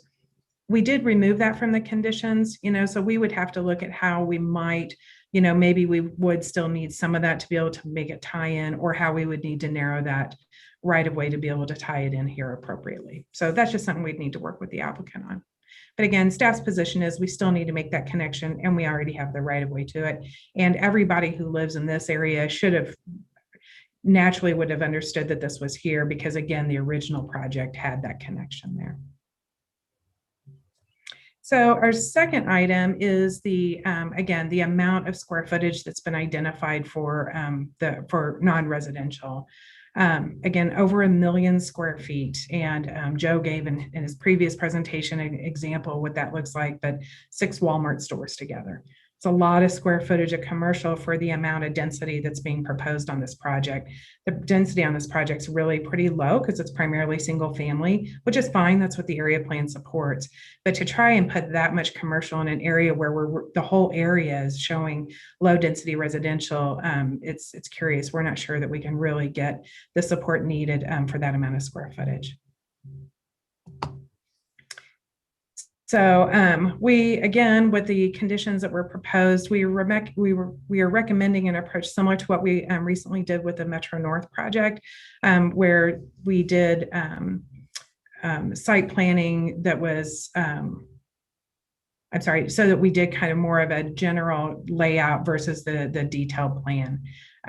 Again, we're focused mostly though on the fact that we need to try and figure out a way to lessen the amount of square footage in this area dedicated to non-residential uses.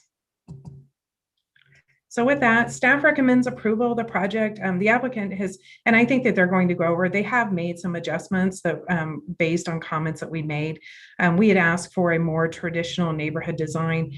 We ended up that they lessened a couple of the cul-de-sacs and did more of a squared off layout of the street design in one area. They did move the senior living facility down to the south, and we believe that that's a better location for it and better relationship. So they did make some modifications. They made additional trail connections. And so again, I think we made a lot of good modifications. The conditions that are provided, I did send out to you right before today's meeting, a modified staff report where conditions 5, 6, 7, and 9 were excluded. And then since that, I also heard from the water department, we can eliminate number 8 as well. So again, that's 5, 6, 7, 8, and 9. Those were all plan corrections. So those have been fixed and we can eliminate those. And then, but we still would like plan corrections 1 through 4 continued. And then again, the remainder of the conditions as outlined. If you have any questions. Yeah, I had one question on the commercial piece, the way it's written now and with the condition as stated, does that allow flexibility that they can come back and reduce that amount as they go forward? Or is it just like to see that done at this stage. I think we can work with them. I think if you all outlined in there saying that that was what it is that you desired, I think we might want that clarification in there. Okay. And I could work to provide something to you if you'd like, as we hear the applicant. Okay. Do you mind stop sharing your screen so I can see everybody? What? Yeah. I can. Thank you. There you're welcome. Any other questions from the commission to Diane and other staff? Okay. So let's go ahead and welcome the applicant. Applicant, welcome. Good afternoon now, Mr. Chair. My name is Yeah. Patricia Jensen with the Ross Fretz Law Firm with offices again located at 4510 Bellevue. Here with me is Mike Van Epp, and we're going to jointly present this case as we did in the previous hearing. First of all, I really want to thank Diane Binkley and Joe Rexwinkle. We've met several times, well, at least one time. We've had multiple emails and communications with them since our last hearing. That is evident by the fact that we are down to 4 disputed conditions compared to the previous list that we discussed with you. We have a PowerPoint presentation. I'm going to slide through or go quickly through a number of slides, just trying to remind you of some of the benefits of this MPD plan that's in front of you. And then we're going to get down to the discussion on the street connection and then conditions 2 through 4. So I need some. As you're pulling that up, I have to thank you for saying good afternoon instead of good evening. So. Yeah. Well, I'm going to be here on a later case. It might be good evening by then. You never know. You guys have had a long day. So again, we're in front of you with regards to the Tiffany Greens MPD plan. And it consists, as you know, of 834 acres, which we are requesting to rezone to the MPD and approve the MPD development plan. Diane's already highlighted the aerials of this area. I just want to highlight again for you the fact that we are preserving a great area for the private open space detention that's reflective of really how this land is laid out. And in fact, we have now 3.3 miles of trails compared to the 3 miles previously that we discussed with you. And we've got great pedestrian connections and trails around. Those are all identified on this screen. And then the open space that is preserved is 239 acres of private open space. It preserves the wildlife and natural corridors along the creek and the stream bed areas. And it creates the natural view shed corridors visible to future residents and visitors of this area. One of the things that is not reflective of the approved plan is that the stream buffer ordinance hadn't gone into effect before that was approved. So this really preserves the stream buffer areas around this plan. And that's highlighted in this slide here. Highlighting again, we've done a traffic study that's been accepted by the city. And those are the traffic improvements that are identified as being required in order to develop this plan. The 104th Street connection is not a traffic improvement that was required based upon our professional expertise who prepared our traffic study. These are the items that we've done since this plan. We extended the trail connection for the future alignment of Northeast 108th Street. We added street and sidewalk connection to North Green Hills Road at phase 2A. We added an 8-foot trail connection across the stream bed area between phases 2A and 3A/3B. We've realigned the street network to remove some crossing cul-de-sacs, as Diane highlighted. And we relocated the senior housing closer to the commercial corridor by swapping out the big house multifamily use located along Old Tiffany Springs Parkway. And then we added the trail connection across Tiffany Greens Golf Course between the residential subdivision to the west and 15A for connectivity. And these are highlighted on these slides. I think you've seen them before. And this shows where the 8-foot trail goes across the stream bed in phases 2A and 3A. This again is the street realignment in phase 10 to remove the crossing cul-de-sacs that we previously had on that plan. And this shows you the relocation of the senior housing and the big house multifamily units. Diane's gone over with you the block length waivers. There are no modifications that are needed to this because our gross density is 1.9 units per acre. And it's the few cul-de-sac waivers that we are requesting. And primarily it's dealing with the existing environment and the stream buffer area as to the reason that those waivers need to be made. And then we're going to highlight we are requesting that you approve this subject to the staff conditions, except for removing conditions 1 through 4 that are listed in your staff report. And 1 really deals with the street connection at 104th Street. And what we propose to do is to add an 8-foot trail connection across the Tiffany Greens golf course between the residential subdivision, Tiffany Greens, to the west and 15A for connectivity. We heard during our discussions with Diane and Joe and the staff that they wanted some kind of connection so that kids riding bicycles or running to friend's house could easily access the other side without having to go out and go around. So that's what we proposed doing, was adding the 8-foot trail connection there.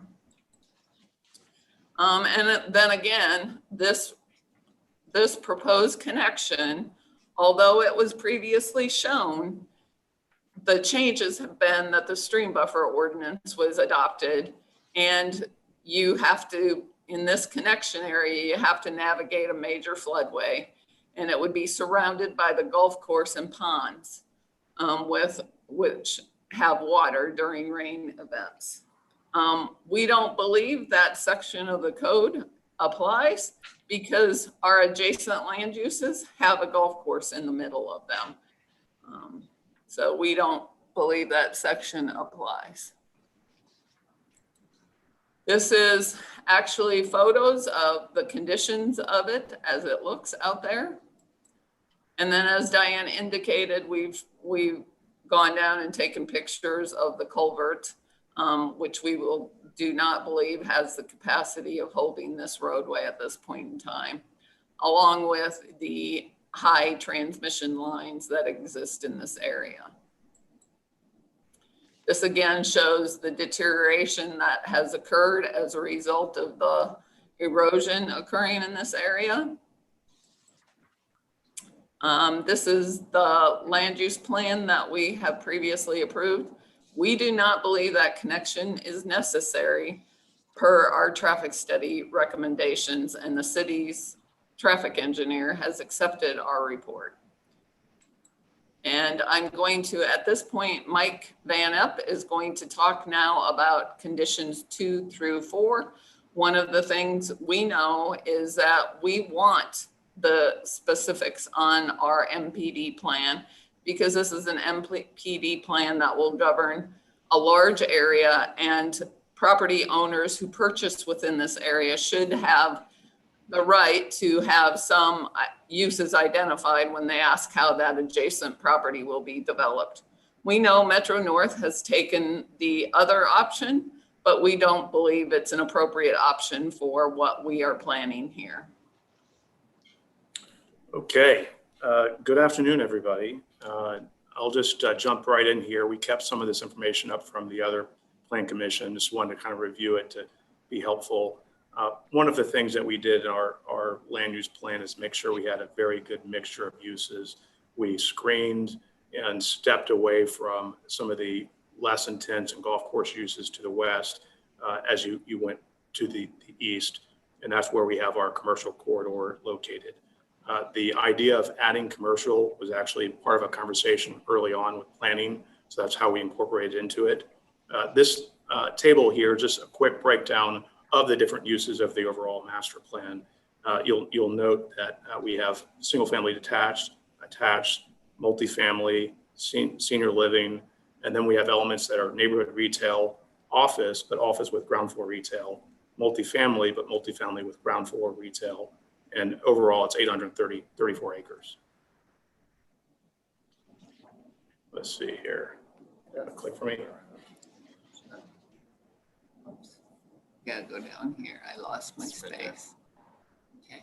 I wasn't driving, so I don't know how to click. Okay. One thing that's unique about this master plan for the Kansas City area is that we actually provide great diversity in single family housing product. And specifically when I mean that, I mean housing product or lots. So we do a great job, and that's important for attainability in housing, especially in this market. And also it provides the opportunities for cross-generational living where you have different price points and the ability for, really young families, their parents, even grandparents to live in the same community. We accomplished that with our senior housing. We've contemplated having age restricted or active adult as part of some of the lot choices. So really that's one thing that I think that sets this community apart from others. And I would like to talk a little bit about this commercial corridor and the planning behind it.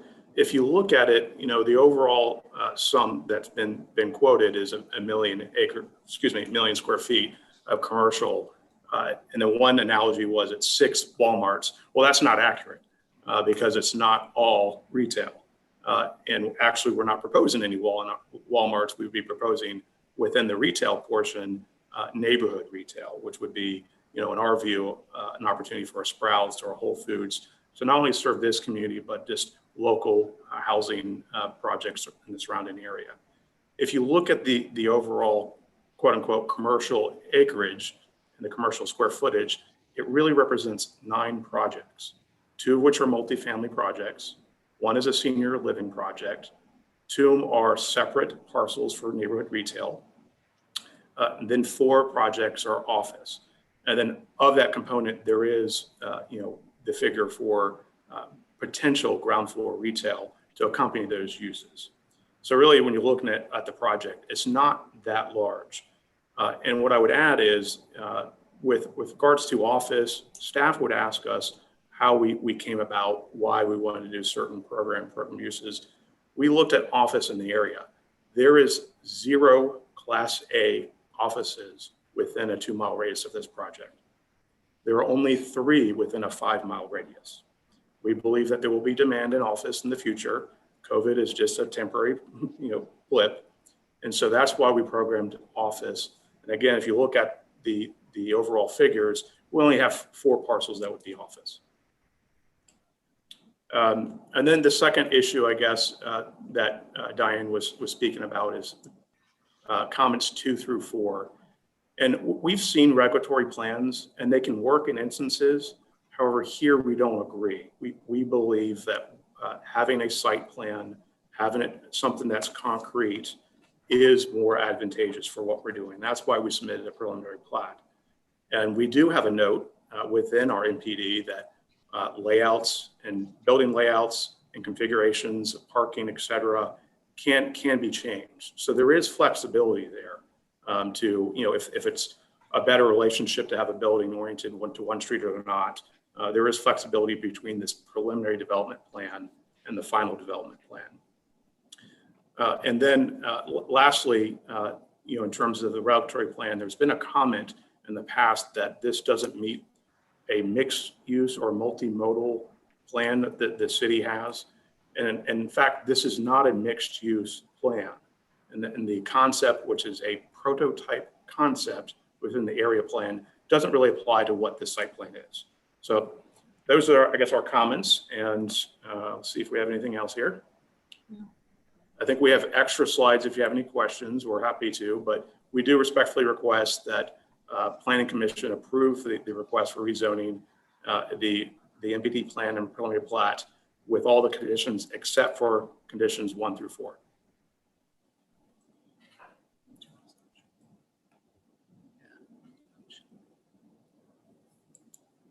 We stopped sharing now so you can see us and you can see everybody else, but we really do appreciate all of the discussions. As you recall before, we have been working on this plan for a couple of years now. We're at the point that we need to move forward with the approval of this plan. We believe it's an exciting plan for the future of Kansas City, as well as being a very good plan for the Northland and addressing all of the needs that are yet to come as we continue to grow the Northland. So with that, we would request that you approve that, subject to the staff conditions with the deletion of 1 through 4. Okay, thank you. Are there any questions from the commission to the applicant regarding their presentation? Yeah, Mr. Chair, and I want to thank everybody for their work from where we were a few weeks ago. So much appreciated from staff and the developer. The question I've got is actually not to do with the 1 to 4 that we've just, there was a boulevards, I thought deviation with regards to housing backing up on onto the boulevard. So has that been resolved? Have we got the houses now fronting the boulevard, or we still got houses with their backyards to the boulevard? Commissioner So Allen. the units that are on the, oh, sorry, are you asking the applicant? Go ahead. I don't care who answers. Commissioner Allender, no, the locations remain as they were shown before. What we've clarified is that we meet the Boulevard and Parkway ordinance. The Boulevard and Parkway ordinance had lots of discussion with the development community as it was being adopted. And one of the options was to provide a greater setback area in order to be able to back homes onto the boulevard or parkways. And that is what we have in our plan. We are not requesting any deviations from the Boulevard and Parkway standards. And there are instances, obviously, where we do have estate lots that do front the parkway. It does not carry the entire length of Tiffany Springs Parkway. Okay, great. Thank you. I have a question for Director Binkley that might then be redirected or inform my question for the applicant. I tend to agree that I think it's over retailed and over office. We just saw a project that is converting office space nearby into residential. And I would think that the applicant would want to choose the path of less defined space use or use. What is the downside and why is staff adamant on 2, 3, and 4? So again, the area plan recommended less commercial in this area, more neighborhood oriented development in this area. And so that we're basing it on our belief that the amount of commercial is not necessary. We're not pushing enough density here, enough rooftops to be able to support the level of commercial that's being identified. So again, that's based on the area plan. And so that's been our position. So we thought that also, though, by having a little bit more flexibility here, it gave the developer some options in the future to be able to work with us and be able to, as the market bears, which, I mean, let's not forget this proposal goes longer than our long range plan that we're updating right now because the number of years that they're shown here for their phasing. So it's hard to know what's going to happen that many years from now. Sure. And so that's why we were trying to come up with an alternate. I think Joe provided that regulatory plan in his last staff report that tried to, again, provide guidance and lessen the amount of square footage and specificity. So again, I agree. I do think it's, the disproportionate amount of retail and office space. And so the flexibility is really not so much flexibility as this is a softer way of saying this is over retail and over office. And then, so if 2, 3, and 4 are removed, and if 20 years down the line, when the time comes to actually start, figuring out the office and retail space, what would that look like at that point in time if it was pre-described how much space there was supposed to be dedicated to those uses? So you're saying if the market does change and everything, and the developer wants to amend this plan, is that what you're asking? If we remove conditions 2, 3, and 4, and then sure enough, the way things turn out, they say, you know what, we need more density, we need more rooftops, we put in way too much office and retail. Does it put either the city or the applicant in a really tough spot at that point? Is it just extra work? What are the repercussions? Right. Essentially, it would require an amendment to the plan and come back through the full public process. And so the applicant then, as they've said, wants to be able to tell people, hey, look, this is where this beautiful market's going to be. This is where this awesome office space is going to be. You can work and live around here. And, knowing that things change. And so they're able to provide more certainty, I guess. But then with the flexibility that you're encouraging them to take with keeping 2, 3, and 4 in there, they could still propose that, right? And so then I guess now my question is to the applicant of what is so detrimental about that flexibility? Well, Commissioner Enders, we do believe we've got flexibility built into our plan. Our plan is essentially the regulatory plan. It provides the maximum amount of square footages for the commercial pieces, as well as the maximum number of lots. Contained within the code is a provision that as you approve final development plans, you all have some flexibility in making adjustments to those. If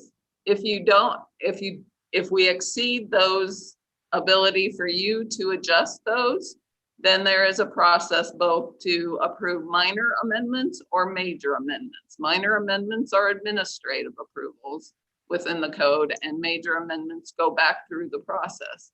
We believe that people who are investing in this area have the right to be able to voice concerns as plans are changing within this area, if they're outside of what we've shown on this plan.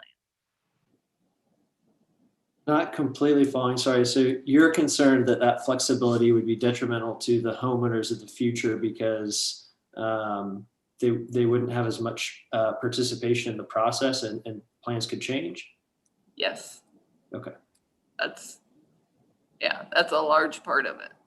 I mean, we believe that the plan sheets that are in front of you are regulatory plans with the maximums shown on the sheets. Sure. So there is built-in flexibility in the plans we've submitted. There was a request by staff originally to not only remove the site planning elements from commercial and multifamily, but also for the single family residential. And we just feel like that's not appropriate for what we need for our project.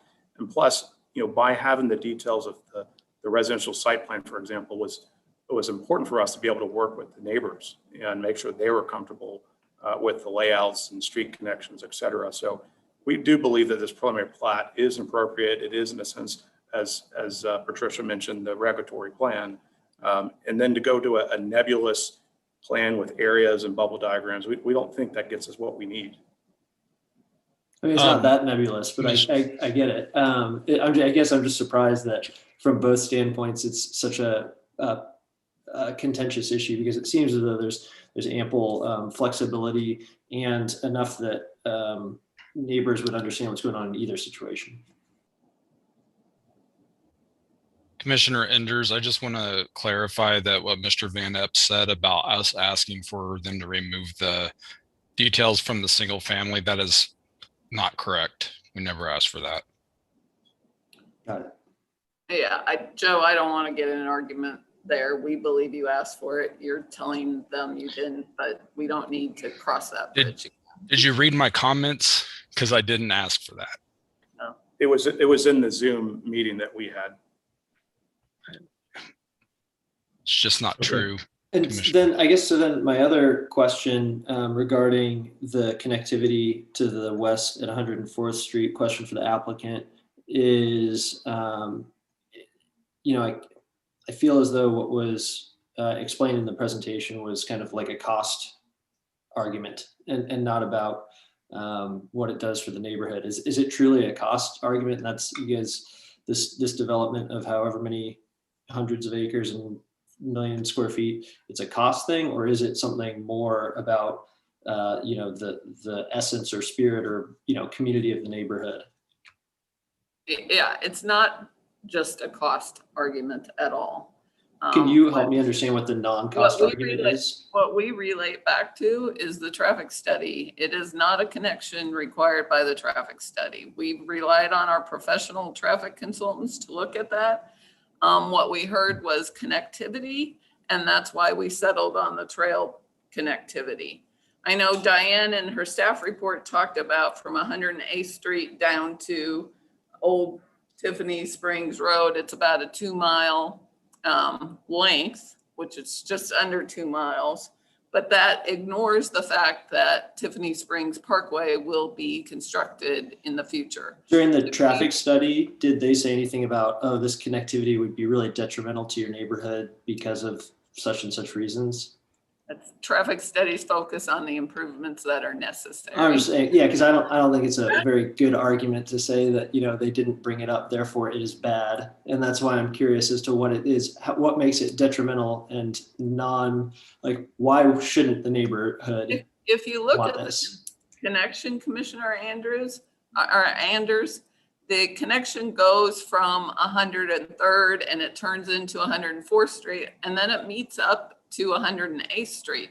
It's not a true east-west connection. You're not connecting to Green Hills Road there. The real east-west connection is Tiffany Springs Parkway. And Tiffany Springs Parkway is a high priority street for the city in the future. Yeah, to answer your question though, what are the other community concerns? You know, when I drive the western community that was developed in years past, it is true that there's a slightly larger right of way for what's really 103rd Street alignment. But then I also observed handicapped individuals being taken out of a van into their homes, children's in front yards, and I can see the vehicles that are speeding by. And in many area plans, planning staff has elements that promote lower traffic volumes and traffic speeds. So by putting a connection where individuals are going to go speed by neighborhoods, that's not a good thing. That's not what we want to promote in our neighborhood. And then on side of that, we've sat with neighborhood associations and sat with residents actually in this office just a couple of weeks ago. And they're adamant about removing thorough streets. So 96 Terrace was one that was mentioned in the past. And the staff is able to remove that condition for that, but not for 104th Street. So again, we think it's just a concern all across the board. There is significant flow rate coming through that area. It's a golf course, there's utilities, there's tunnel crossings for the cart path. It's a very difficult road to design and maintain, a road that has to be maintained by the city. If I may, so there are handicapped individuals all over our city, just as there's children who live all over our city. So, and the fact that new homes will be built east of here does not mean that they're all people who will be driving fast through the adjacent neighborhood. So I think all of that's just a lot of rhetoric and an effort to not require a road that would be constructed. We also provide many roads and build many roads that have large storm areas that go underneath. There's utility lines. This is nothing unusual other than a desire to have another cul-de-sac east of this power lines and not connect the neighborhoods together. I know these people probably don't want it because there's that fear, right? Everyone continues to talk about the fear of people driving fast through my neighborhood and children dying. And that road was designed and that right of way has been there since the beginning with the idea that this connection would occur. Now, you all have designed it, and yes, there is a connection up to 108th, but also the roads do drop south and there would be a connection over to Green Hills. No, it's not a direct, so therefore you're correct. I don't think we will have as much fast traffic through because you do have to make a couple turns to be able to get over to Green Hills. But it's a benefit for both sides to be able to make the connection. And yes, Old Tiffany Springs Parkway will be built at some point, but it's some 20, 30, 40 years, who knows? I guess whenever the city gets money to be able to build that roadway. So 2 miles, no east-west connection. So we do feel very adamant that this connection needs to be made. Yeah, and frankly, I agree with that statement as a Northland commissioner here and the only Northland commissioner. We don't really have that many east-west roadways. You can go clear, you can start with maybe 68th and it goes down to 64th by the time you get to the west side. Then the next one is up to Berry Road, and then you got 152 highway. But then you continue north of that, the next one is 108th. So the connectivity on this piece, I fully agree that it's designed for it. And it provides some flexibility for the folks that live there on both sides of the golf course. And frankly, I just believe it just needs to be a part of these conditions. That's my opinion. Are there any other questions for the applicant from the commission? All right, seeing none, let's go ahead and open it up for public testimony. Is there anybody out there from the public that has raised their hand to speak about this particular case? This would be docket item 15. No one is raising their hand. Okay, we'll go ahead and close public testimony then. So there's been some talk again about the conditions 1 through 4. Trying to go back to the I got to go back to the new one we received. Okay, so we've already eliminated 5, 6, 7. Looks like 8's going to be gone, and 9. So it looks like 1 through 4. And again, 2, 3, and 4 are more on the commercial pieces. And it just sounds like on either way. Just trying to provide flexibility for either side is what the goal is. Trying to figure out how to move forward on that. I mean, it sounds like the applicant is not moving on that, and the city really wants to have those in there. So I suppose I'm struggling to see. I think the flexibility is good. It's so far out there that I'm inclined to support the staff on leaving that as flexible as possible, not knowing where the commercial is versus coming back with plan amendments. So from my perspective, I would be ready to vote and take the staff recommendations on 1 to 4 and on the 104 connection. That's my position at this point. Okay. Yeah, Commissioner Allender, I'm with you on number 1 is non-negotiable for me. Connectivity should be there in my mind. I have a hard time understanding the merits of 2 through 4, whether they need to be there or don't need to be there. I think that the applicant's right that, these are maximums, and I don't think most developers are going to try to build stuff that's not going to be sold or not going to be filled. And so I'm fine removing them, but I'm also fine respecting the staff's opinion and leaving them in. Okay. I guess this time, anything else, applicant? No, we just request that you remove 2 through 4. Okay, thank you. At this time, we're going to go ahead and close all testimony. Excuse me. Just speak amongst the commissioner. And so I heard from Commissioner Allender, kind of said my piece, heard from Commissioner Enders. Mr. Rojas, anything, or I'm gonna be Ashley, you still with us? I'm sorry? When you call for a vote, I mean, when you call for a motion. I'm sorry, go ahead. Okay. I'm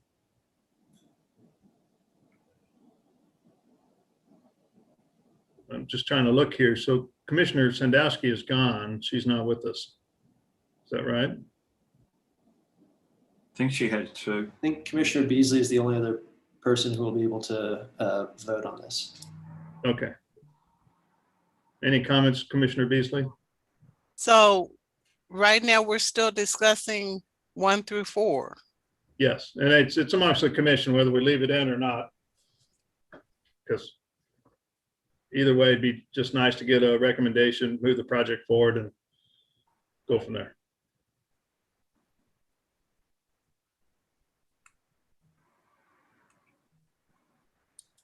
Okay, so I'm in favor of leaving it in there.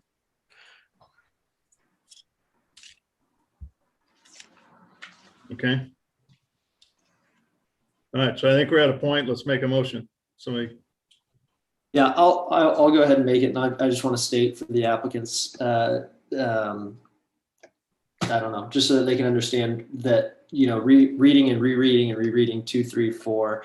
I'm very hopeful that staff will work with them, and I don't think it's going to be an undue burden to you all. And I think you'll still be able to, you know, sell the merits of your project just as well if we remove 2, 3, and 4. So with that said, I'll go ahead and move to approve docket item number 15 with all the conditions as stated in the most latest version, which had numbers 5, 6, 7, 8, 9 eliminated from the previous docket that we had seen. Second. Okay, so I've got a motion and a second to move forward with the project as stated in Commissioner Enders' testimony. So Nicole, can you take a roll call, please, on that motion? Yes. Allender, Aye. Baker,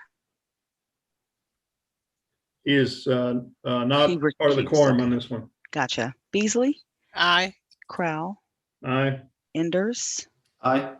Rojas. Aye. Okay, so it looks like the motion passes 5-0 on the project. We certainly appreciate all the work you've done on this. We're looking forward to seeing it come together, and we know it'll be a great addition to Kansas City as well as the Northland. So good luck. Thank you. Thank you. Thank you. All right. Everybody doing okay? Or we need to take a dinner break?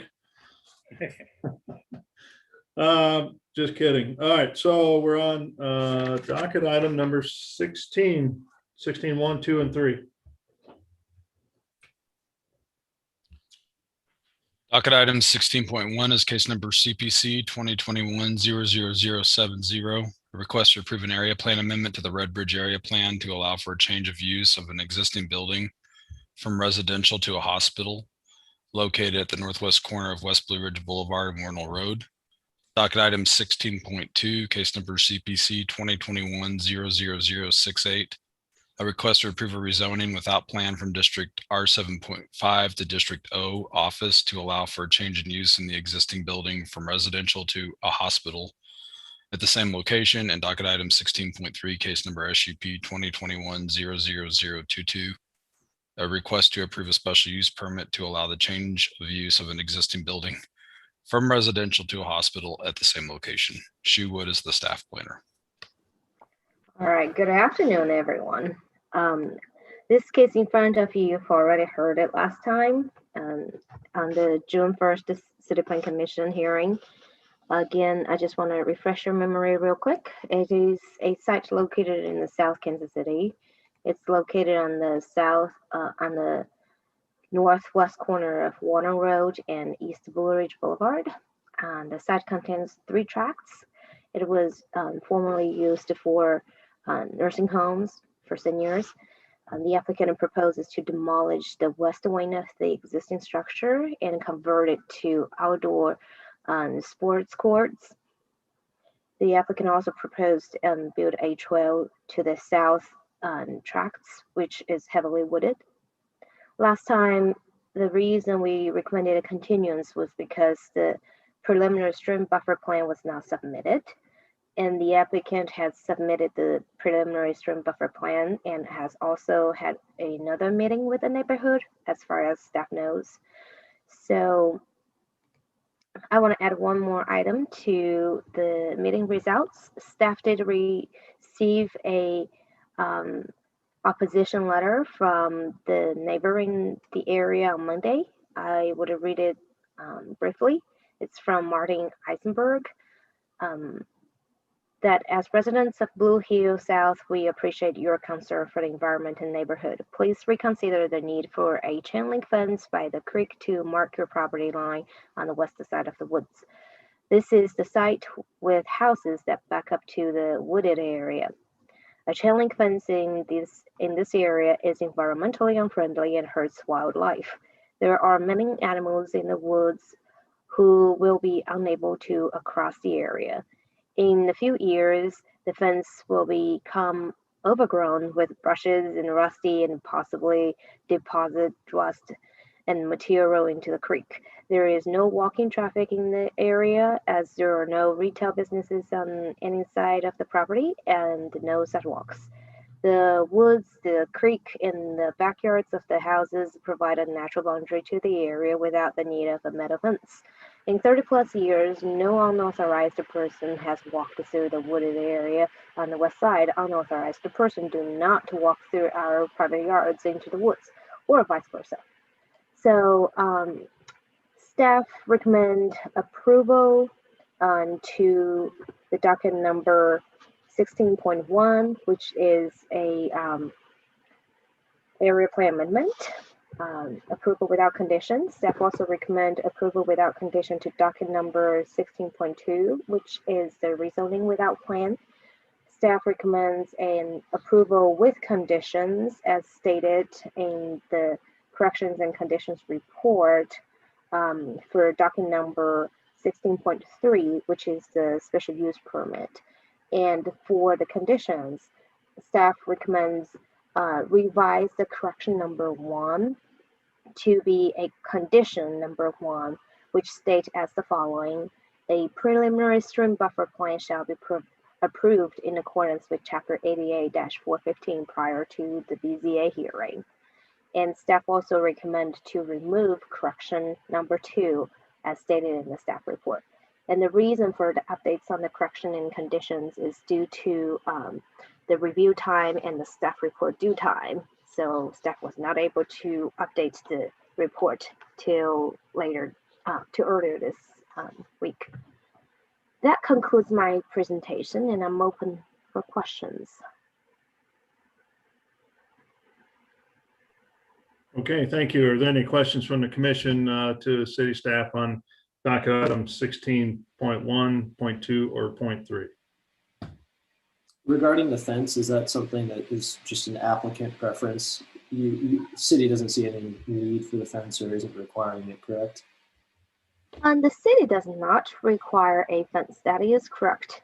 And in fact, the city's policy is always encouraging do not fence the area if not necessary. I believe in this plan, as briefly mentioned by the applicant, they are proposing a gated community due to the sensitivity they consider for their use and the security on site. Mm-hmm. So I believe the fence was being proposed due to the concern for a gated community at this location. Thanks.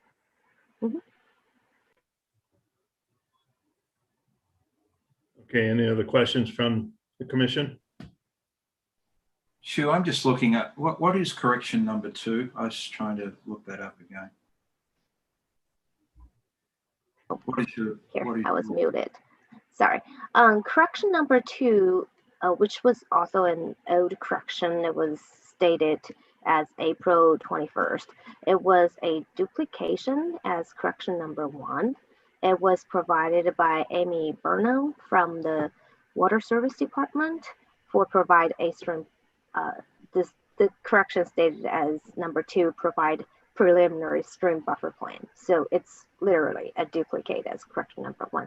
It's just being placed by different staff from different departments. Yeah, I've just got it again. So thank you. Okay, any other questions? Let's go ahead and welcome the applicant. Chair and Commissioners, thank you for having us here today. Bob Johnson on behalf of the applicant, 948th Place, Kansas City, Missouri. I believe my client will be joining, if they are not already, Paul Melnick. It appears he's not on the screen here, but to the extent he's able to join and we're able to fold him into the meeting, Paul is the CEO of Sauna Lake. Here he is, it looks like, joining now. In respect of your time and being 3:15 here, I won't reiterate my entire presentation from last time. I'm happy to touch on any piece of that you wish to talk about again. But given that we went through the presentation fully last time, I will refrain from reiterating that. I will say that we agree with the conditions that Shu walked through and the corrections to same. And the characterization of what's occurred since last meeting, the satisfaction of the two conditions we discussed has occurred. I'll address the fence question as well, and the owner's desire for the fence. I think Shu accurately depicted it. Really, it's, our property here, our development is something where people come and stay and need to feel secure and need to feel that they are there self-contained on our property, and that there will be no interference from other folks coming onto the property. There is a large wooded buffer, true enough.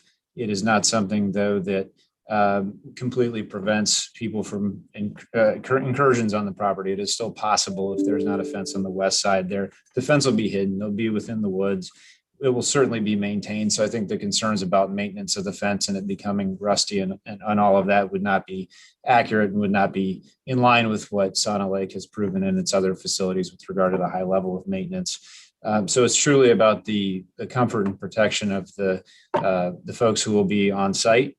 Given it's private property, fencing is appropriate and at the discretion of the owner themselves. And so in this case, that will be the choice of the owner that will choose to put a fence there because of the use and because it's appropriate for the people coming and staying on site, and really the need for them to understand that they can come to the site and safely be there without any incursion or risk to have contact with the outside world, so that they have a better opportunity to obtain the beneficial outcomes that they came to the facility to obtain.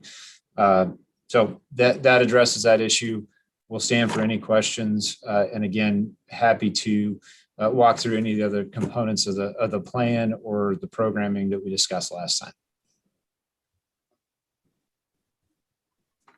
I was just looking at my notes from our last meeting, and there was some discussion about getting together with the neighborhoods, Woodbridge being one. Was that able to take place? Yes, sir, it did. We Okay. immediately got in contact with them, had a good meeting, and I believe we're able to answer their questions. Okay, thank you. Any other questions from the commission to the applicant? All right, seeing none, let's go ahead and open it up for any public testimony. So if there's anybody out there from the public that would like to speak on docket items 16.1, 16.2, or 16.3, to please raise your hand. Looks like we have a couple. Yeah, there's someone with a long string of numbers. I'll just go ahead and promote them.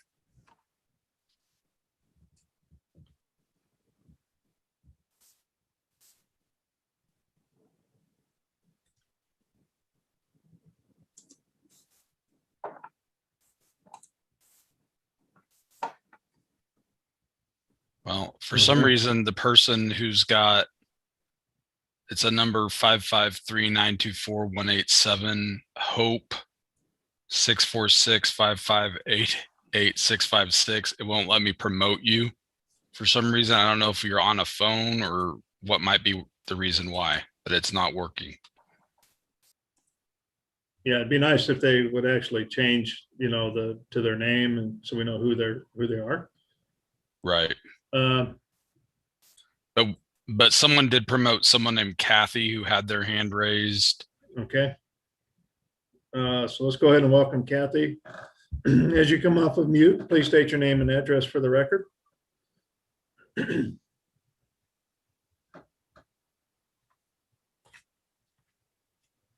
Hi, Kathy.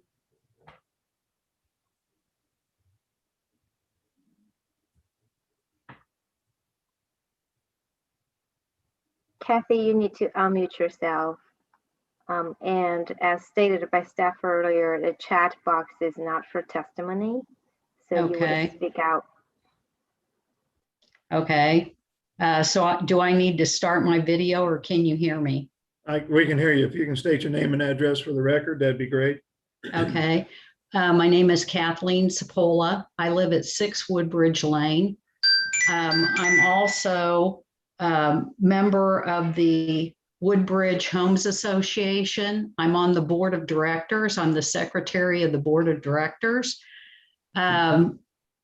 We did meet with the developers of Santa Lake. They came to our Homes Association meeting, and quite a few questions were posed to them.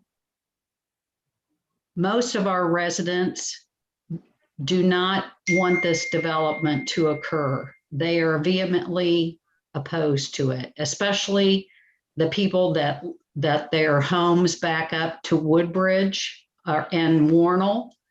And the reason is because we feel that it will have a huge impact on traffic. The traffic on Warnell is already unbelievably busy. And having 200 employees come and go, even though they are staggered throughout the day, will create an absolute nightmare for our neighborhood. In addition to that, the people that live in Woodbridge are elderly. They're concerned, and most of them are elderly widows, females, and they are concerned about a drug and alcohol rehab center going in down there on the corner. They feel like it's too close to the neighborhood. We already have Midwest Recovery Systems, 2 facilities that are located at 130th and Holmes, which is only a few blocks away. And we also have several group homes in Woodbridge that are conducted by Midwest Recovery Systems. There's also another group home, a recovery house, that is on State Line at about 130th. So we really feel like the neighborhood is being inundated with recovery houses, drug and alcohol recovery houses. And we just feel that it will very negatively impact our property values and the safety of our neighborhood. I'm also a real estate agent, so I know what it can do to marketability of homes.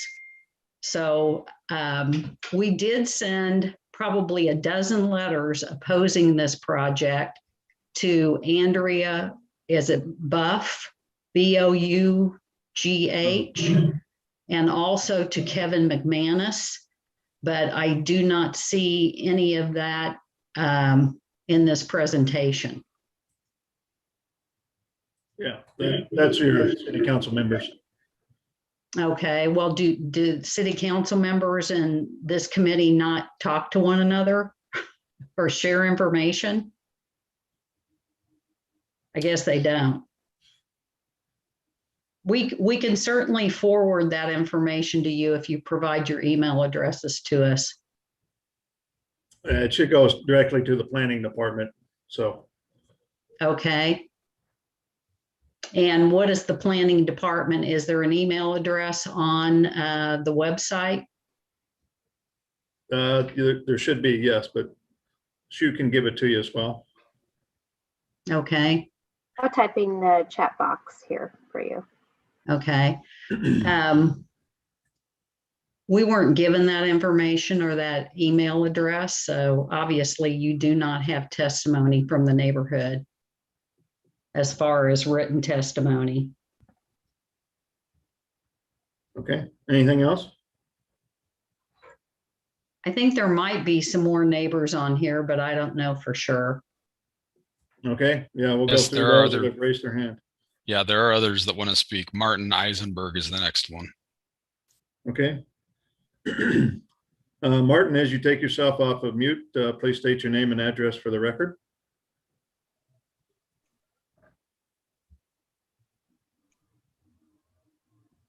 Martin, there you go. Here I am.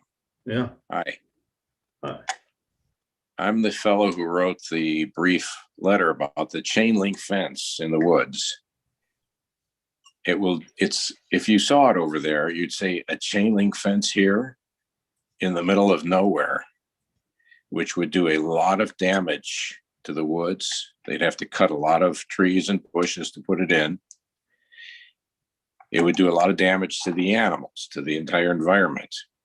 And again, if you saw where the fence was to be placed, you would say, remember many years ago, politically, there was a story about the bridge to nowhere. Well, this is the fence to nowhere. They're putting a walking trail up ahead. That's fine. The people who are walking there will not even see the fence. So it's not going to make them feel safer. They should put the fence up by the walking trail. That would be fine. It wouldn't be in the middle of the woods. And anybody, as I said, I've lived here over 30 years. Nobody has walked in and out of those woods. No unauthorized person. They have to go through my yard or my neighbor's yard. It's never happened. On the other hand, if someone wanted to go through it, they would just jump over the fence. Even I could do it. So I think the reasoning for the fence in the area that has been proposed is irrational. Doesn't make any sense. And it's not necessary. It does damage for no useful purpose. And that's my comment. Okay, thank you. Who's next, Joe? Darcy 2015. All right. Darcy? Please, as you come off of mute, please state your name and address for the record.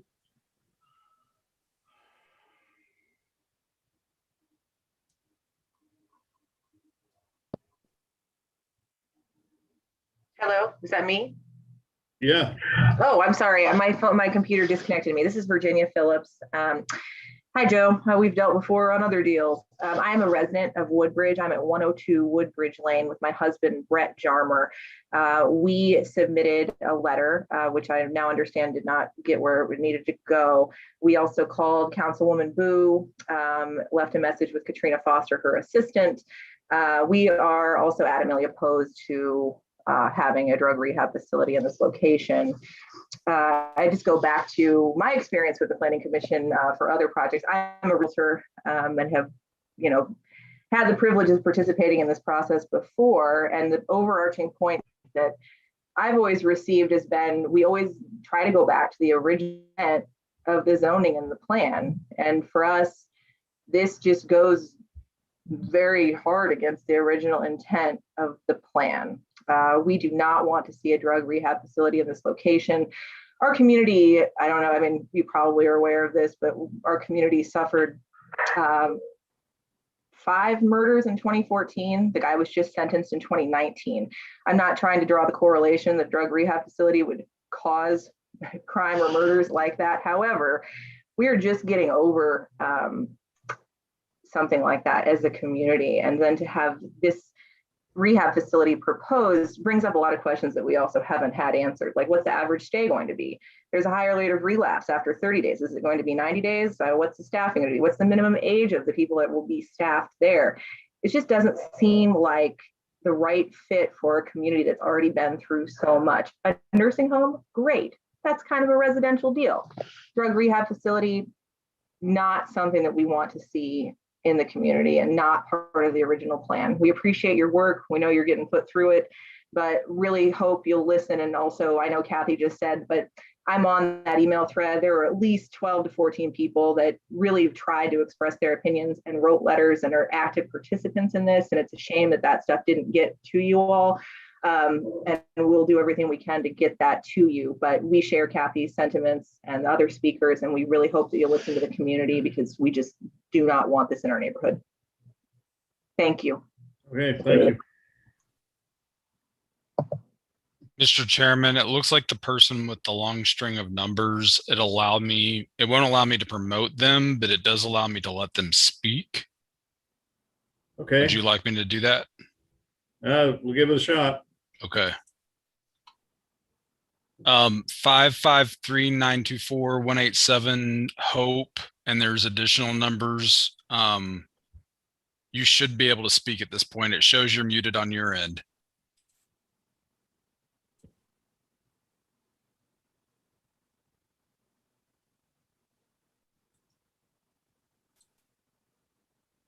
You need to unmute 553-924-187.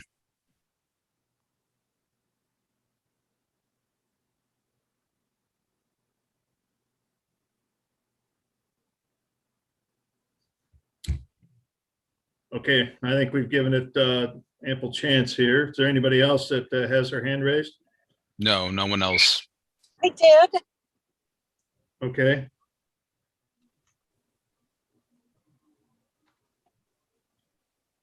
You're off of mute. I heard you for a second. Did you hear me? Yes. Oh, good. Thank you. I'm driving, so I'm kind of going crazy here. I am Deborah Eisenberg, and my husband, everything he said was excellent.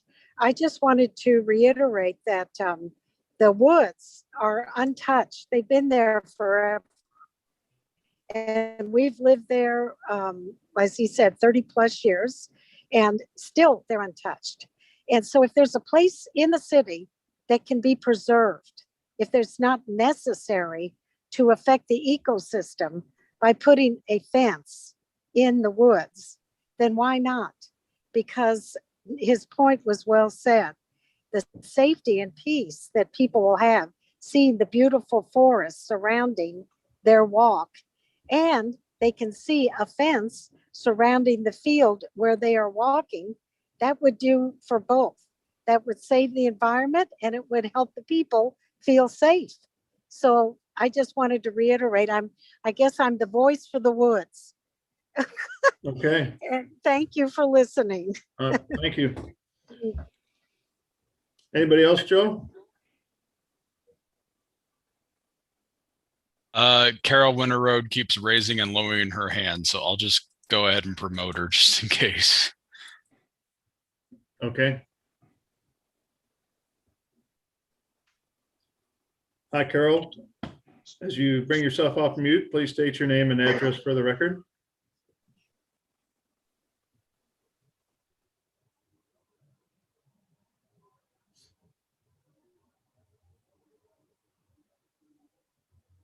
Carol.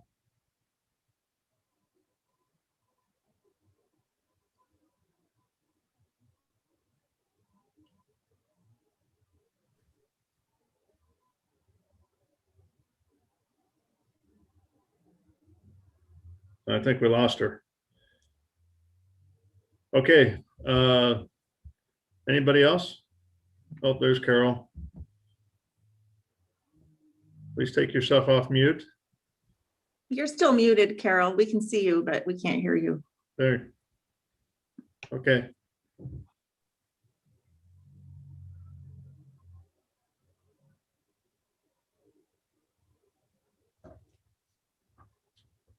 And after Carol, I think Brian's on to speak as well.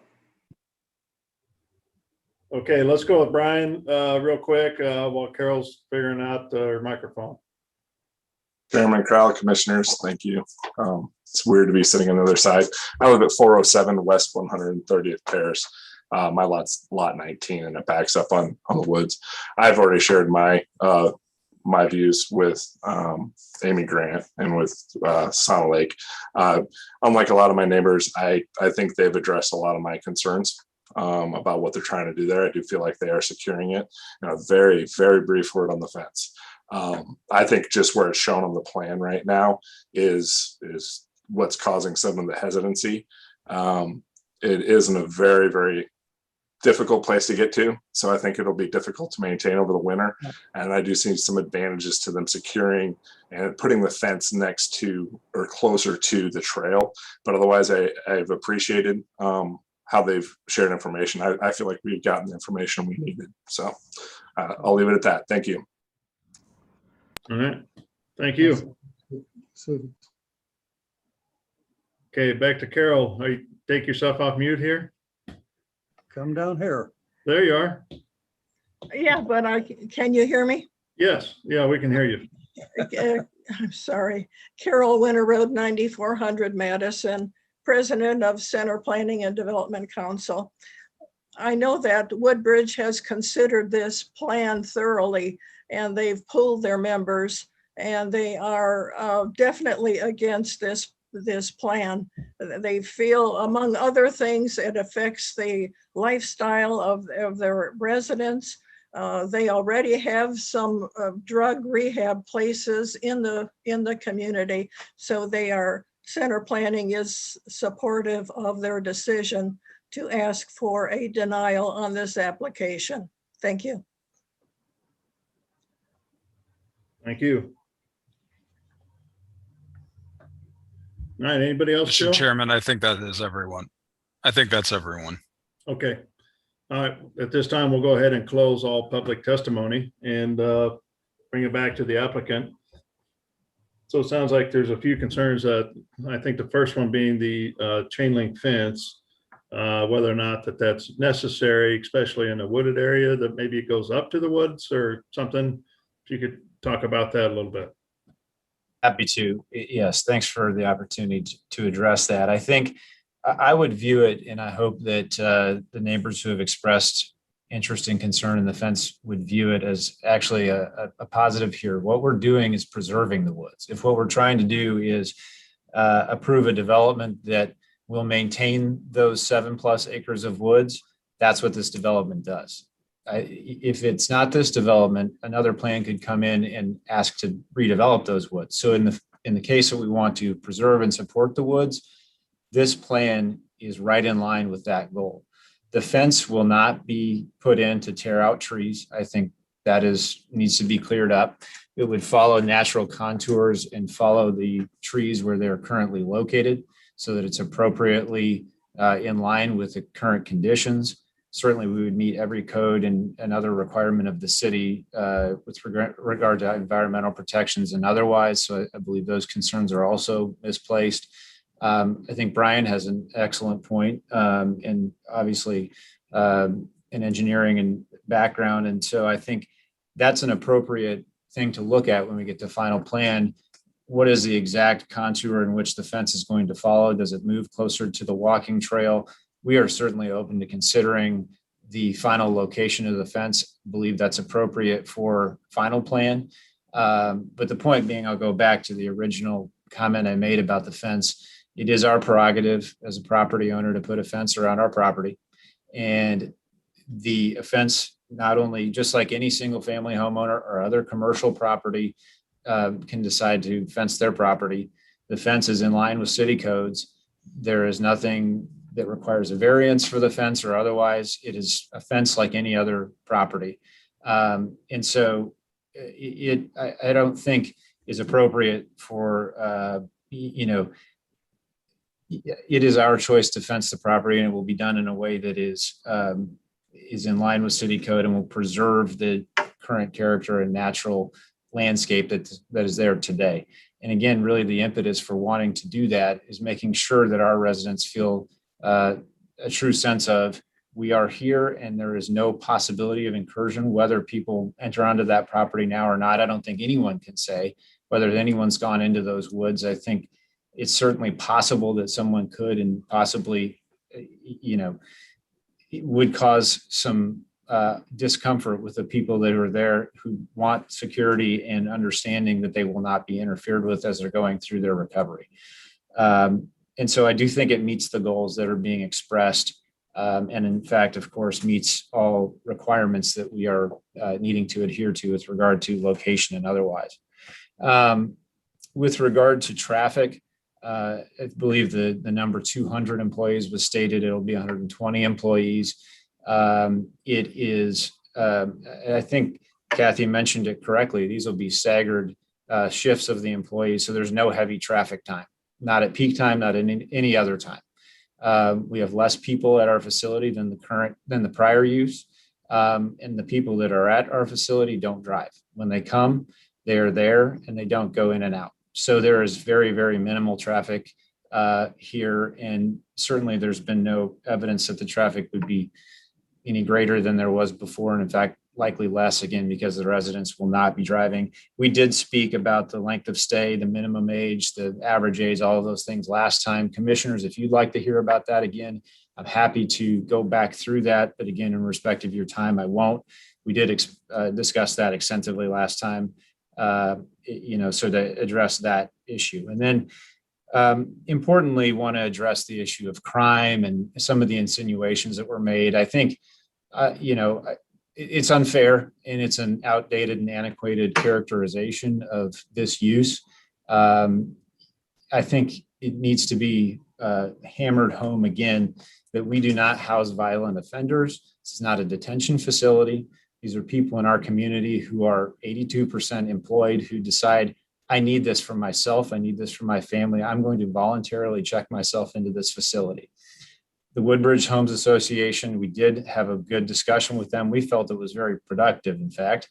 And we, of course, respect their safety and security and take all precautions to make sure that that is not, nothing is impinging the safety and security of our neighbors. Sonnet Lake has no history of violent or crime impacts to surrounding neighbors at their other facilities. We certainly would not anticipate that the Woodbridge Homes Association and the folks that live there across Hornell would have people coming from our facility, somehow leaving our facility without us going through all of our procedures and checking them out and somehow getting out and getting across Hornell to the homes over there. It's just an extremely unlikely scenario and not something that logic would dictate would be a natural outcome of the operations here. So I don't think it's a fair characterization. I think it's an antiquated view of seeking treatment for conditions that are recognized health concerns that in our society we need to address, and we need to address in our community here. And we need the opportunity for folks to go to a place that does have that wooded component, does have that natural component and the natural buffers that exist because of it from the surrounding neighborhood. So I think the site is perfect for the use. I think the buffering exists naturally. And as we discussed last time, we have all the procedures in place based upon a long and extensive history of operating these facilities to ensure that there would be no impacts to neighbors, certainly of the type that have been expressed today.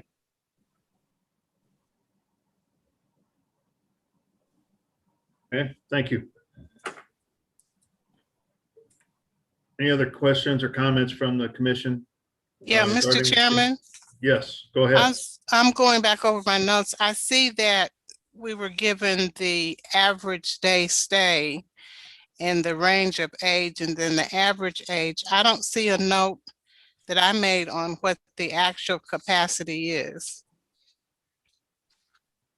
The capacity is 155 beds. Thank you. Has that been adjusted since the last meeting?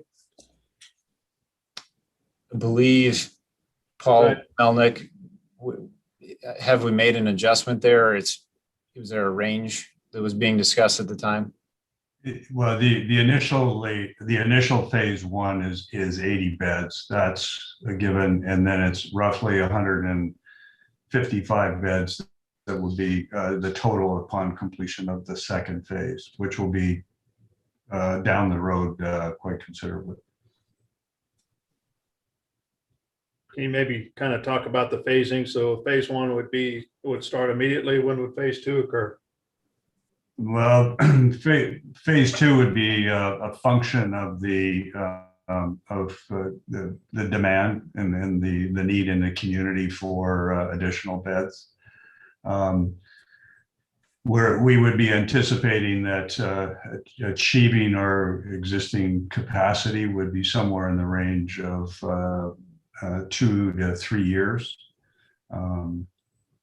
it's been a little bit more in our original facility in the St. Louis area. We were at capacity in just under 2 years. Okay, thank you. So just as a follow-up, then that means your staffing is not going to be at that 120 to begin? That's correct. The staffing will be, well under 100. One thing I would like to make clear is that kind of the peak staffing during the daytime, Monday to Friday, would be in the range of 40 to 45 staff members. And then, the balance are people that are on evening and night shifts, and then weekend shifts as well. So the traffic in and out of the facility, and because there's staggered times that people arrive and leave while there, but it's only 40 to 45 people that would be in and out at peak times.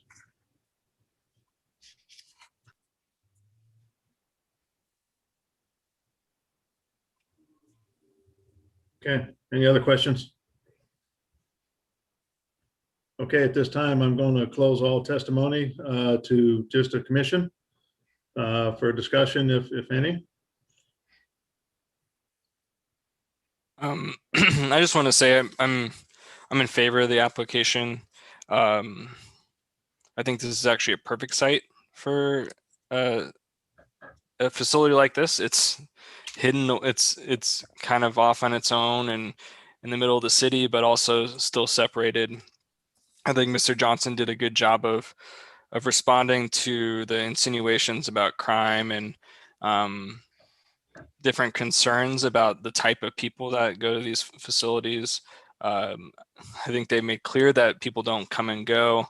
It's a very controlled environment where it's very contained as well. And so I think this is actually a great location, whereas probably there's other places in the city where they're right next to homes or right across the street from homes, and not separated from with a large site in an appropriate site. So I understand the neighbors' concerns, but I don't think it matches up to what's actually being proposed. So I'll be in favor of all three of the cases.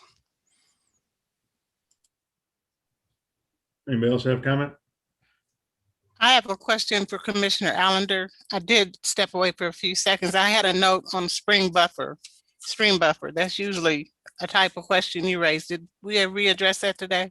Yeah, we did. I believe that staff got the plan and they're okay with it from what, unless you can tell me, but that's what I took out of it today. Okay. No, I'm fine. I just wanted to confirm. Thank you. Thanks, Commissioner Allender, this is Stacy Lowe with Land Development. They have submitted the plan, but they submitted it with not enough time for the city staff to properly review it. Since at this point in the process, they are much more concerned about getting the zoning approved by city council, we have agreed to let that move forward to city council as long as we get the stream buffer plan approved prior to the hearing by the Board of Zoning Adjustment. Yeah, I'm okay with that. They've at least submitted it, so that's good. But Stacey, thanks for the clarification. You're welcome. Okay, anybody else? I'll go ahead and make the motion. Okay. Move to approve docket items 16.1, 16.2, and 16.3 with the plan correction becoming a plan condition regarding the preliminary stream buffer plan being approved prior to BZA. Okay. I think you also are deleting number 2, is that right? Yeah. Okay, and deletion of number 2 as it is a duplicate. Okay. I've got a motion. Do I have a second? I'll second. Okay, so I've got a motion and a second for approval of 16.1, 16.2, and 16.3 with modifying the plan corrections to move condition number 1 down under plan conditions instead of under corrections, and then deleting number 2 altogether. Nicole, can you take roll call, please, on that motion? Yes, that is Allender, Aye. Baker, Aye. Beasley, Aye. Crowell, Aye. Enders, Aye. and that's it. Should have Mr. Rojas. We had a, is this on number 1, 6.1? 16.1, I'm sorry. Oh, I'm sorry. Yes, we had a required quorum and he's not a part of that. Yes. So thank you.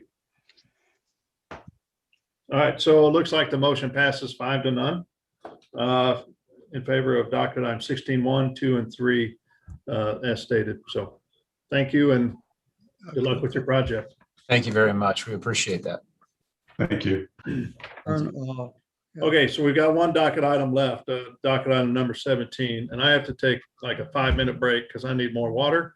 Kind of dry right now, and just give me a chance to go to the restroom as well. So if we can take about a 5-minute break and be back like 3:55 or close to that, or 4 o'clock, that'd be great. Thank you.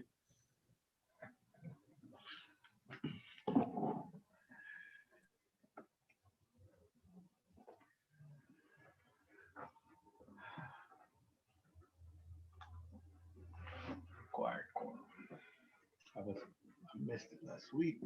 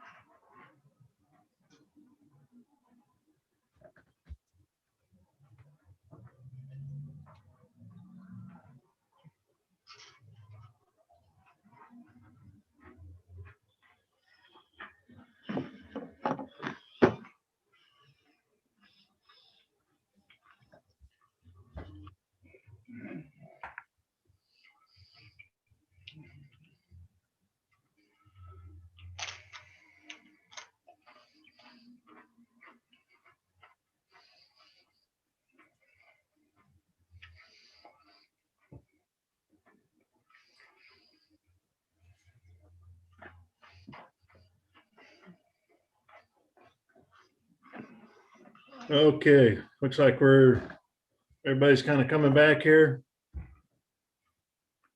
Thanks for hanging in there on this long day.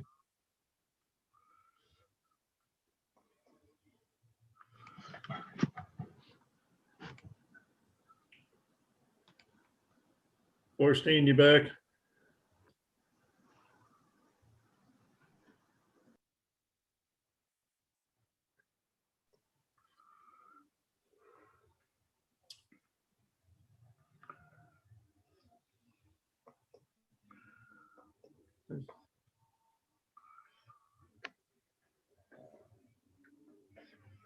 Commissioner Rojas, you're going to get this Zoom figured out yet, aren't you?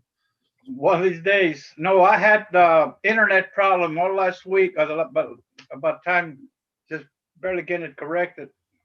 Gotcha. Well, and then we'll be back in person again and won't need it anymore, right?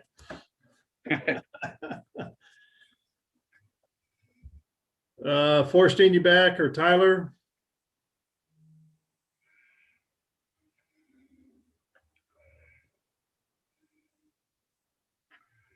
It's like we need to wait a second. Joe, you there? Yes, I'm here. Okay, there's Tyler.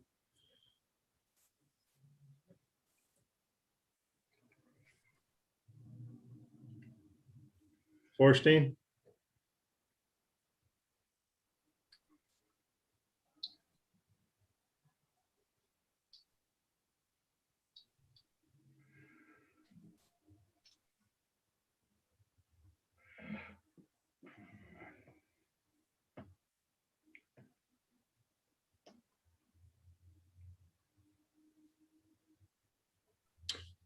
Joe, let's go ahead and get started here on our final case, number 17.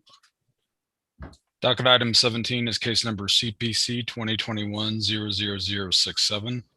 Request to approve a rezoning from District B2-2 to MPD with a preliminary development plan, which also acts as a preliminary plat for the development of a commercial office and retail uses consisting of a 68,000 square foot grocery store, a 4,500 square foot gasoline and fuel sales building with fuel pumps, and a 14,000 square feet of retail and office buildings on about 10 acres located at the northeast corner of North Oak Traffic Way and Northeast Shoal Creek Parkway. Shu Wood is the staff planner. All right, as we move on to this last case, let's look at this case that's located in the Northland. More specifically, it's located north of Highway 35, and it's at the northeast corner of North Oak Traffic Way and Northeast Shoal Creek Parkway. And at this location, the Northeast Shoal Creek Parkway is identified as a parkway on our major street plans, which requires 150 feet for right-of-way. And North Oak Traffic Way is identified as a thoroughfare on our major street plan, which requires 100 right-of-way. And there's no proposed dedication to the right-of-way since both of these roads at the locations have been built. At this area, it is zoned B2-2 currently, and the applicant is proposing to rezone it to MPD for a mixed development. The area plan recommends mixed use committee, and the proposed land use is in consistency with the recommendation from the area plan. The subject site is about 10 acres, and it's surrounded by mostly residential uses, including a water tower and residential single-family houses located to the north and east. That's zone R6, and residential zone R7.5 to the west on the other side of North Oak Traffic Way, and undeveloped area that's largely wooded at the corner of the intersection, which is zone B1-1. There is also a gas and fuel sales to the south of the Shoal Creek Parkway. Currently it is zone B2-2. So this is the view looking east from Shoal Creek Parkway. The subject site is located on your left hand. The fuel and gas and fuel sales is located on your right hand. This is the view looking north from Shoal Creek Parkway. The subject site is on the left side of this picture, and as you can see, the residential single-family houses are located on the right in the middle of this picture. So the fence where you see is the proposed is supposed to be the property line along the east of the subject site. This is the view looking north from North Oak Traffic Way, and the water tower is located on your right hand as well as the subject site. So the applicant proposes two vehicular access from this northeast at Carapac Drive. That is a drive approach from North Oak Traffic Way, and the applicant is also proposing two vehicular access from the Shoal Creek Parkway, which is on the south side of the site. So as Joe mentioned in the legal description, the applicant proposes a 68,000 square foot Hy-Vee grocery store. How do I stop this? I'm jumping around, sorry. So the applicant proposes this Hy-Vee grocery store located on the east side of the subject site, and also proposed a gas and fuel sales, which will be the Hy-Vee Fresh, that's located at the intersection. The proposed gas and fuel sales is roughly 4,500 square feet. Along with the gas station, there is a canopy proposed for 16 fuel pumps that's located directly to the north of the proposed gas and fuels convenience store. There will also be two retail or office uses. Each of those will have 7,000 square feet. That's located to the north east corner of the site, abutting North Oak Traffic Way, and another one will be located on the south of the site between the Hy-Vee gas station and the Hy-Vee grocery store, as shown on this site plan. So the applicant proposed a total of 425 parking spaces for this plan, even though only 222 were required. Due to the amount of the parking spaces they're proposing, this is deemed to be a large parking lot, and they shall comply with large parking lot design. And I will mention that in details about the requirements for large parking lot design and the rationale behind it. Generally saying, the parking lots, as you can see, the large amount of parking lots is located in the middle of the site and to the north of the site. And there are some parking lots located also scattered around the proposed retail office use and as well as the convenience store. So regarding to the pedestrian access, the applicant proposed to continue construct the sidewalk along the south side of Northeast Carapac Drive and providing the pedestrian access and connections from the sidewalk to the site.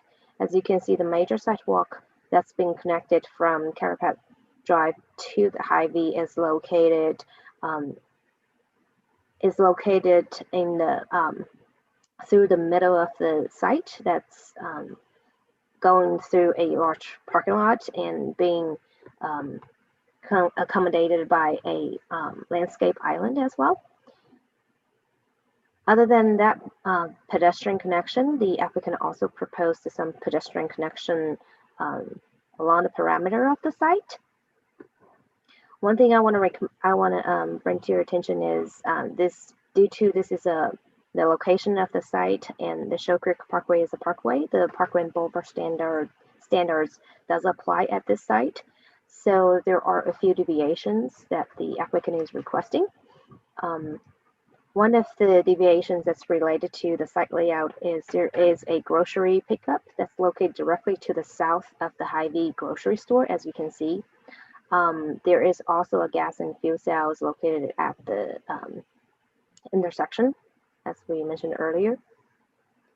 So this is the proposed conceptual landscape plan.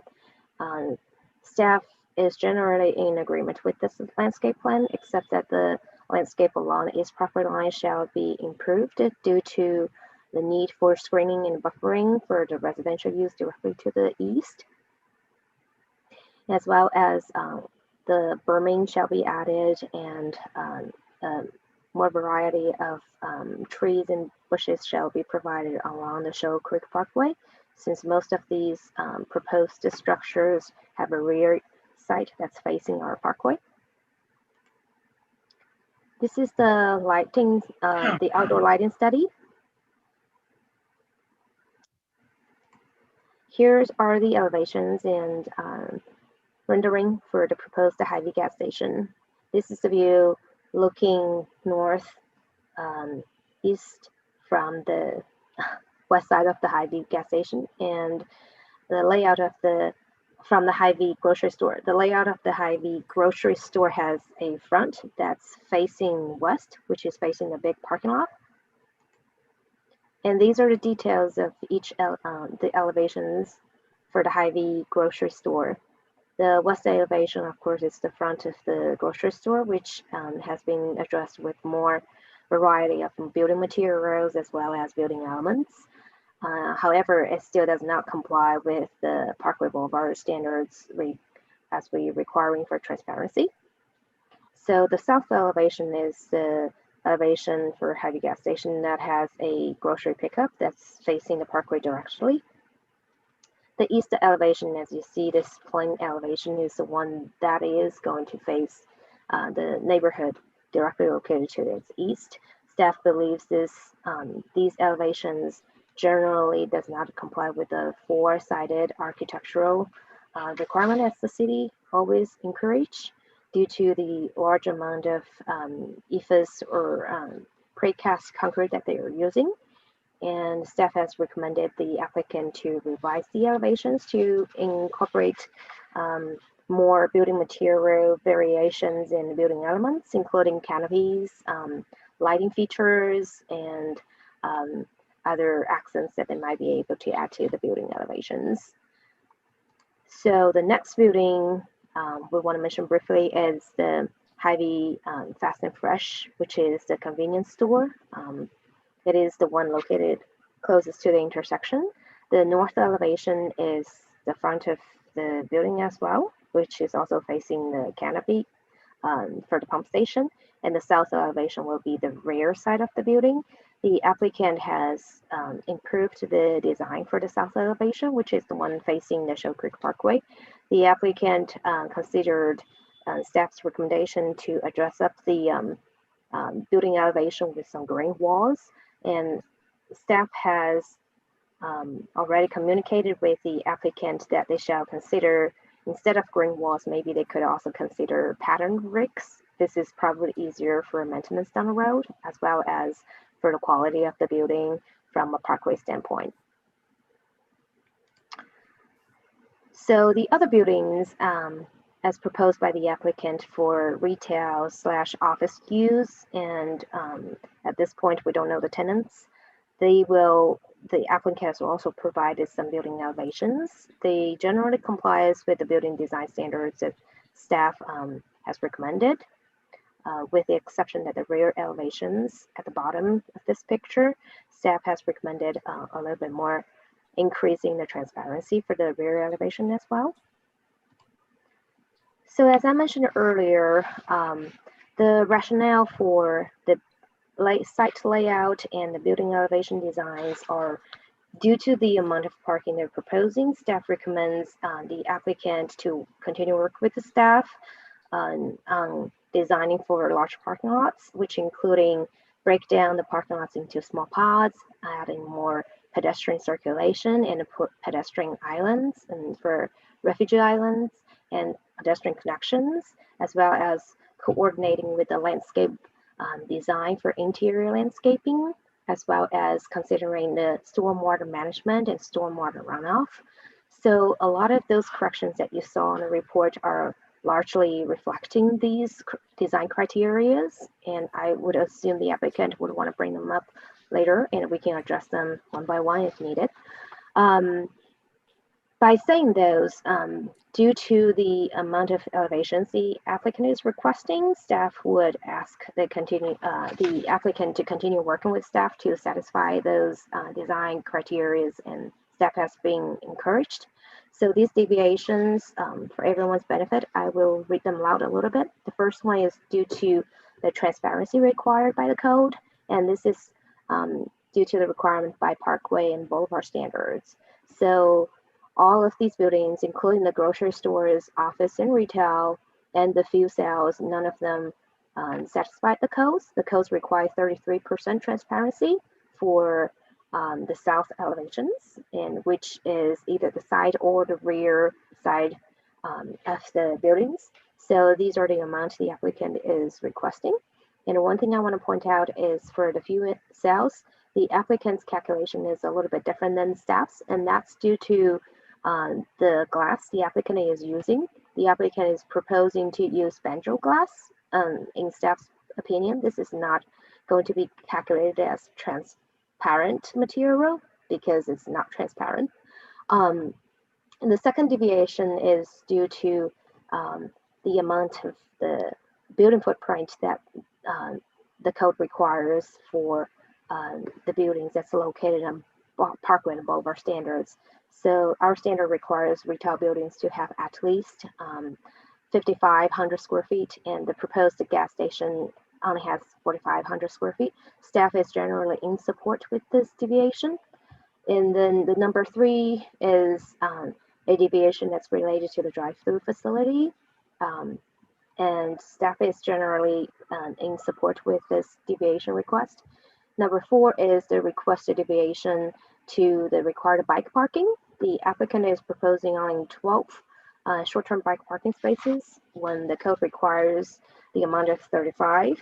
Staff is not in support with this deviation, and staff did not see the practical difficulty in this case, and we believe the bike parking, whether it is necessary at this point or not, it will be calculated for the future use.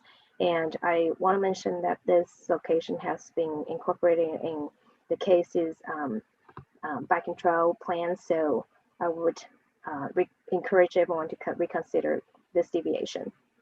So I will summarize my presentation with that staff recommends approval with conditions from number 1 to 42 as stated in the correction and condition report. Number 1 to number 22 are corrections that's stated by staff and shall be addressed prior to the request for ordinance. And number 23 to number 42, these 20 conditions, those are conditions as listed in the report. So that concludes my presentation, and I'm open to questions before the applicant's presentation. Okay, thank you. Are there any questions for staff on this project? Yeah, oh, go ahead. I just have one quick one when it comes to the parking lot. Does that include the stalls they usually put out for shopping carts? Is that part of the design that you work with them on? Yes, we actually did work with them on the cart carros, and is that yes, what you're mentioning? That's correct. We did working with them on that one, and as you can see, we recommended them to incorporate that with pedestrian connections through this big parking lot. Unfortunately, I don't believe they incorporated in their pedestrian connection design. Their pedestrian island is this one located to the north of this large, yeah, I guess you got it. Yeah, thank you. Thank you. Mm-hmm. Actually, if you'll stay on that slide. Oh, I'm sorry. And so maybe the applicant then can, I'm going to ask one question to you, but then maybe the applicant can answer in the presentation. So as I was looking at the parking, you know, if you're looking at being a retail tenant in the lower retail space, the southernmost part, you know, you might be fighting Hy-Vee parking. And I was just noting that that building wasn't on the north side where there's kind of those two separated parking lots, which I imagine Hy-Vee staff would park in one, but it's probably an excessive amount of parking up there for just staff. And so then I mean, I imagine it's because you'd like to have signage if you're the retail tenant on the boulevard or on the road. But I was curious, what is the height of the retail building at the southernmost part? And then would the trees that are required, the street trees, block the signage? And the other real question is, there's signage noted on the front. I imagine that by right, there is signage allowed on the back of the building. Could you tell me both the height and then also what signage would be allowed on the back of the building? Yeah, so a couple things I want to mention briefly, and this is staff's understanding, and the applicant might summarize or might actually add more to it.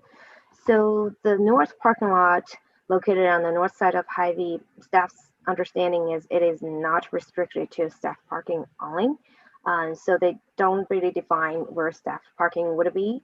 But I agree with you that Commissioner Enders, that probably the staff parking will mostly be located around this area. And regarding to the signage and the street trees that's located to the south directly, I want to show the landscape plan over here. So the street trees has been proposed along the parkway, and due to the parkways and boulevard standards, we do want them to improve the landscape along here, because the buildings, the south elevations of these buildings are actually the rear side of these buildings. So the first thing we encourage them to do is to dress up these rear side of the buildings and have a front look, even though they don't have the front function. And then the second part is to landscape with these back of the buildings. As you can see that a lot of the back of these buildings, they actually have the function as either mechanic room or other rooms that needs to be screened. That's why we require them to have various building materials and have a good screening by landscaping heavily. As proposed by the applicant, I did not really see signage being proposed for these rear elevations. The applicant did propose a monument sign that's located at the south west corner of the site, which is the northeast corner of the intersection, which is right over here. That the applicant proposed a monument sign at this corner. I would personally believe it will be a development district monument sign that will include the tenants panels on that signage. And again, I can let the applicant to speak a little bit more. I'll let them present. Thank you. No problem. Okay, any other questions for city staff? Okay, seeing none, let's go ahead and welcome the applicant. Welcome back. Almost good evening. Good evening. Yeah, it's almost good evening. Shu, can you stop sharing? Oh, you're getting mine. Patricia, if you want to share your presentation, you're so welcome to do. Okay. I just want to make sure that our Hy-Vee representatives have been admitted to this meeting. Joe, I sent you an email saying that Pete Hosh and John Brim were on. Could you promote them? Yeah, I just promoted Pete and I see John now. I'll promote him as Okay. well. I start my day with you guys and I end my day with you guys. So again, Patricia Jensen with the Ross Fretz Law Firm with offices located at 4510 Bellevue, here today on behalf of Hy-Vee for the development on North Oak Traffic Way and Shoal Creek Parkway. I've got a PowerPoint presentation we're going to go through, and then we can discuss where we have differences with the staff conditions. We've made several changes and revisions in response to our meetings with city staff as we move forward. And we're going to talk to you a little bit about the new design of the Hy-Vee stores, because it is quite different than what currently exists along Berry Road. So this is our colored site rendering. I'll keep moving forward here. So as Shu has identified, we are requesting that you recommend approval of the request to rezone the site from B2-2, which is a commercial district, to District MPD Master Plan Development, and approve the plan for the Hy-Vee grocery store, as well as the Hy-Vee Fast and Fresh concept, and then the 2 additional retail office buildings.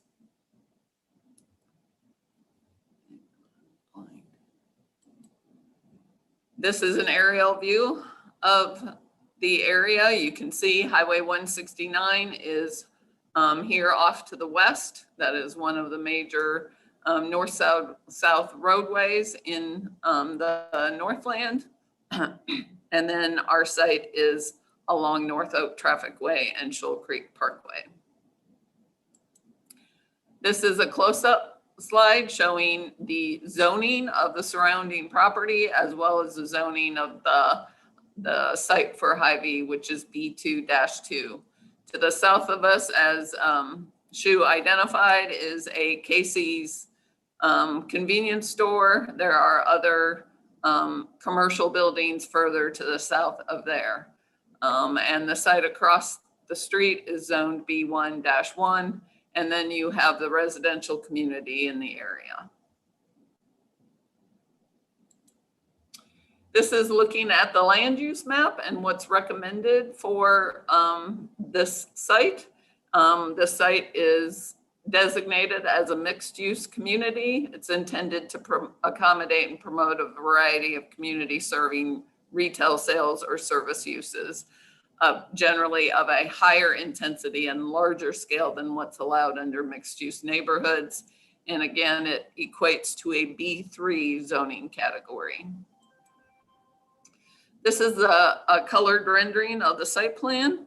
This is enhanced landscaping, and it was shown on our revised plans we submitted to staff following our development review committee meeting with them.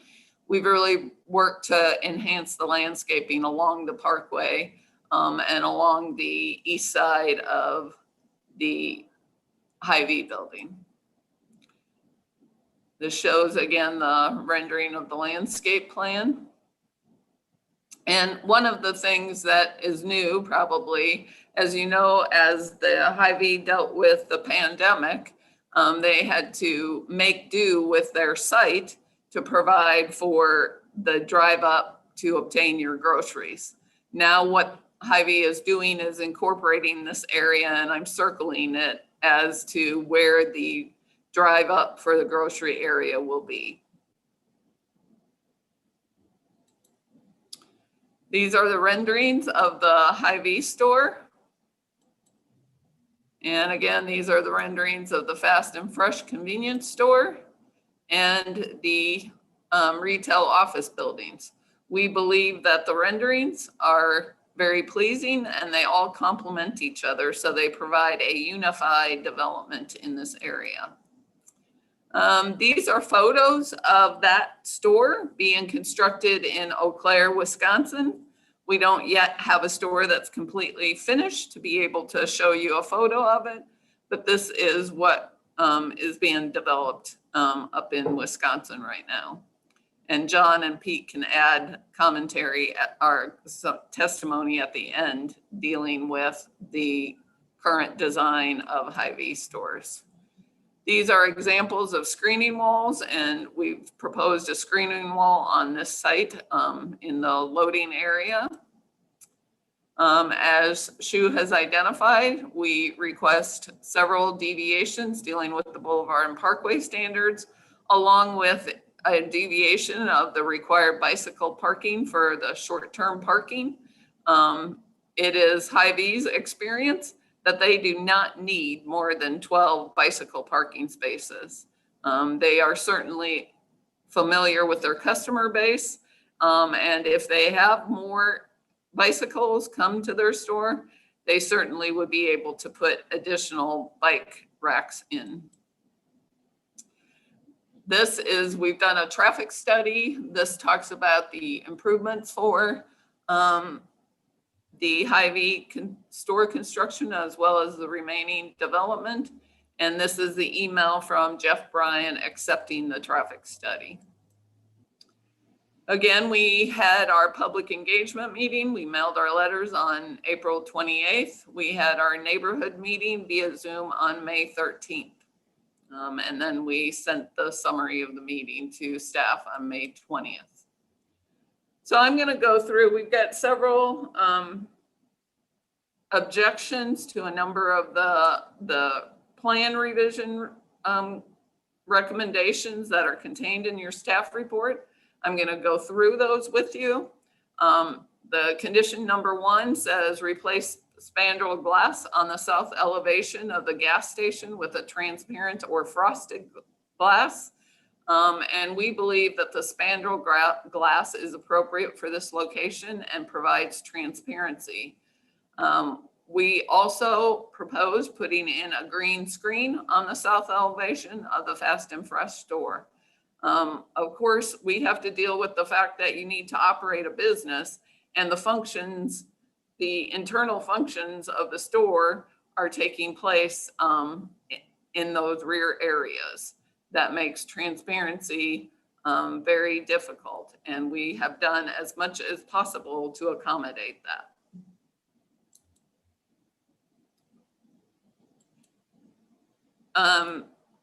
Commissioner Beasley, I think you asked about what the cart corrals look like. These are what we anticipate putting at that site. Oh, somehow I went way.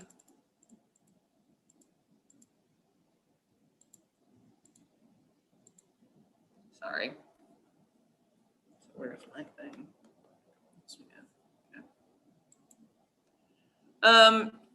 Condition number 8 says provide a perspective along the height of the proposed 4-foot screening wall extending northward from the north end of the building so as to illustrate the manner in which it screens the proposed service area. This is the rendering that we provided to staff. Condition number 11 says the south, north, and east elevations of the Hy-Vee store are insufficient. They do not meet the city's expectation for 4-sided architecture.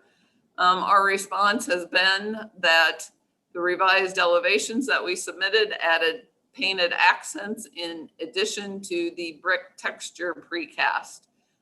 Photographs of the store under construction in Eau Claire, Wisconsin were provided to show how the brick impressions in the precast. We believe that this meets the requirements for 4-sided architecture. Condition number 12 says to approve the general appearance and add pedestrian interest along the storefront, add additional glass storefront to the west facade of the Hy-Vee store wherever functionally appropriate for the interior floor plan. We believe that our photographs demonstrate that we meet this condition. Condition number 16 says, consider adding the vegetative screen wall that is proposed on the south elevation of the gas station to the retail/office buildings. We have a little bit different design on the retail office buildings. It includes wood look, fiber cement panels, and other design elements to add interest to the south elevation. The site plan conditions say, number 2 says, revised plans to show a berm along Shoal Creek Parkway frontage south of the grocery store drive-through. We have added evergreen shrubs and the trees while maintaining visibility of the building. We feel the added landscaping achieves the buffering goal. Number 3 says revised plans to show the minimum number of short-term bicycle parking spaces. And as I've stated to you, we believe that 12 bicycle parking spaces are more than sufficient. And in Hy-Vee's experience as a retailer, they've never had a demand for more than that. Number 4 says the plan must be revised to comply with the large parking area of the code. I actually have cut and pasted that large parking area of the code. And it cites an example of this project that generally meets this requirement is the Costco on North Platte purchase. Please evaluate this and revise the plan. We added the landscape pedestrian walkway through the parking lot in response to this request based upon the earlier submissions. And what I've highlighted for you is a comparison, an aerial view of the Costco versus the Hy-Vee. You have to keep in mind that the Costco site is a much, much larger site and a much larger parking area than what we proposed for Hy-Vee. In addition, the Costco has 5 rows of parking, and that is the maximum amount that the Hy-Vee store has. So we feel like what we have proposed in fact, is a better improvement compared to the Costco store.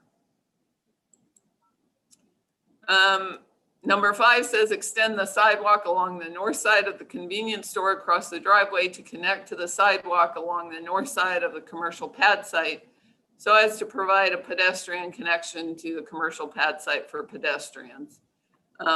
We've got the existing sidewalk along North Oak, which provides access to the convenience store and the north commercial pad site. And this slide shows you where all of our pedestrian walkways are, as well as where the sidewalks are. And we feel like our slide has, our site has good pedestrian paths. Number 6 is similar in nature to that. Again, we believe that we added the pedestrian walkway with the landscaping in the previous submission through the parking lot to connect to Carapat Drive. That was added here. You can see how it goes along the landscaped area here.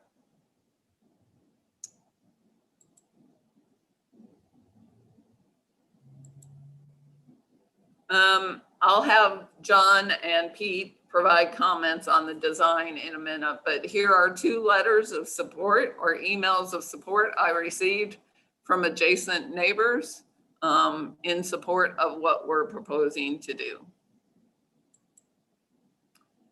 John and Pete, do you want to add anything further with regards to the site plan revision conditions? This is Pete Hush with Hy-Vee, 5820 Westtown Parkway, West Des Moines, Iowa, 50265.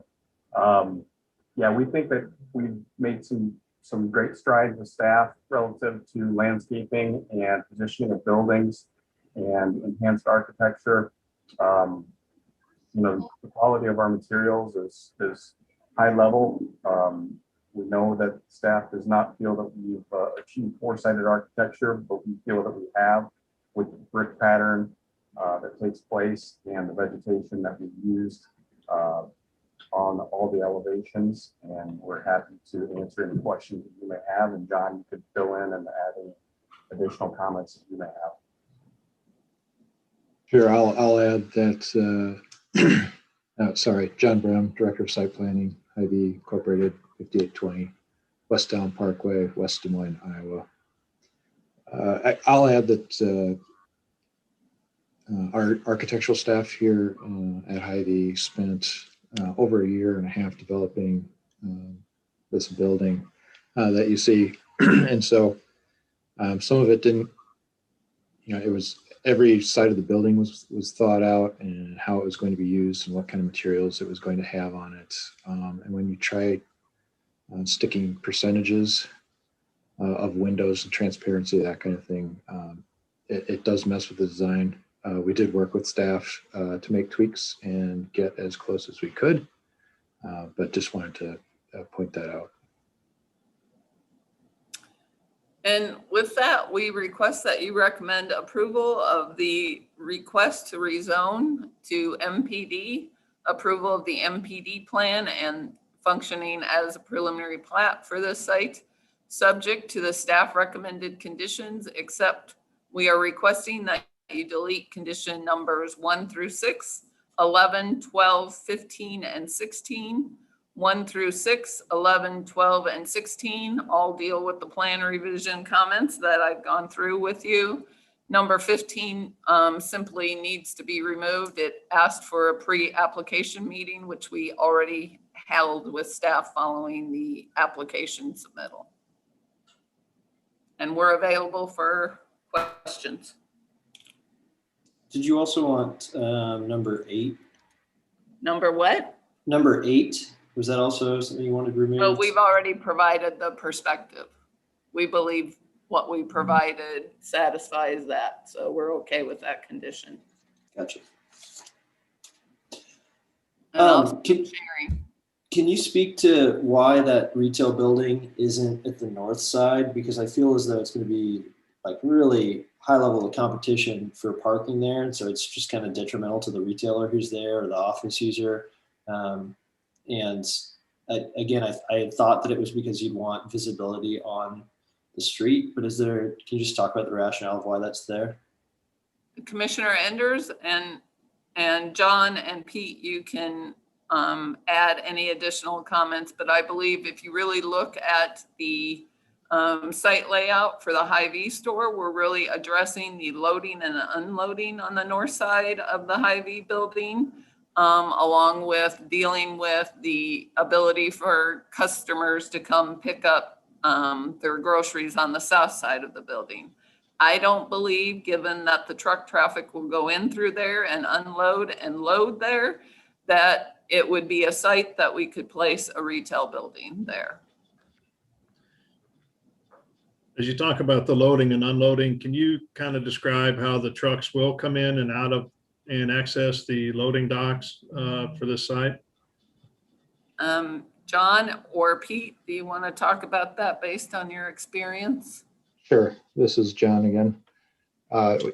There's two obvious ways the trucks could come in. They could come west on Shoal Creek Parkway and go across the front of the store. We typically discourage our trucks and our vendors from doing that, but that's one way they could go in. And then back into the loading area.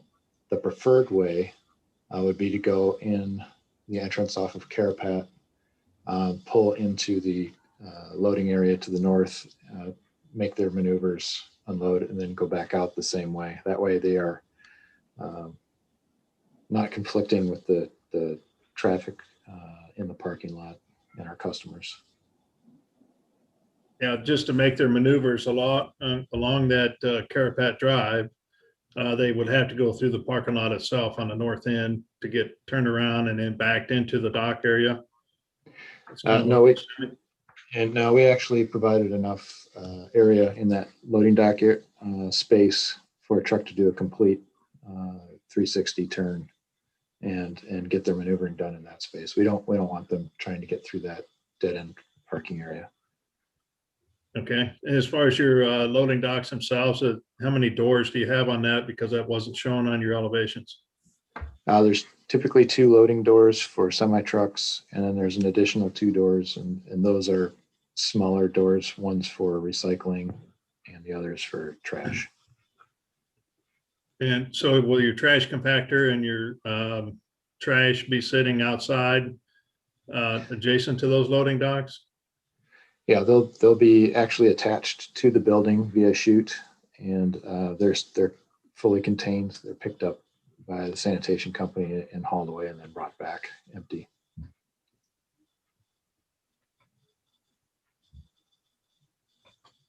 Okay. It would be similar to what we have at our other stores. Yeah, some people don't know what you have at similar stores. That's why I'm asking.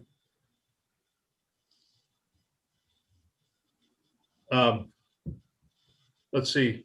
As far as your other outbuildings, the retail office, the 7,000 square foot on the south side, as well as the one on the northwest corner, where is their trash, and is that going to be a shared trash where the trash enclosure is on the very west side that you can see from North Oak? Correct. And so that would even serve the Hy-Vee gas station there as well? That's correct. Yep. Chairman Crowell, that was one of the staff's earlier comments and why you see those screening walls. I'm sorry, so I see what? I said that was an earlier comment from staff, and that's why we added screening walls around those Okay, trash. I didn't hear the screening wall. That didn't come through. Sorry. Sorry. Can you talk to why you would want to remove condition 11? Has it been satisfied? We believe our stores that Hy-Vee is constructing in both in Wisconsin and all in the area, as Pete and John have identified, their architects spent a year and a half designing the store. We believe that the design of the new stores are four-sided architecture. What's Staff does four-sided not- architecture? What do you mean by four-sided architecture? They are elements that is not just the back of the building without any differentiations or distinctions, basically. Okay. So can I see the picture that shows the transparency of the front of the building? Yes, I gotta share my screen again. Thank you. Okay, Commissioner Beasley, do you want to see the one under construction there? So that gray, white looking stuff, that's material, that's not glass, or is that glass? That is it John or Pete? That is, it's called Stonewood. It's a fiber cement type of panel. It looks and feels like tile. So there's no visible entry that you can see from the street into the building? Yeah, your entries are right here where my cursor is, right, Pete and John? Yes.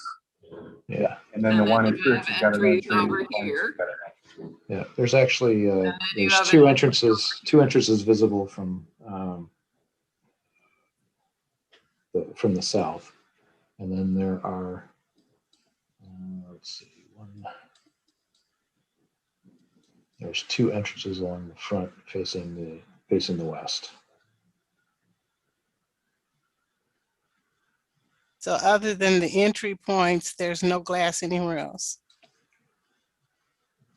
Oh, there. Glass If you look at the main wall. entrance, that's all glass. If you can zoom in on that, Patricia, so she can see. Or go maybe to the rendering. That Yeah, might go to the elevation. Yeah, the glass hasn't been installed yet, but all that space that's. There you go.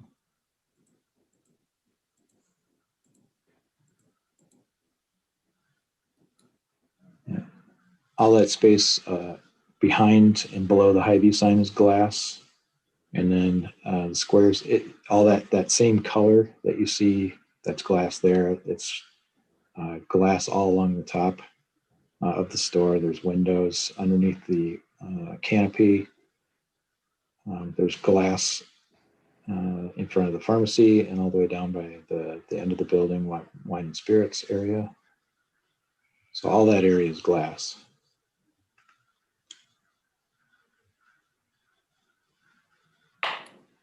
And then on the south elevation, all those bands that are that light blue color, that's all glass as well.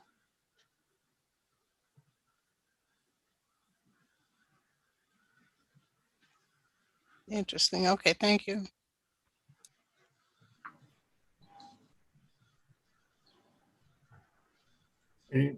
Any other questions from the commission to the applicant? We'll come back and address all of these conditions here after we go through public comment. Okay, if there's none at this time, let's go ahead and open it up for public testimony. If there's anybody out there that would like to speak on docket item number 17, please raise your hand and you'll be called accordingly.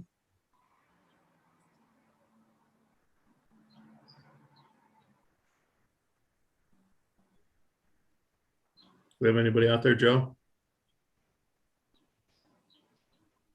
We do have one, Brian McDaniel, and I just promoted him to the panelist. Okay. Hi, Brian. Please state your name and address for the record. All right, can you hear me there? Yes. All right, sorry, I can't get the video working there. My name is Brian McDaniel. I live at 603 Northeast 108th Court. I've sat on the east side of this property, and so does my son. He sits on the east side of this property. We were both at the 1 hour quick neighborhood meeting that we had to discuss a few things. A few things have changed here. I mean, they've extended a retaining wall and a little bit of privacy. But if you look at the east side of this property, there's a 40-foot minimum space But then on the drive-through lane, we're requesting a 12 to 20 foot drive-through lane, 29 feet off the edge of the property, which is also right on the parkway, which is less than you got your 50 foot minimum. Like the parkway used to be 150 foot where you couldn't build a store. Now we got rear facing stores. We got cars constantly just sitting there. And this retail space, I'm a little confused on the retail space. During the meeting, we were under the impression that the city required these retail spaces on the back of Shoal Creek Parkway. We were told that they needed to be into the development to be considered a master development. But that was a question, is why these stores face backwards to the parkway when Casey's was only allowed to face sideways, not backways. Because you have all your grease trap, all your kitchen stuff on the north side of this lot. And then I'm just going to throw a lot at you because I know I only got a couple minutes here, but this traffic report shows 10,000 cars a day to this lot. This traffic report also shows that it was done in 2019 and 2021 was inconclusive because of COVID. Why can't we do another traffic report? Because inside of this right here, if we're adding a minimum 10,000 cars 2 years ago, every kid from this neighborhood has to cross this parkway. Obviously, Hy-Vee has a very good customer base. I built their stores. I'm a union construction plumber.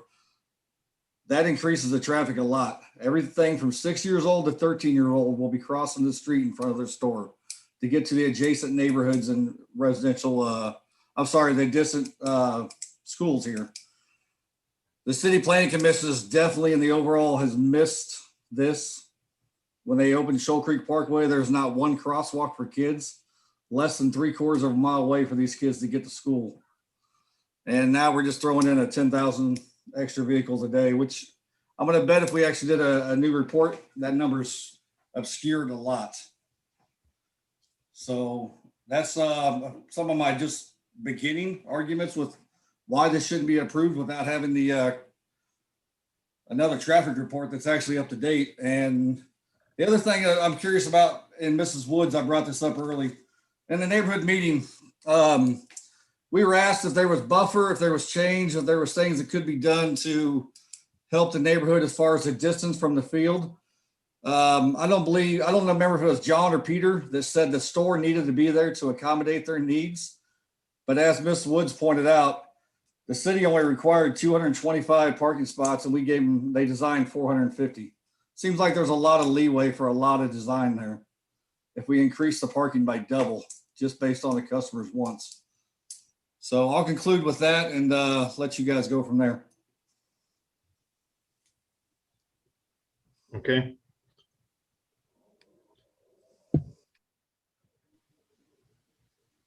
Just trying to make sure I get all those written down.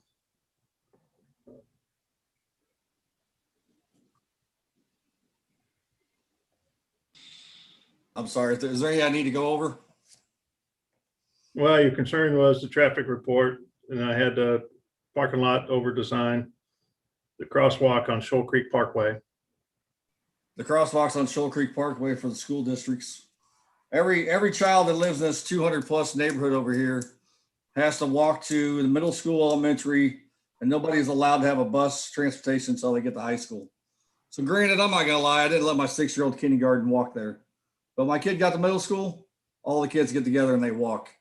Now we're increasing something, which we always knew this would be a commercial property, just like I told Patricia. I'm not against Hy-Vee. I'm against trying to design something that makes sense and also take in consideration more than 1 hour. When the Hy-Vee representatives were on the phone, I brought up some of the same questions you did. What time will deliveries be made? What time will the vendors be there? What time will the trash compactor be picked up? Where will they be located? All I could get told is, well, we have control over our vendors. We have control over our retail because we stock our own stuff. We're a really good neighbor. That's all we kept throwing out, was a really good neighbor, but nobody could actually give set times. The architect couldn't give correct renderings. The landscaping obviously has been redesigned. So, that's why they couldn't answer the questions there. The retaining wall that you guys are looking at now wasn't there. There's a lot that's just changed just in that little bit, but we seem to want to push this through really fast. I understand it's going to be winter here in a few months if we don't get concrete down, but are we doing our due justice on this parkway?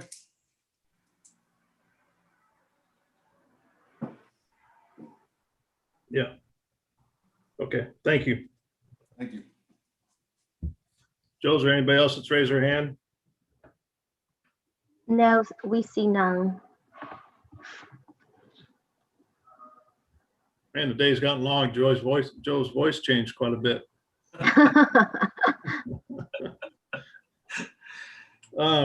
Okay. If there's no additional public testimony, we'll go ahead and close that. And so it sounds like we got several things yet to go over here, not only conditions, but just some things that got brought up about, from the public testimony. Maybe they're one and the same. Okay. Not sure how I want to handle this, but we gotta go to. Okay, so let's go through the conditions first. Request is to delete items 1 through 6. So if we can look at, we've heard testimony from the applicant. So if I can hear from staff on 1 through 6, if we just go one by one, and then obviously applicant, you can talk as well, but. Sure. Would you like me to share a screen for the corrections that's being brought up? Would that be If you've got easier them for handy, everyone? I think we ought to do that, yes. Okay, one moment. While you're doing that, as an overarching thought, I mean, I think it's a really well-designed building. And so the transparency conditions don't bother me. I'd be curious to hear what Shu thinks about, whether the parking lot condition was satisfied. I kind of feel like that walkway bisects the parking lot in a way that makes it difficult to navigate. And so I understand the intent of what was asked for, but I feel as though we're actually making it a less useful parking lot by doing that. I always love the idea of adding berms, but on 1 through 6, I do think it's well designed and personally don't have any issues with it. Okay, thank you, Commissioner Enders. So let's look at number 1, which is replace the spandrel glass. As we stated earlier, we believe there's no real difficulty to change the spandrel glass to transparency glass since it's already glass anyway, but the spandrel glass does not count toward the transparency requirement. And this is really a code requirement. And as I stated earlier, the spandrel glass, the area of it is approximately 20% of the facade area. So we believe that will be a large change to the elevations. And this one is particularly for the Fast and Fresh gas station. And we believe from a parkway standpoint, you provide some transparency is not just for the building elevations, but also for safety. For both of the pedestrians and for people that goes to the gas station as well. So the second one, would you guys like to discuss each correction, or do you want me to just keep going to? No, I want to discuss that real quick. So we're looking at the concern with the transparency on number 1 is for the actual gas station. Is that correct? That's correct. And it has that. So you're saying the spandrel glass at the top that doesn't count, and then it has the vegetative screening. That's correct. The vegetative screening is not providing any transparency, but it is providing a little more acceptable building materials and the appearance to the parkway. Okay. And staff has also recommended to consider maybe patterned bricks instead of vegetative screening wall. That's for the concern for the maintenance down the road.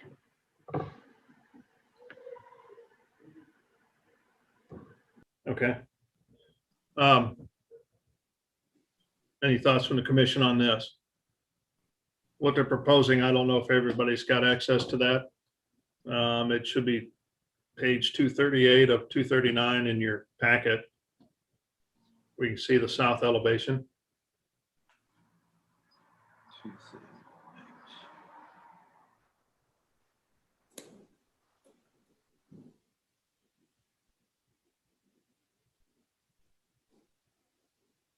So that's facing, This is what you would see from Shoal Creek. Shoal Creek Parkway. And just from the applicant's perspective, we believe the spandrel glass achieves the function of the look from the parkway as well as the green screen. And this is only, the building itself would only sit 50 feet off of the property line. Keeping in mind that the rear functions of the store are occurring back there.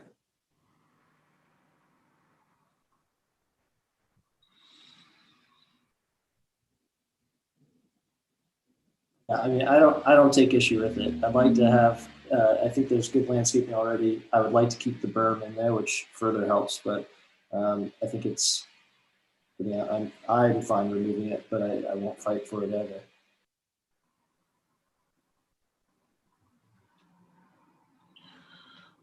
And what would be staff's recommendation here? So staff's recommendation is to change these spandrel glasses to transparent glasses, and this is merely a code requirement for transparency. The code requires 33% transparency for any of these facades that's facing Parkway Boulevards. So it's not really a preference that staff brings up. We're just saying the spandrel glass, it just doesn't count it towards the transparency itself. And we appreciate that the applicant worked with staff to improve this facade with this green wall. But this is a recommendation we made mostly because it's a code requirement. And even though these spandrel glasses all being changed to be transparent glasses, they still don't meet the requirement of 33%, but that will bring the transparency largely close to the requirement. So we would support that deviation, whatever the result would be. I would believe it's like less than 10% maybe. Right now, if they are all spandrel glasses, there's just no transparency on this facade. So you would support that as staff as a deviation? That's correct. If they Okay. change the spandrel to glass to transparent glass, we would support the deviation that they're requesting at this point.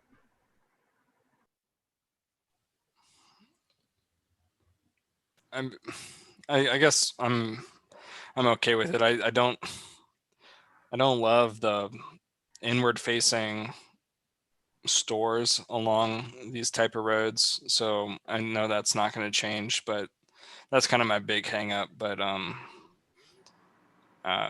yeah, it's challenging.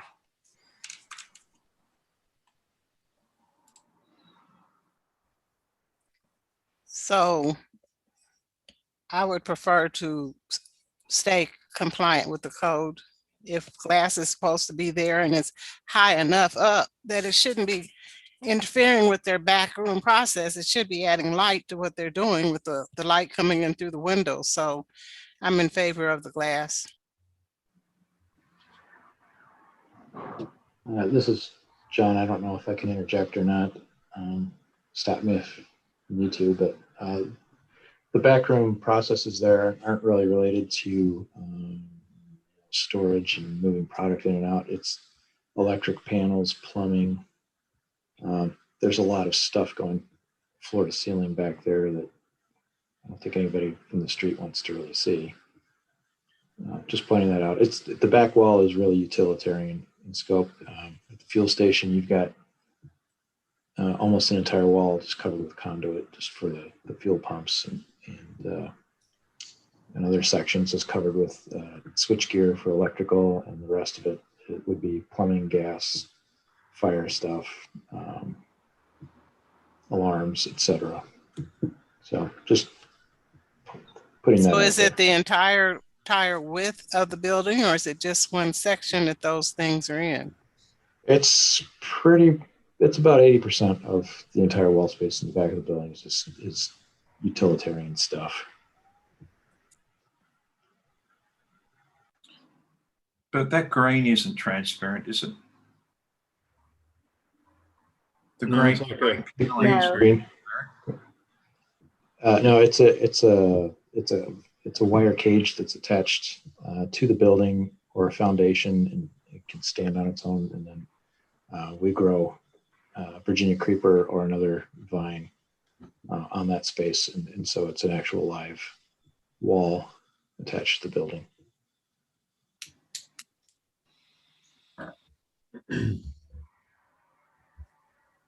I suppose I'm struggling on why you couldn't do the transparent glass as per code.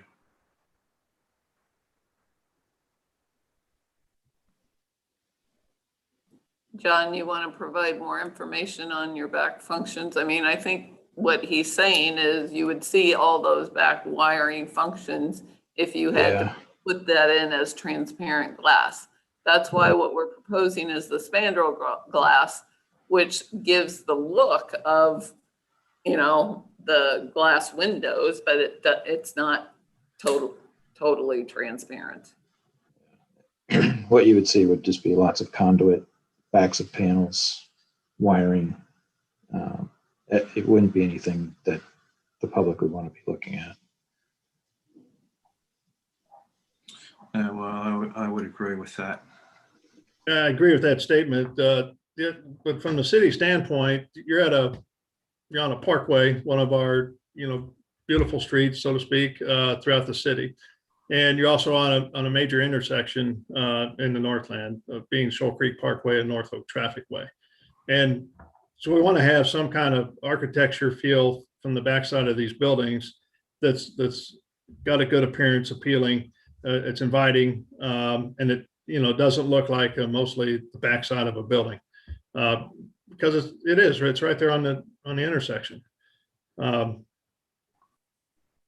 I guess settle with the green screening there.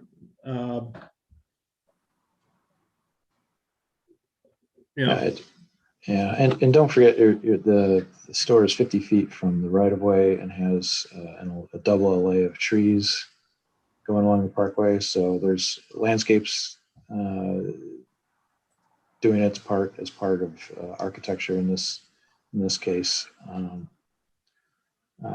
providing that structure and that repetition along there. When those trees get mature, they're going to screen the store to a point where the store is really not the piece you're looking at. You're looking at the landscaping.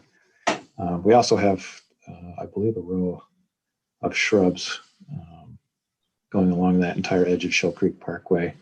That provides some more repetition, some more visual interest, color, texture along there. So it's not dependent entirely on the architecture doing that particular job. How tall are those trees? I mean, the ones that we've shown on there are overstory trees, so they would get 40 to 60 feet tall.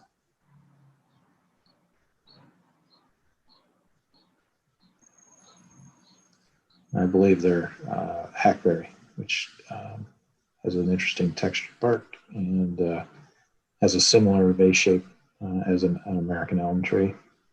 So they're nice trees and tough. Well, I don't believe those are evergreen trees. So throughout the season, they aren't. Okay. Yeah, they aren't evergreen. They are evergreen? They are not. They're deciduous overstory. Yeah, I think I'm looking at your landscape plan. It says that's a honey locust. Yeah, I think there are some honey locust in there and some common hackberry. Yeah. Both nice big shade trees.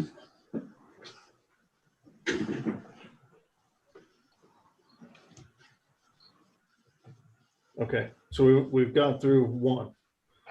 Still got a long ways to go.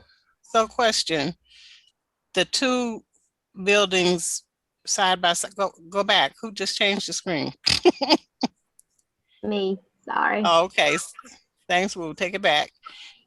Just to confirm, both of them have the same treatment that we're looking at? Because both of those are backing up to the parkway. Correct. So we're saying the gas station convenience cannot be changed because of the inner workings.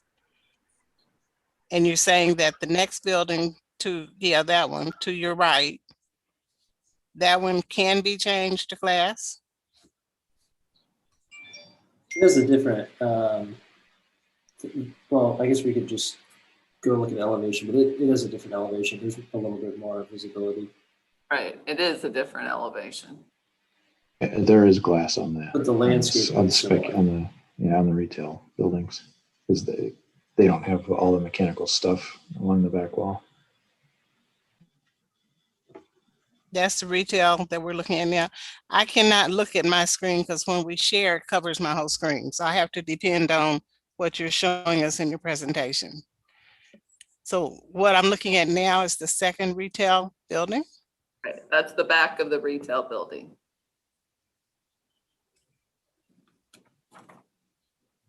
That faces the parkway. Yes. And then Well, I like the other building better. The other one's got the green and stuff on it. I like it better than this building. And then the glass there, though, is the same type of glass on the first building we saw, right? Or is that transparent glass? It's same type of glass, transparent, but this one actually penetrates the wall and provides light into the building.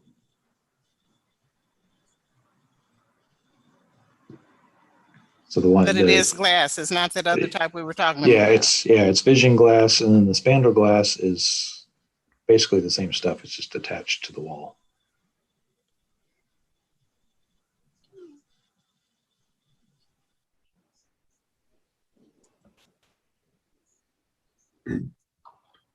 One more time, John, you said it's the same glass, it's just attached to the wall? Yes. Yeah. Spandrel just means it's a glass attached to the wall there. You can't see into the building through it. There's no penetration. Okay.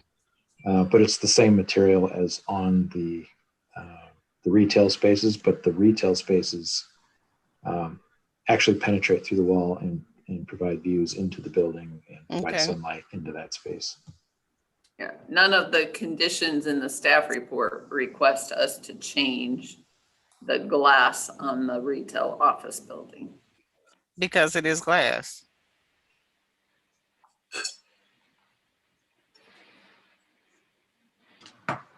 It's all glass on both buildings. It's just the, I understand now. You explained it to me. I'm good.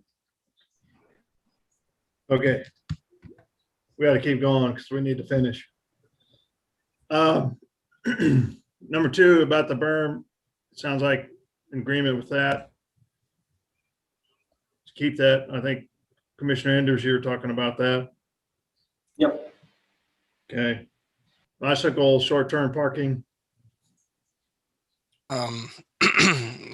We built these beautiful, nice, big sidewalks along those streets. I think it's important to keep that number of short-term parking or bicycle parking personally. So that'd be my position. I think I was just looking at the different Hy-Vees in the Northland, and this one is actually better positioned in the neighborhood, and I can definitely see kids, as in the public testimony, going down picking up something at the gas station or at the store. So I think we have enough actual parking spots. I think we should build the required amount of parking for bicycles as well. That is 35 bicycle parking spaces. And I'll tell you from my experience, we dealt with this on the Costco store. They wanted a large amount of bicycle parking spaces. I have yet to see a bicycle parked in those bicycle parking spaces that exist. And we only put in 1 or 2 racks there. I mean, that's the same argument that people say about the bike lanes too, though, is like, just because you don't see it doesn't mean it's not there. And I don't know, if you don't build them, I mean, Commissioner Baker, with all due respect, Hy-Vee knows its business. It's gonna put in additional bicycle parking spaces if they see a need for it. So can I ask a quick clarification question? Because I didn't think of it until Commissioner Baker just made a comment. So are the biking spaces just at the grocery store, or are there some over at the convenience store as well? I'm going to jump in here because we're I think there's some. We're meeting the requirements for the other buildings, Commissioner Beasley. This only deals with the Hy-Vee store itself. And I believe we've installed 12 bicycle racks, which would be 24 bicycle parking stalls because you can get 2 per rack. And then there's 2 racks typically at our C stores, so you can get 4 bicycles parked over there. We have some stores up in Madison, which is, they have at least 5 bicycles per person. Up there, it seems like we have 48 racks at one of our stores up there, and they're never used. And it looks ridiculous with all those bike racks in there. We're not in the business of turning away customers. If they're going to use bicycles to come in, we're going to provide more racks for them. They're surface mounted, they're not expensive, and they're easy to add. So I appreciate what you just shared with us, because I was just thinking grocery store, but you shared that you've dispersed them throughout the plan. So I'm glad to hear that. Thank you. If that's the case, then I'm more than willing to. It made it seem like there was less bicycle parking. I'm more interested in bicycle parking throughout the site. Okay. Continue to move on here.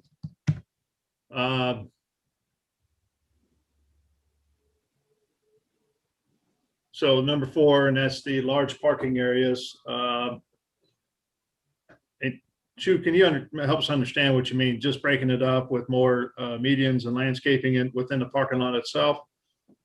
Is that what you're talking to for the heat island effect?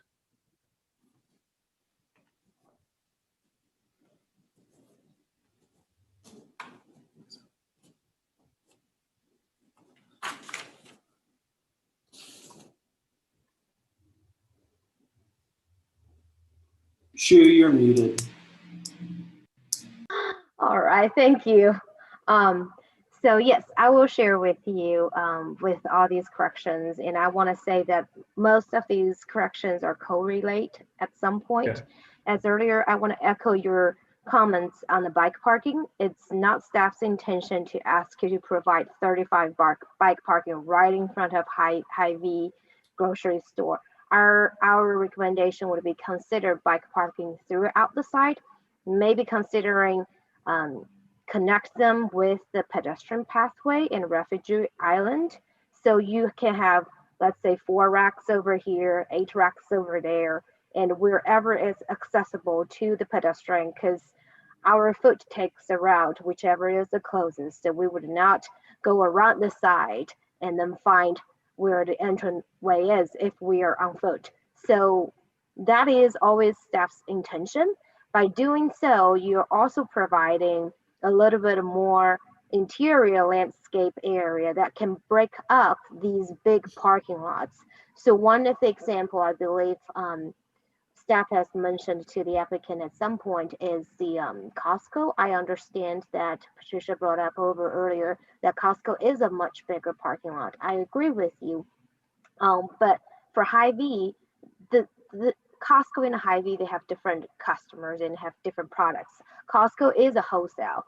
So generally you do see a lot of vehicle traffic regardless of the pedestrian. I don't walk to Costco and carry a case of water home. But Hy-Vee itself, and keep this in mind with all these retails and office in future, they will draw different traffic on the site. So we personally believe you need to provide a little bit more pedestrian circulation on the site, such as you could provide another pedestrian connection from this retail building through this big parking lot in front of Hy-Vee in the middle over here, and add another connection to the Hy-Vee site. Or you can extend this pedestrian crossing to getting closer to the Hy-Vee's entryway and somehow have a wider pedestrian Refugee Island throughout the middle of the parking lot. So this is what we're really expecting. And by doing so, we also believe that you can add some parking racks that's close enough to the sidewalk on the side, not just in front of Hy-Vee's grocery store, but maybe considering other retail stores as well. Does that make sense? And again, this is a site plan that I am not designing it, and we're trying our best to provide information to you, but it will eventually still be you to design every single detail and try your best to meet with the code requirement. Shu, can you pull up sheet 2, C2.0? Because I think there's a misunderstanding in terms of where our bike parking is located. And you'll see notations if you enlarge that area on the buildings that the bike rack locations are along all of the fast and fresh concept as well as the retail office buildings. There's designations on our bike rack location.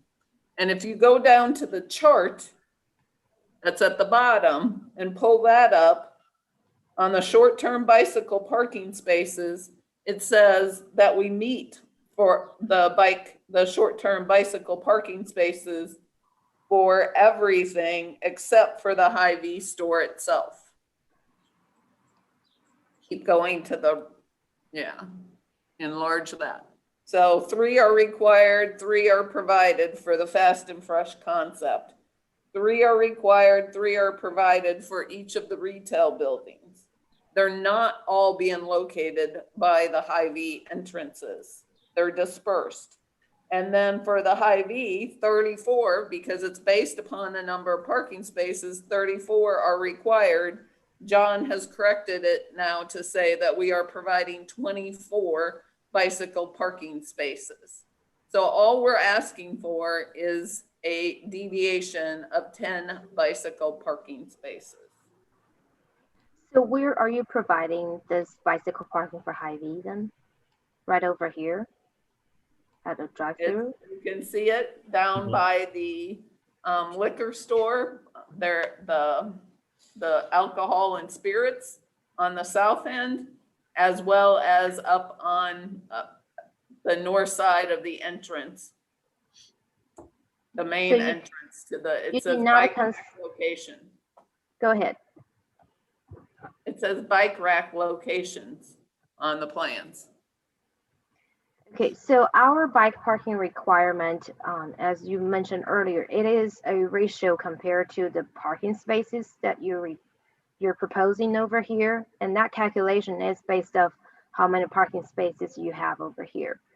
And that is a code requirement. The rationale behind it is, yes, there is an equity issue that when we do providing this amount of parking space, then we shall consider this amount of pedestrian circulation and for bicyclists as well.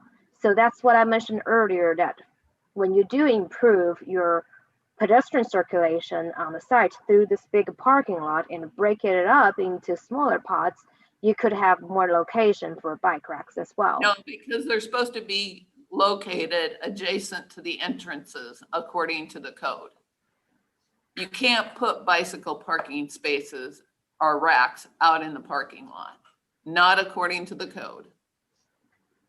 So that's why we recommended you to have a pedestrian connection through the parking lot over here, closing up and extend this crossing in front of Hy-Vee's entrance and locate your bike parking close enough to the entryway. We are located right to the north of the entryway. Move your cursor up further to the north. It says bike rack location. And is there like a space limit that you cannot provide enough bike racks over here? I think what she's saying is she's got 2 locations where they're putting the bike racks. One at that location and one at the south end of the building. Sure, and typically we don't put bike racks out in our parking lot or out of, in an area away from the front doors. We want to make that space defensible. A lot of people have very expensive bikes. And we want them to be in a place where they're easily surveilled and protected from So, shenanigans. yeah, while we're on the parking lot piece, the required spaces are 222, and you've got over 200 more spaces than needed. Can you talk through why you need the extra 200 spaces? What the thought is behind that? Sure. Just based on our experience as a grocery store, this project wouldn't be viable with 200 parking stalls. We wouldn't be able to get the number of customers through to make this financially viable. Typically, we'll have 60 to 100 employees on a shift. So there's 60 to 100 parking stalls gone. In addition, you see all the parking cart corrals. Those are counted in the parking count, but that's 18 stalls that customers can't use. So there's more. We're right at the razor's edge of what would be acceptable to us as far as a parking ratio is concerned in order to make this store a viable business for us. Are you also intending to use a lot of the parking for like the greenhouse, like you've got at Berry Road and on St. Clair? Typically that's a per store decision that's made, but yeah, that is one consideration. That is one use that sometimes takes up more parking stalls. However, we do seasonal sales along the front of the store as well. So it depends on the location. Okay. Parking is tight enough on this site. I don't see a really big outdoor seasonal garden center being put on this site. All right, we got to continue on here. Number 5, extend the sidewalk along the north side of the convenience store across the driveway to connect the sidewalk along the north side of commercial path.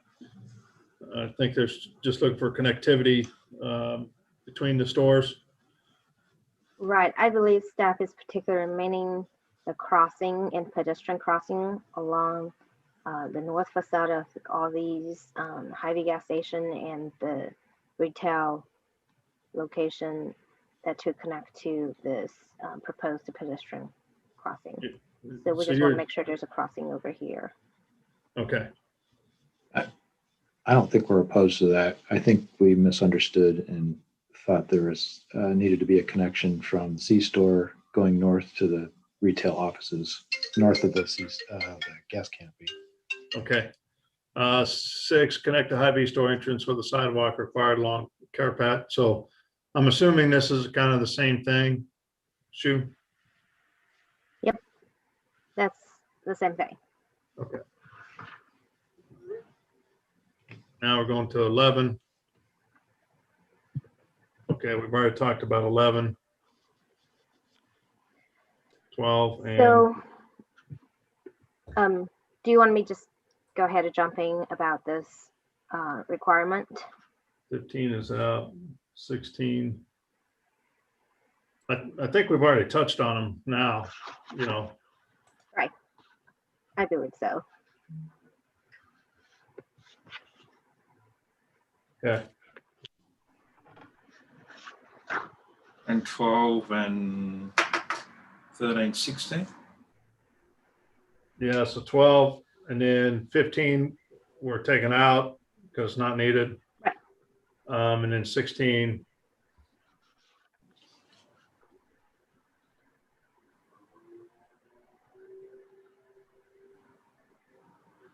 I believe 16, the applicant has addressed a half of them. They did propose a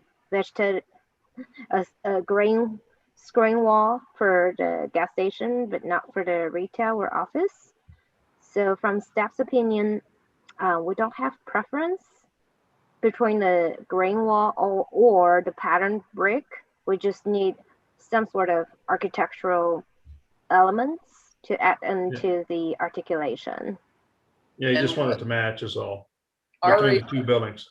Our response is we proposed the wood look cement, fiber cement panels along those buildings, which we believe adds interest to the buildings.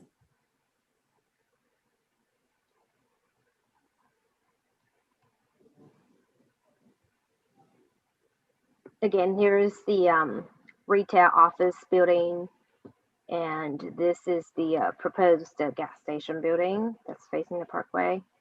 So we would like to see a consistency for the rear side for on these buildings that's facing the parkway.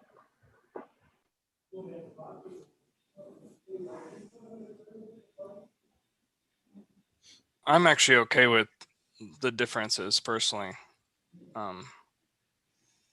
That's just me. I'm not. I prefer them to be. Plus, it's screening those back doors. We don't want to look at people coming out their back doors. So put the green screen up.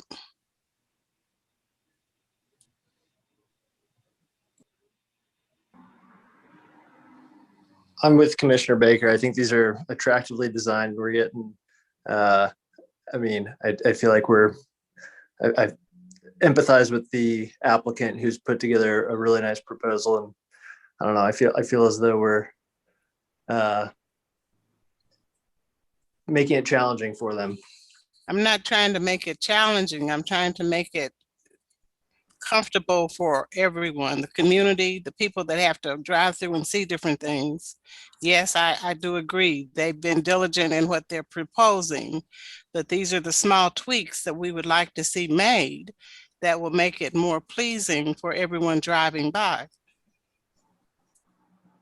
And most importantly for staff, we just want to make sure that the transparency stays for the buildings that they're proposing to facing the parkway. That's probably more important than the building materials or the variance between each building for the parkway, because that's a code requirement. I just want to emphasize that.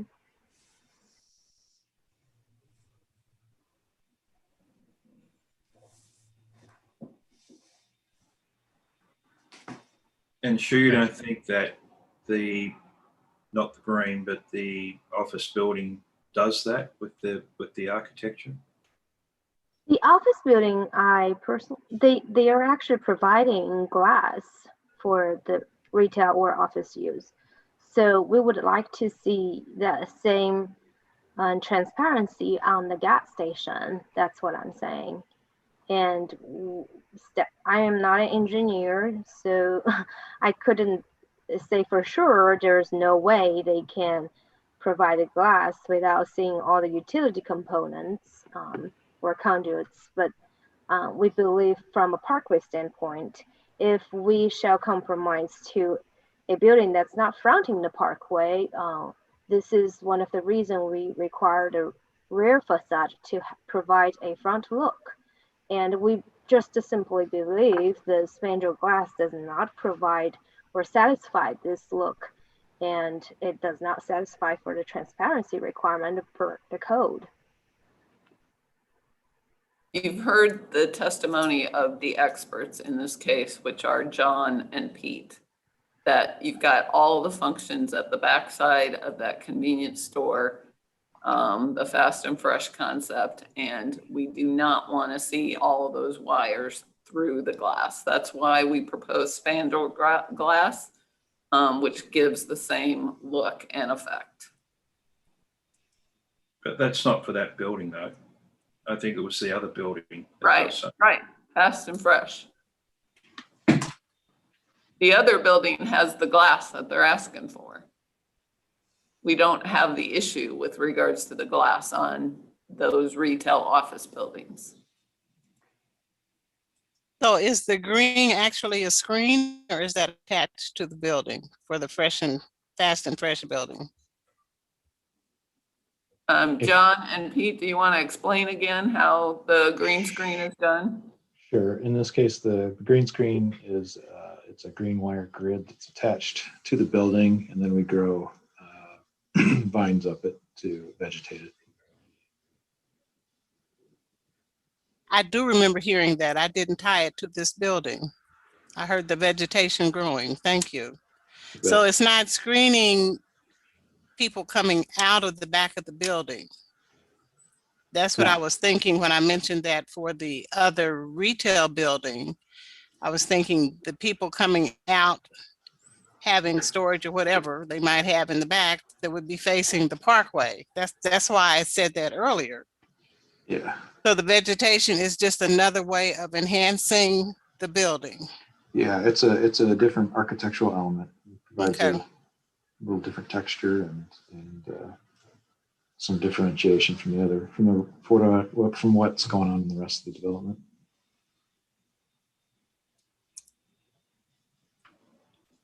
But I am looking at back exits from the retail, right? That is back exits from the building. Yeah, I think those are, you wouldn't see people actually using them that much. I think those are just back required rear egress doors. Yeah, I'm thinking for the owners or the employees or whatever, not for customers. Yeah. Okay. And then they're double screened, right, with trees on backing onto the parkway. Right. You've got the double lay of trees, and I believe there's also a row of shrubs. Acme store is this big a deal on Shoal Creek Parkway. Why don't we just redesign the gas station so that it's not the back of the parkway?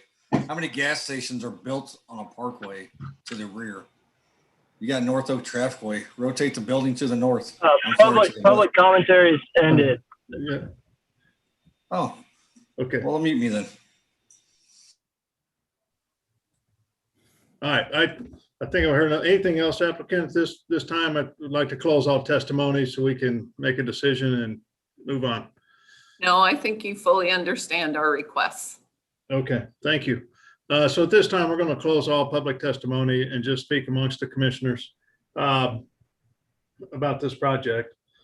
And so we've got several things to go through, but just to make sure we all understand. So the request is to delete items 1 through 6, and then 11, 12, 15, and 16. We've gone through all of them at great detail and length.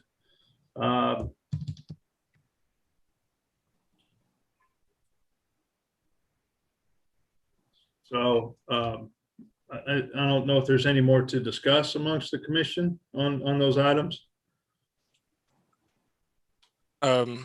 I'd like to hear your thoughts, Chair Crowell, on it, because I know you have more thoughts than some of us down south of the river on boulevards and parkways north of the river, and so I'd be interested in your thoughts on the request and the project as a whole.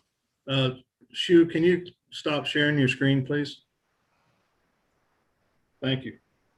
So as you know, a lot of the parkways and boulevards are brand new up in the Northland. We don't have very many.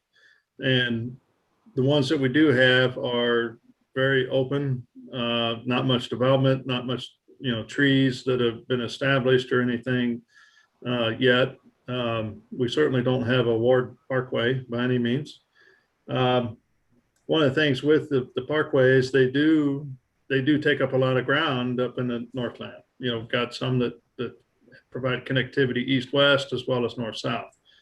And part of developing the parkways is to provide a pleasing street network that's geared towards not only vehicle but pedestrian and bicycle walking and pedestrian movement. And then there's also the criteria of not having certain businesses or gas stations or things like that along the parkways themselves. This area is a little bit different, being Shoal Creek Parkway and North Oak Trafficway. It is a big intersection in the Northland. It's a growing area. It's going to continue to grow all the way around this. Hy-Vee is a welcome addition to that area, and will serve very well. So I've got a lot of different conflicting things going on with this. Frankly, again, not meeting the standards of the parkway. I don't like the gas station right up against the parkway. I don't like seeing the back of the building on the parkway. Same with the other retail building.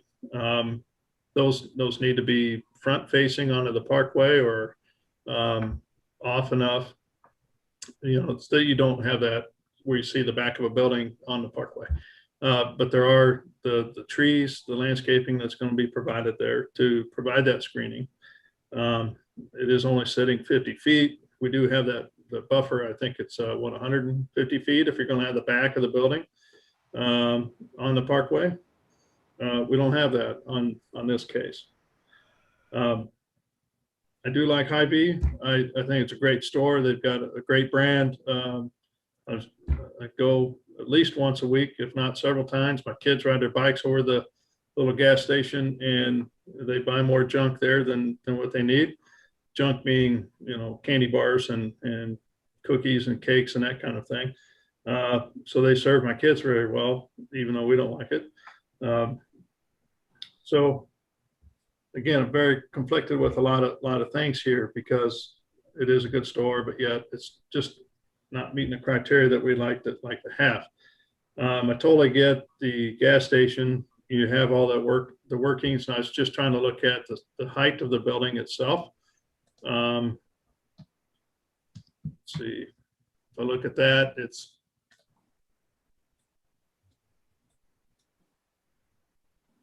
it's 18 feet to the top of the parapet. I would think that you'd have all the inner workings within, the top 8 to 10 feet of that building, especially if it goes all the way along the backside. That's a lot of equipment back there. It sure seems like you can have plenty of space there to add glass for that and still not have to see all that workings in there. It's just my thought. I do like the addition of the green, putting the green up, even though that's going to last, the summer months, maybe April through August. You might still see some of it through the winter, but it's going to die and it has to come back. The other building, you like to have some standard consistency between the two, that they actually have.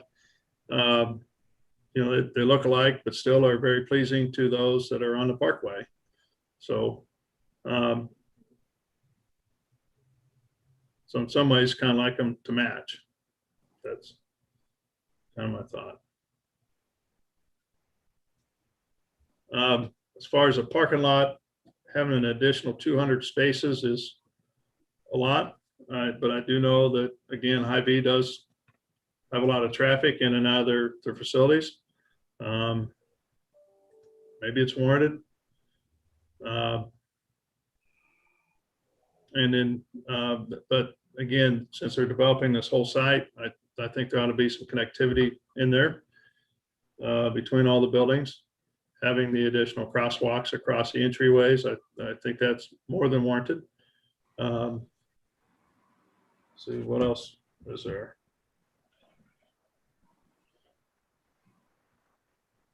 I've hit them all, really.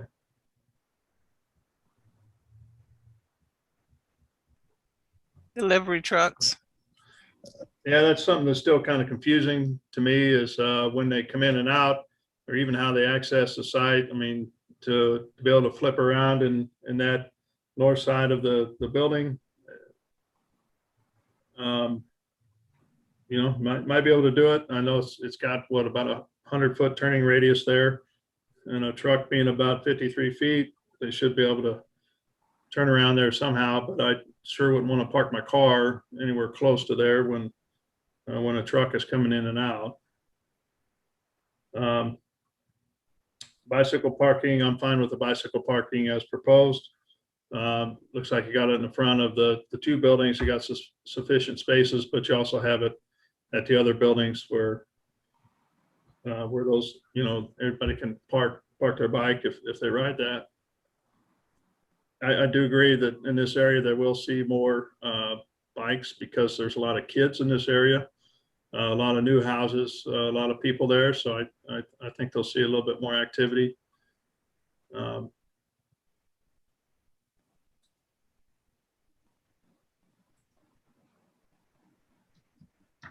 That sounds great. I think although I do visit the Newmark neighborhood monthly, if not more, to visit family. I think you made a lot of great points, and there's a lot to take in with this case. And so, Yeah, there's no doubt. I mean, I'm all for the project. I think it's a great project. It just got some things to really be concerned about, because I know that if we do something here on this, it's going to set a precedence for somewhere else.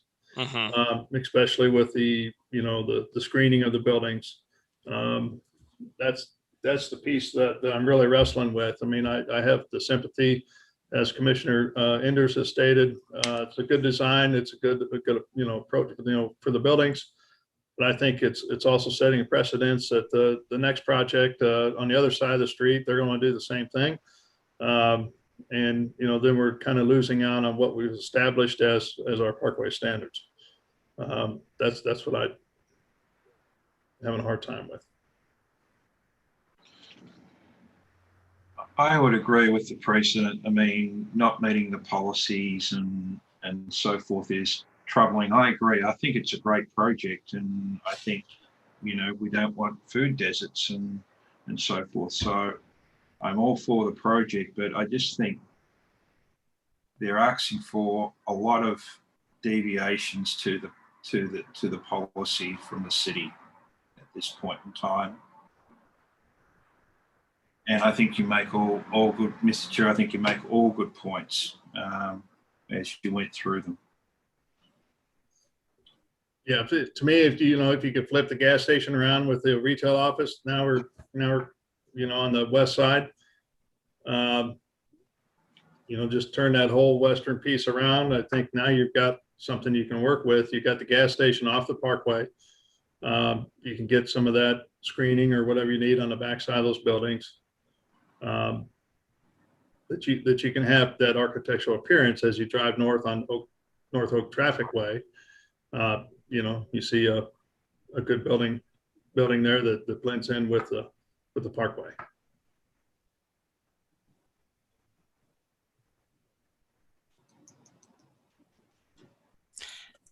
So I'm curious to know, is this the only layout that they've worked with for this property? I know they said they worked on the design of the building for a year, but did that include different layouts that they looked at? I can answer, Shu, that I had a pre-application meeting with some of their designers. This is Joe, by the way, probably 5 or 6 months ago. And at that time, they had drawn a plan showing the building oriented facing south, the grocery store building.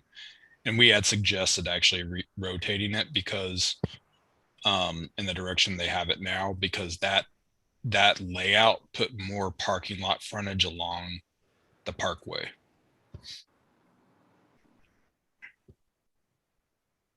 So yes, they have. I know that at least they did consider that layout initially.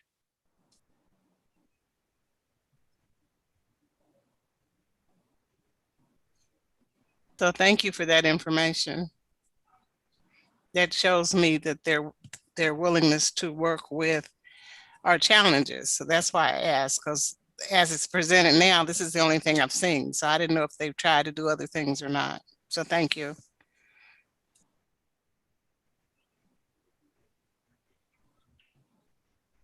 Yeah.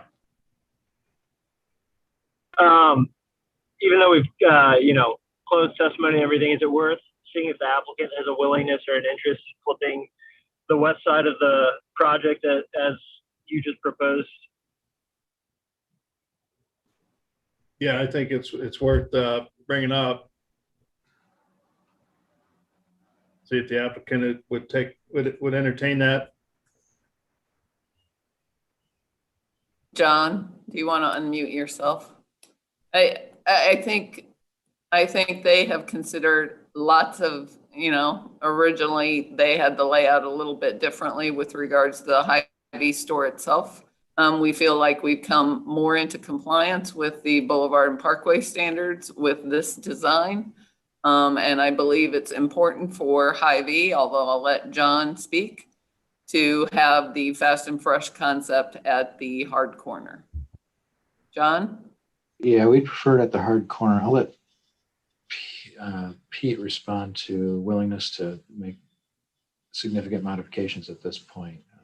There are some timing issues in regards to getting closed on this property, et cetera. And that's more his area than mine.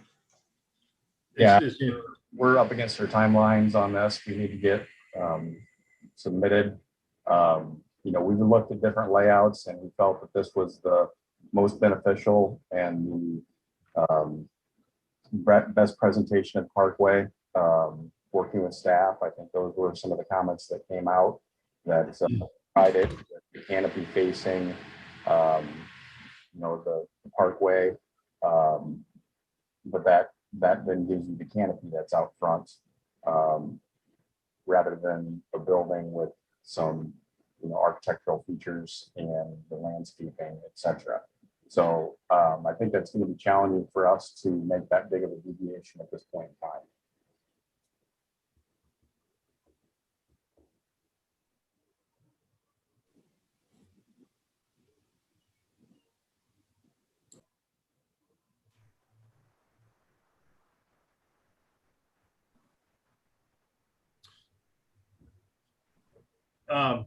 Yeah, well, I mean, just again, trying to meet some of the Parkway standards.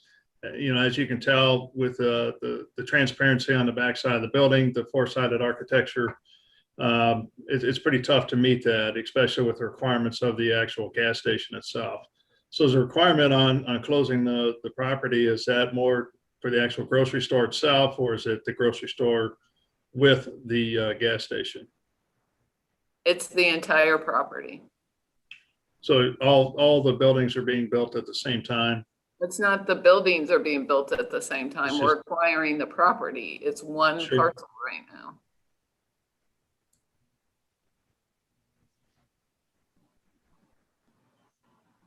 Well. Okay. Since there's not we just need to move on then with a recommendation, whether we move forward with the plan to approve it and look through all these conditions, or ask that we take another look at it and look at the site plan our next meeting.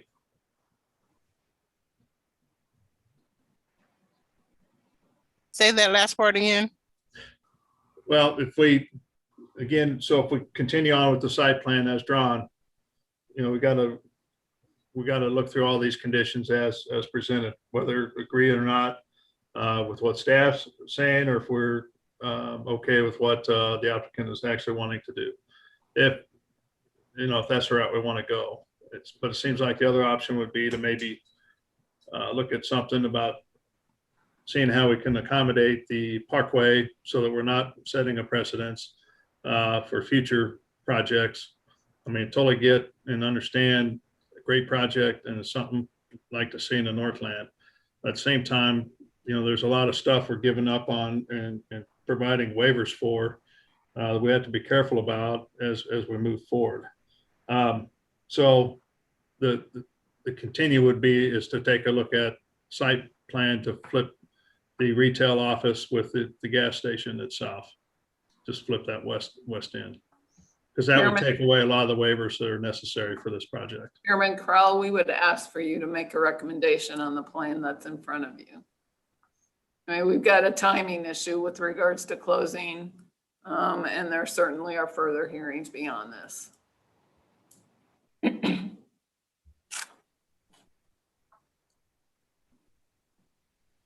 It would seem as though one option might be, because I think I'm empathetic to understanding the timing issue, but my hope would be that the applicant would also hear that concept and then at least run through the paces of figuring out if those two uses can be switched.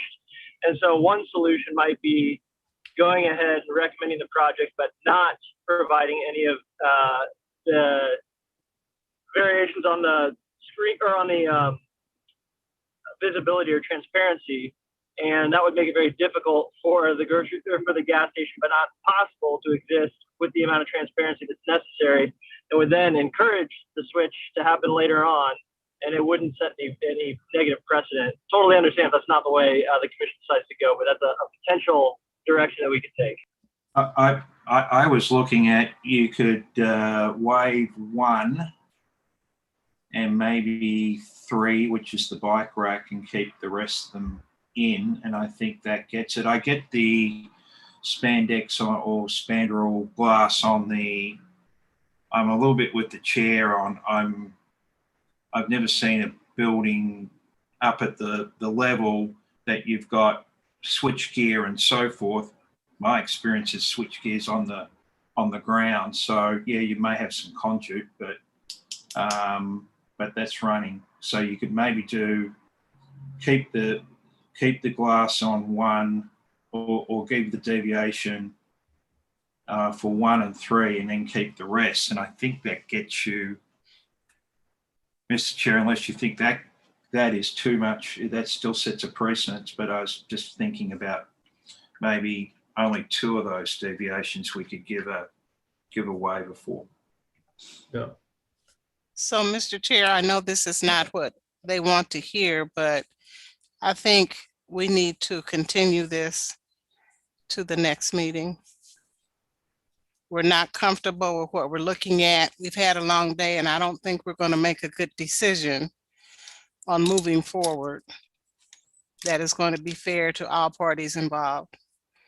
We don't want to set precedents, and it's too much that we got to decide, and I think we need to continue this. And during that time, does that mean that they would be continuing to work with staff on some of those issues?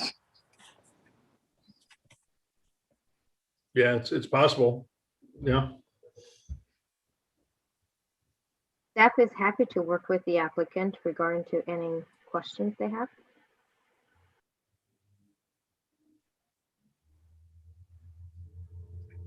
Okay, so it looks like we got 2 options on the table. So if I can get a motion on one of them, please. Mr. Chair, I'd make a motion that we continue case 17 until our next meeting, to give them time to talk with staff and to give us time to also do some research and comments that we can make with staff on how we can make this project be conducive to all involved. Second. Okay, so I've got a motion and a second to continue the conversation at our next meeting on July 6th. Nicole, can you take roll call, please, on that motion? Allender, I'm going to say aye. Baker, Aye. Beasley, Aye. Crowell, Aye.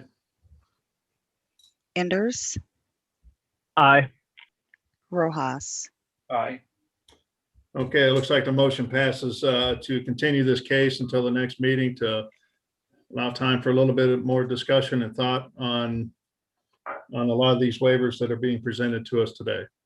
So appreciate you bringing the project in. Again, I think it's a great development. There's just some things we need to figure out here to make sure, get it right, and also don't set a precedence for other items down the road.